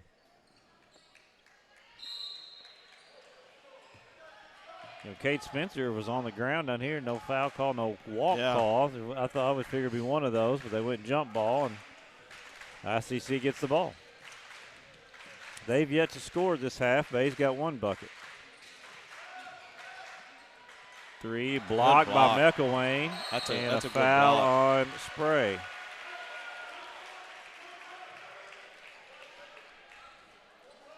And McElwain, that's not a bad foul because McElwain blocked it, took off the other end, and was fixing to get a wide open layup. Yeah. His first, team's first of the half. Bay trying to tie or take the lead with this possession. Dotson's going to drive. Dump it down to Staggs. A great hustle play again by Marky Dotson. Gets the board, throws it off the defender, and keeps the possession. 21 on the shot clock as it did not reset.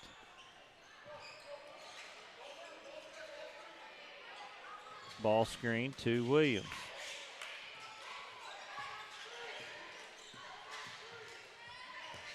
McElwain for 3. That one rims out. Rebound Yancey. It's going to be a foul on Dotson going the other way. Appreciate the aggression of him trying to force the jump ball, but he got too much arm. Second on Dotson, first on Bay this half. 4:09 in the third quarter, 17-15 your score.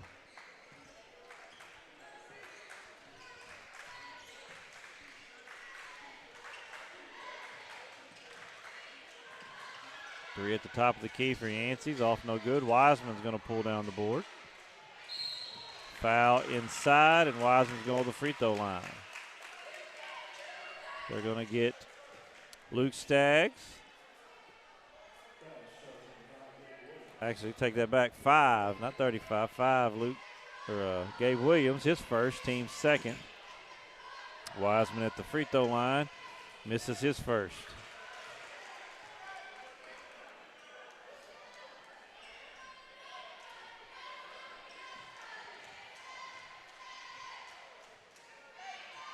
Second one on the way is good. First points for ICC in this half. 18-15 is their lead. And they're going to get Wiseman on the foul there. Across the arm of Williams on the drive. His second, team second of the half.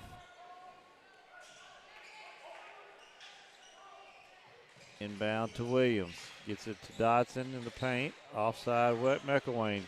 Wing 3, no good. Yancey gets the rebound. Dotson fouls. Third foul on Dotson. Third on Bay this quarter.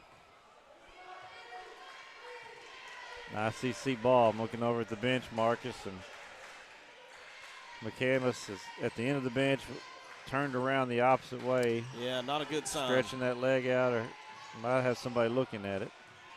Shots missed there. Kate Spencer ends up with it on the rebound. He'll get it across the timeline.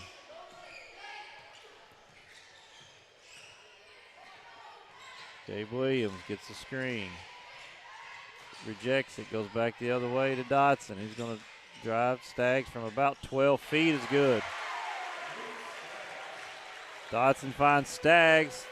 His 6th point of the game. It's 18-17. Bay trails by 1. Cougars with the lead and the ball.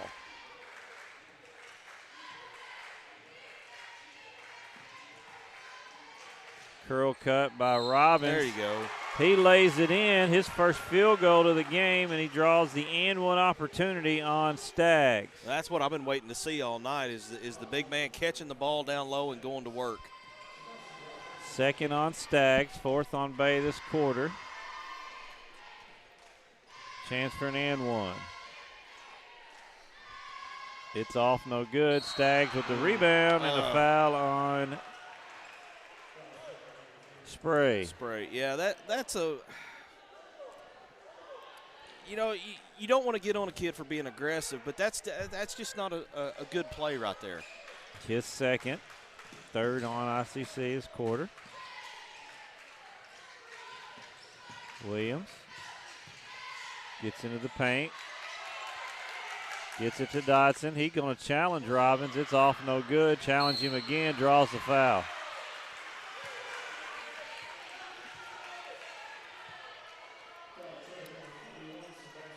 His second foul, team's fourth. Both teams will now have the bonus the rest of the quarter. Marky Dodson trying to get in the scoring column for the first time at the free throw line.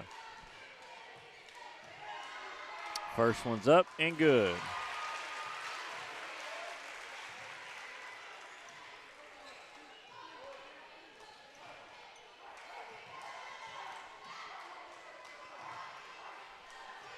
Second one, long, no good. Rebound to Robbins.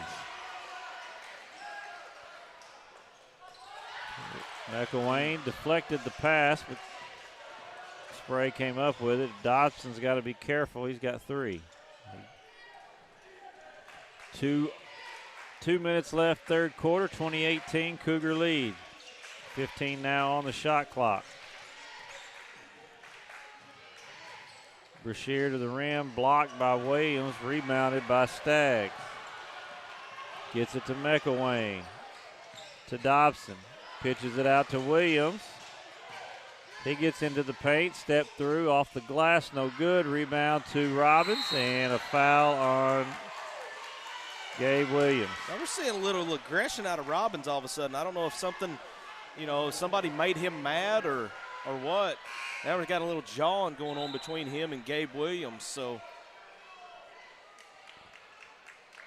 we may see a different Robbins here for the fourth quarter. 9 rebounds for Sebastian Robbins. Kobe Bolin, I think maybe getting in both of their ears, say let's play. Yeah. Yeah, because there was some definite back and forth there.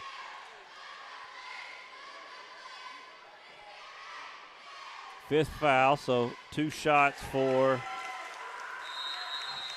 Sebastian Robbins, and he makes the first one. And a full timeout ICC. We'll take it with them, be back here on the NEA Sports Network. Whether it's your home or your business, Delta Glass is Northeast Arkansas's clear choice for superior glass products and services. Delta Glass is known for their internally produced insulated glass units, providing quick and precise replacements for most all windows. If you've just completed your dream home or a recent remodel, Delta Glass provides the most sought-after custom shower enclosures and mirrors in the industry. Storefront glazing can create an inviting professional atmosphere for any business facility. Delta Glass specializes in custom design and fabricated storefront systems for all sizes and styles.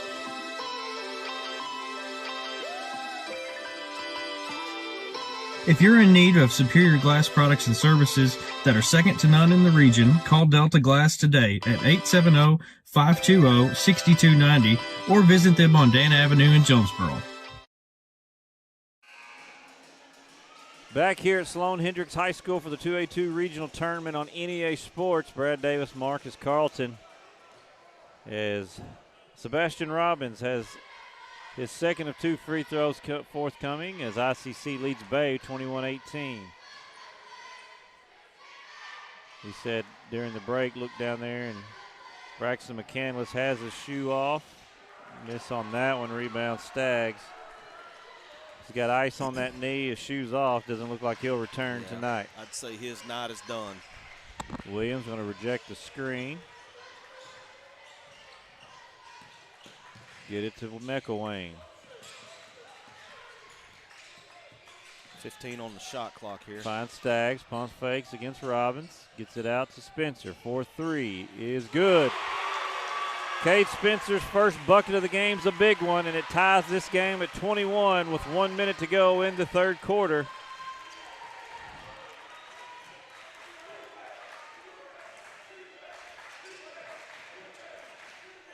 Wiseman has it in the corner working against Williams.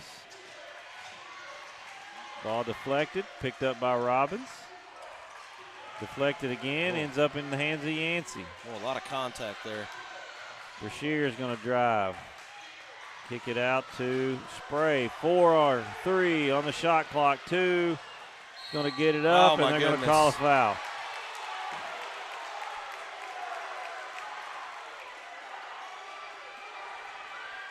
They got Wyatt McElwain. Coach Hallbrook and the Bay faithful do not agree. So 2 shots for Spray. His first one is good. He had 8 in the first half. That's his first points in this half.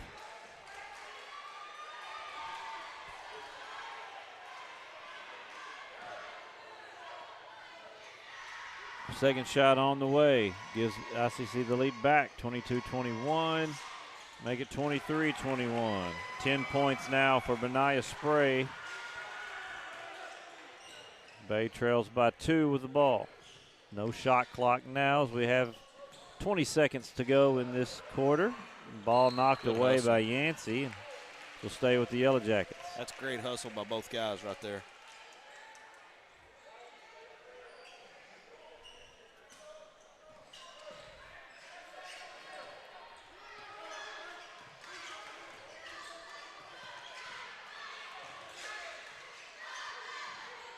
Ball screen, Dotson for Williams. He's going to work, step back, shot over Robbins, and they're going to say he made contact on the shooter and give Williams 2 shots. 3rd foul on Robbins. So he has 3, and I believe Marky Dotson has 3 for Bay.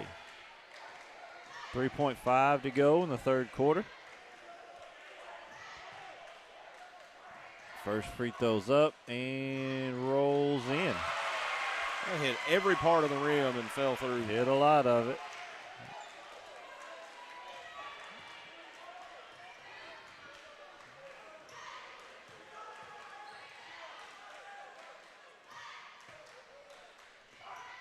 Second one's up. It rolls that one out. And rebound Stagg to McElwain. Slips out of his hands, out of bounds.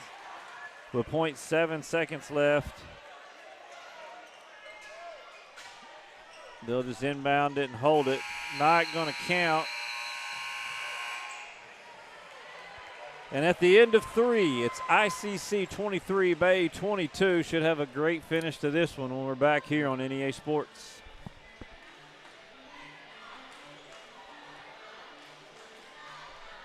Is built on the decisions you make now. From how you finance your inputs, choose the best seed variety for each field, or how much crop nutrition to apply. The right partner helps make decisions that click. Nutrient Ag Solutions. One partner, all in.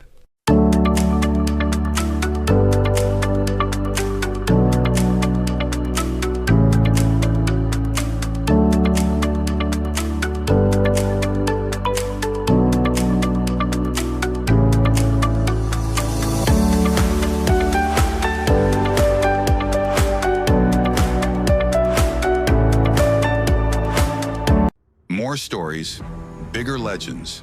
Season 2 of the Final Jump Shot podcast. Available now on Facebook, YouTube, or your favorite podcast provider.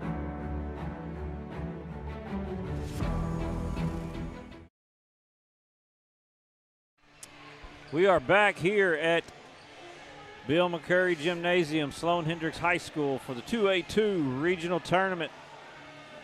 4th quarter action. Bay will have possession, trailing ICC 23-22. And it should be a great finish. Brad Davis, Marcus Carlton on the call. Bay trying to take the lead for the first time in a long time. Start of the game, actually. Dotson to Williams. Backdoor cut to McElwain. Off his hands, out of bounds to ICC. Good deflection there by the Cougars off McElwain last.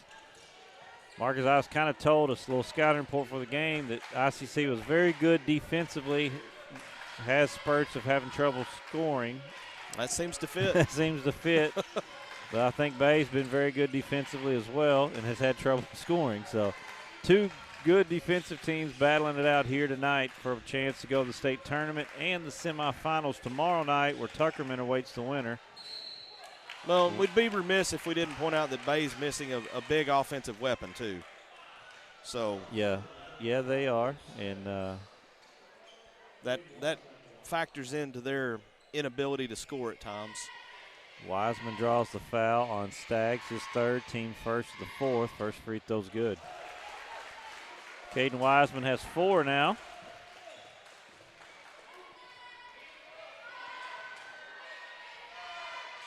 Two for 2 for him. It's a 3-point Cougar lead.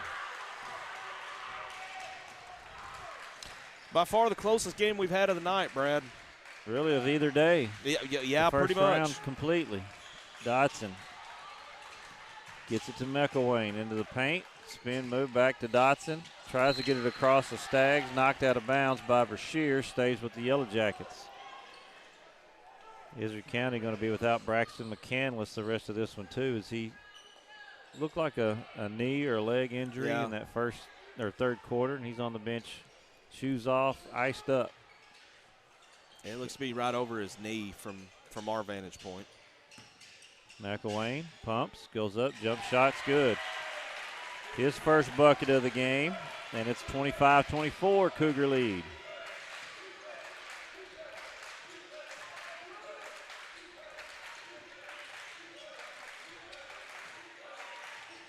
It's been, I think if you defined a grinded out game, this has been it. I think the 4-point halftime lead by ICC is the biggest lead either team has had. I believe so. 3 in the corner is short. Knocked out of bounds, will go to Bay.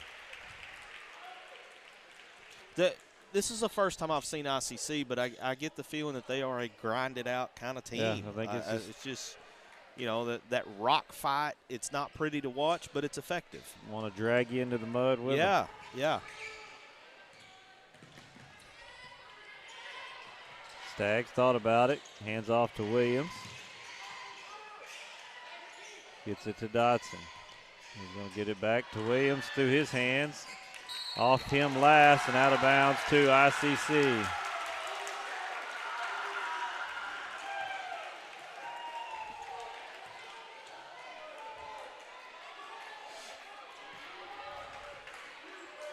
Under 6 now. 25-24 your score. Dotson tried, thought about it, couldn't quite get there.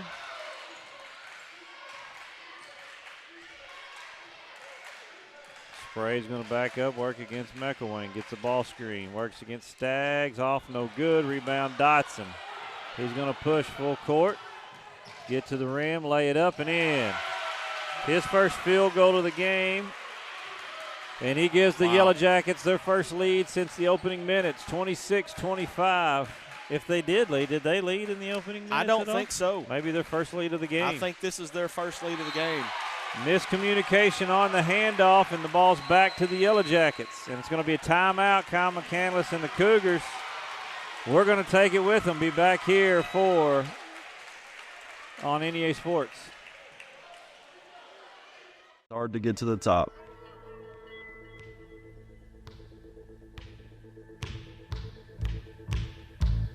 But how do you stay at the top?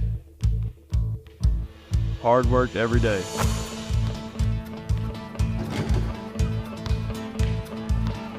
Central Dealership has the same philosophy. I'm Austin Reeves, and I'm proud to be a part of the Central team.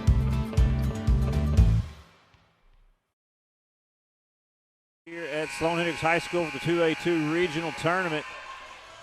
Bay leads ICC 26-25, and they have the possession after the Cougar turnover. And Marcus Carlton, Brad Davis with you to see this grinded out. We've been talking about a grind, and it's been a grind. The very definition of it.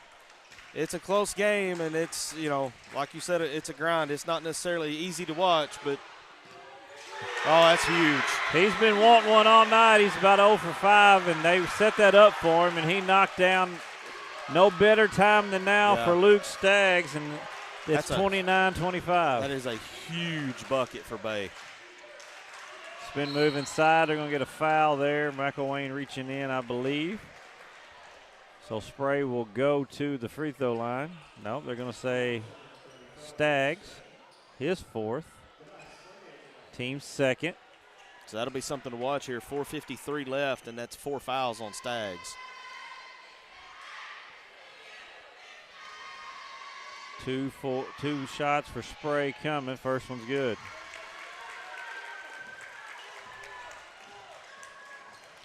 So bit of a gamble by Coach Hallbrook here, leaving Stags in. Second one up and good.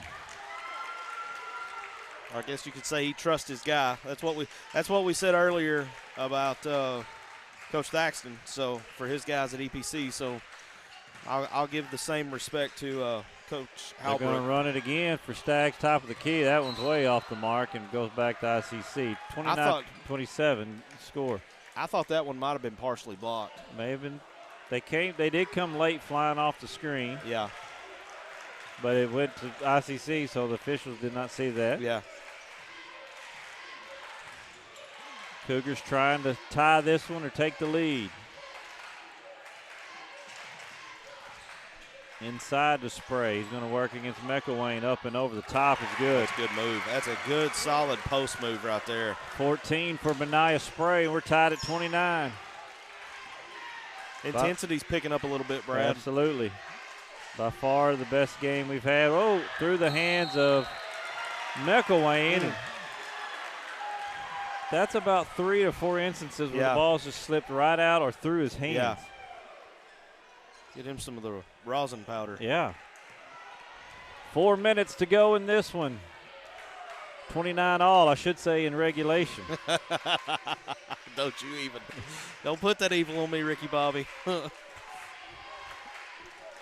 Winner goes to state. Winner gets Tuckerman tomorrow night in the semifinals.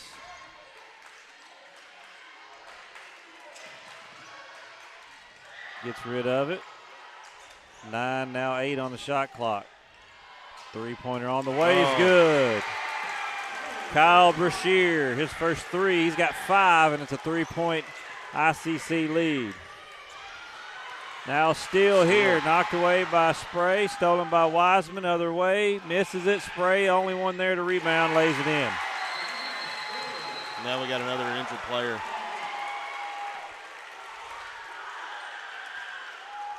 Timeout Bay. We'll take it with them. Be right back here on NEA Sports.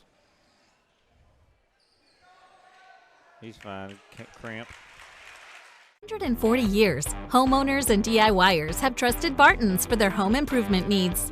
From small projects to remodels to building a home, our experts are here with the tools, knowledge, and advice to make your project a success. With 10 100% employee-owned locations across Northeast Arkansas and Southeast Missouri, delivery, installation, and free design services, Barton's is your trusted partner for every project. Visit us online at bartons.com. Build it better with Barton's. We are back here at Bill McCurley Gymnasium in Sloan Hendricks for the 2A-2 Regional. ICC 34, Bay 29, and a 5-0 run here. Actually, it's more than that because Bay led by 4, I believe. Yeah, or they 5. Did. I know it's 28-27, a 7-0 lead at least for the ICC to take the lead here. Bay trying to get back in this one. 3 minutes to go, thereabouts in this one. With the way scoring has been in this one, 5 points is probably more like a 10-point lead. In the Stags, he goes opposite side to use the rim as a protector, and he makes it a 3-point game, 34-31. He's got 11. Dotson pokes it away, regained, up to Wiseman. 20 now on the shot clock. 2:30 to go regulation. Trap gets it out to Wiseman. McElwain slipped on, I think, a wet spot. I think that's where Gabe Williams was at. Where he fell. But he ends up with the steal here. Keeps his balance. Third steal tonight for McElwain. Through the hands of Spencer. Turnover back to ICC. Missed opportunity.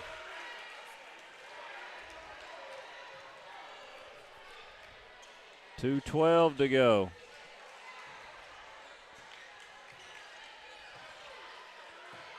Down to crunch time.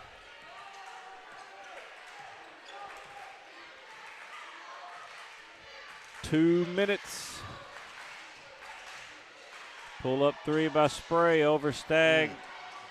Long rebound, hustled, ends up in the hands of Dotson. He dumps it off to Luke Staggs. He's got 13, and I saw you point. Yeah. Robbins slipped at the same spot McElwain did and was out of that play. There was about three guys that have fallen right there, and that honestly allowed Bay to get that bucket because they were 5-on-4. Timeout, Bay. We'll take it with them. Be right back here on NEA Sports.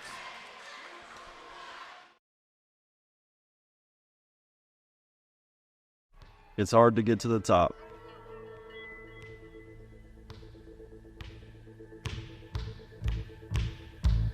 But how do you stay at the top? Hard work every day.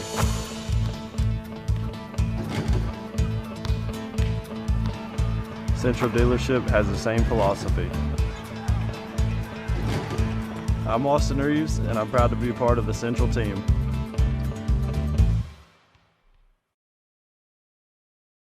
Back. Sloan Hendricks High School in Bowdoin, Arkansas. Bill McCurley Gymnasium 2A-2 regional tournament. ICC 34, Bay 33, 1:43 to go. We've cleaned up wet spots on the floor. Should be a good finish to this one.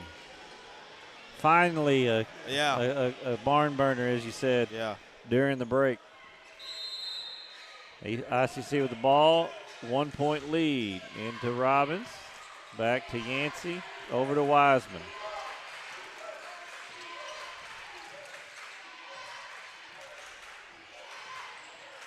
Working against Williams. Robbins thought about it. Dribbles over to the wing. 18, 17, now 15 on the shot clock. Wiseman's going to get to the paint. And another player just go down in that same area. Nothing working there, so Kyle McCandless will take a timeout, a 30-second timeout, 8 seconds on the shot clock. We'll be right back here on NEA Sports. I'm Rachel Dunnigan Hickman, and I'm excited to be running for the school board, Position 2 in the Buffalo Island Central School District. My husband Brett and I are raising 4 students who are currently enrolled in the district.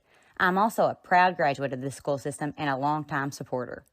I work right here in our community, and I care deeply about keeping our district strong by supporting great teachers and staff, keeping students safe, and making sure every child has the opportunity to succeed. I'd be honored to earn your support and your vote. Thank you. Back here at Sloan Hendricks, 34-33. ICC has the lead in the basketball with 1:16 to go. There's 8 on the shot clock. They'll inbound it to Spray, top of the key. Now 5 on the shot clock. They're going to let him work. He better hurry. 2, pull up 3. Shot clock expired. Rebound Stags. 1 minute to go in this 1 point game. Williams going to drive, challenge Robbins, has it blocked out of bounds. 26 on the shot clock. It's a good block there by Robbins. Timeout Bay. They're going to have to take some time to draw it up. We'll be right back on NEA Sports.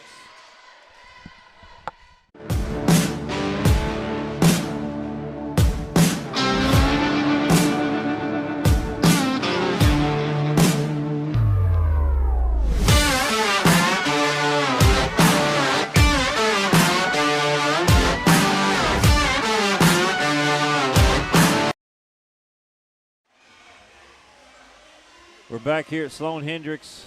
56.6 to go. There's 26 on the shot clock. Bay's going to have a baseline out of bounds, trailing ICC 34-33. They're going to they called a timeout to get something drawn up here. And Marcus, if you're the Yellowjackets, Coach Hallbrook, what are you drawing up right here? Where are you trying to go with it? I think I'm trying to go Stags with it. Maybe try to get him something around between the free throw line and the 3-point line. Maybe isolate him and see if he can take Robbins one-on-one. He's got 13. They're going to stack them on ball side. Run Spencer off of it. And Staggs, Coach Holbrook collapses to the floor because they had Staggs open on the backside. Had him wide open. McElwain catches on the wing, fires for three. It's good. Mercy. Hustle play by Marky Dotson. Gets the ball to McElwain, who knocks down his first three and takes a 2-point lead, 36-34, and a foul on McElwain. But that's 13 foul, yeah. Fourth on McElwain, third team foul, 31.8. So there's no shot clock. So ICC can take the last shot if they choose. Brashear working against Dotson. The last thing you want to do here if you're Bay is foul again. Wiseman to Spray working against McElwain. Drives. Blocked by McElwain. And Luke Staggs was on the floor and caught the ball and called timeout immediately. What a heads-up play by Luke Staggs. Very smart play. Good defensive play. Wyatt McElwain went up vertically with both hands, just kind of tapped the block, and it went straight down to Staggs, who caught it on his back and immediately started calling timeout. Yeah, just a very heads-up play there.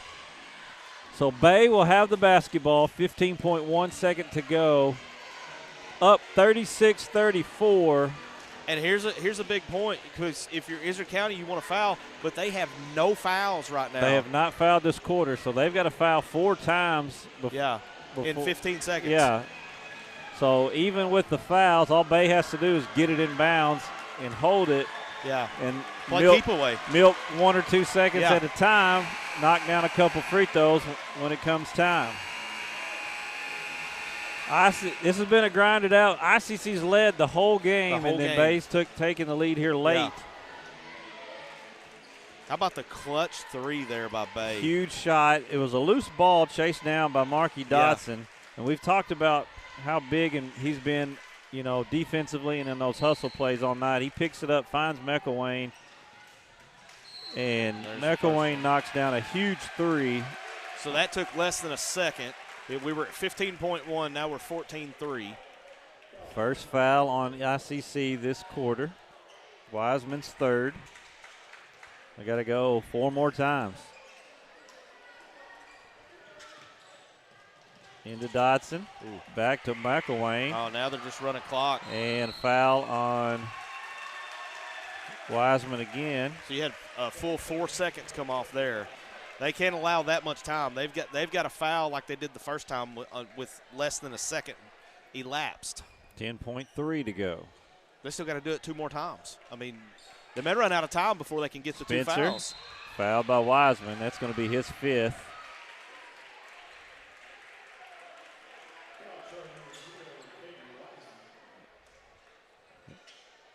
And so we'll see number 10, Brody Cottrell.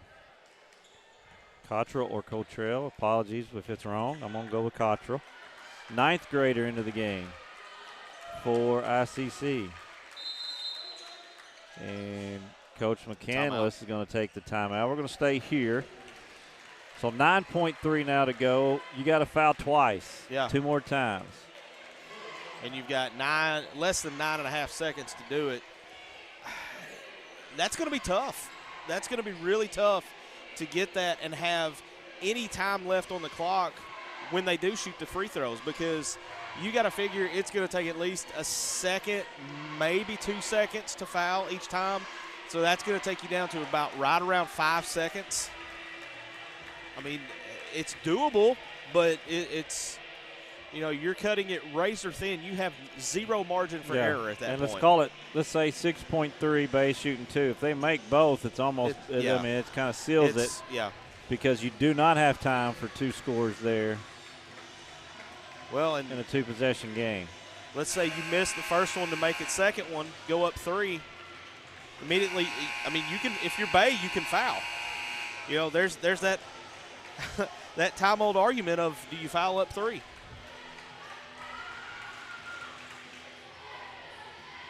I think ICC will be lucky to get another foul in here. They put Robbins on the ball. Makes it hard. Gets it into Williams, and he's going to be fouled. 7.8 seconds to go. That's on Robbins, his fourth. And it'll be side out of bounds now down by Bay's bench. Yeah. So we may be, if they foul quickly, we'll be right at your 6-second prediction. Throws it in, and that's stolen away. That's a good steal. That was stolen away by Kyler Brashear. 5.1 on the clock and a timeout ICC. Full timeout. We'll stay here. So ICC has the ball down 2, 5 seconds to go. They'll have to go about 3/4 of the court.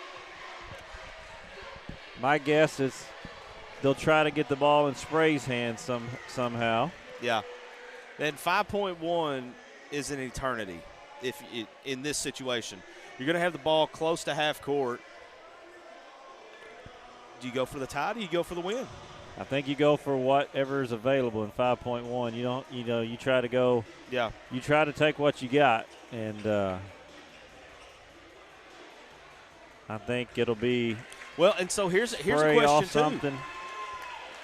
Brad Bay's only got 3 fouls. Yeah, so they can if it's inbounded, they can foul. You can let them start maybe driving towards the basket and foul as it goes. So you've got one to give if you're the Yellowjackets. You got to be careful and not try to do it as they go up to shoot. Yeah, that's the worst case scenario, and that's the gamble when you take that philosophy of trying to foul. 5.1, Bay leads by 2. ICC has the ball right in front of the Bay bench. They're going to throw it into Robbins.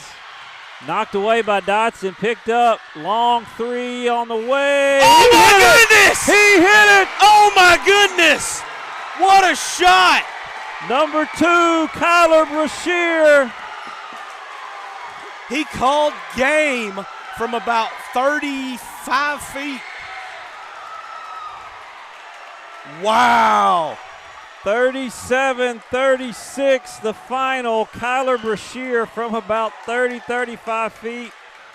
Inbounds pass went to Sebastian Robbins, who went up in traffic and then it was stripped away by Dotson. Robbins ended up back with it again and found Kyler Brashear, who hits the 3 at the buzzer to send the Izard County Cougars to the semifinals and to punch their ticket to the state tournament. What a basketball game. What a finish. He was on that far end. He was between the Bill McCurley signature. He was between the L and the M, between first name and last name. As they meet for a little post-game prayer, we trying to calm ourselves down after the shot. And what an unbelievable finish. I haven't even written it down yet. Kyler Brashear for 3. That's his second 3. He ends up with 8 on the night. And what a finish to that one. Points at a premium. Every possession mattered, and it went down to the final buzzer and a big-time 3 by Kyler Brashear. So the Izard County Cougars will advance to tomorrow night. Semifinal Friday here at the 2A-2 Regional.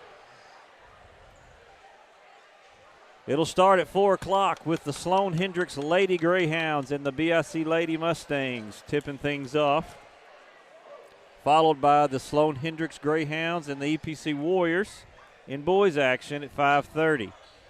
7 o'clock, we'll see the Riverside Lady Rebels and the EPC Lady Warriors.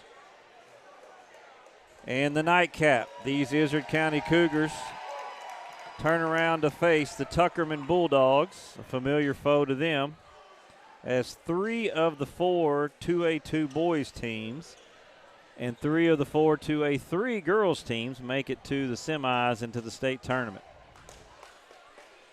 Wow. What a game, what a finish, what every what every player dreams of. Kyler Bashir knocks down the shot. You'll have Ryan Fletcher and the Dr. Garrett Weaver on the call with you tomorrow night. Marcus and I will be back Saturday afternoon for consolation games, and Marcus, you'll be with Ryan, I believe, on Saturday night for the finals. So a lot of basketball still to go as we still try to – as we're still a little stunned on what we saw. Great season for the Bay Yellowjackets, tough ending for them. Great shot there as ICC moves on. So semifinal action here tomorrow night on NEA Sports from Sloan Hendricks. For Marcus Carlton, for Derek McIntyre and Clay Clayton, we'll see you tomorrow night here on NEA Sports.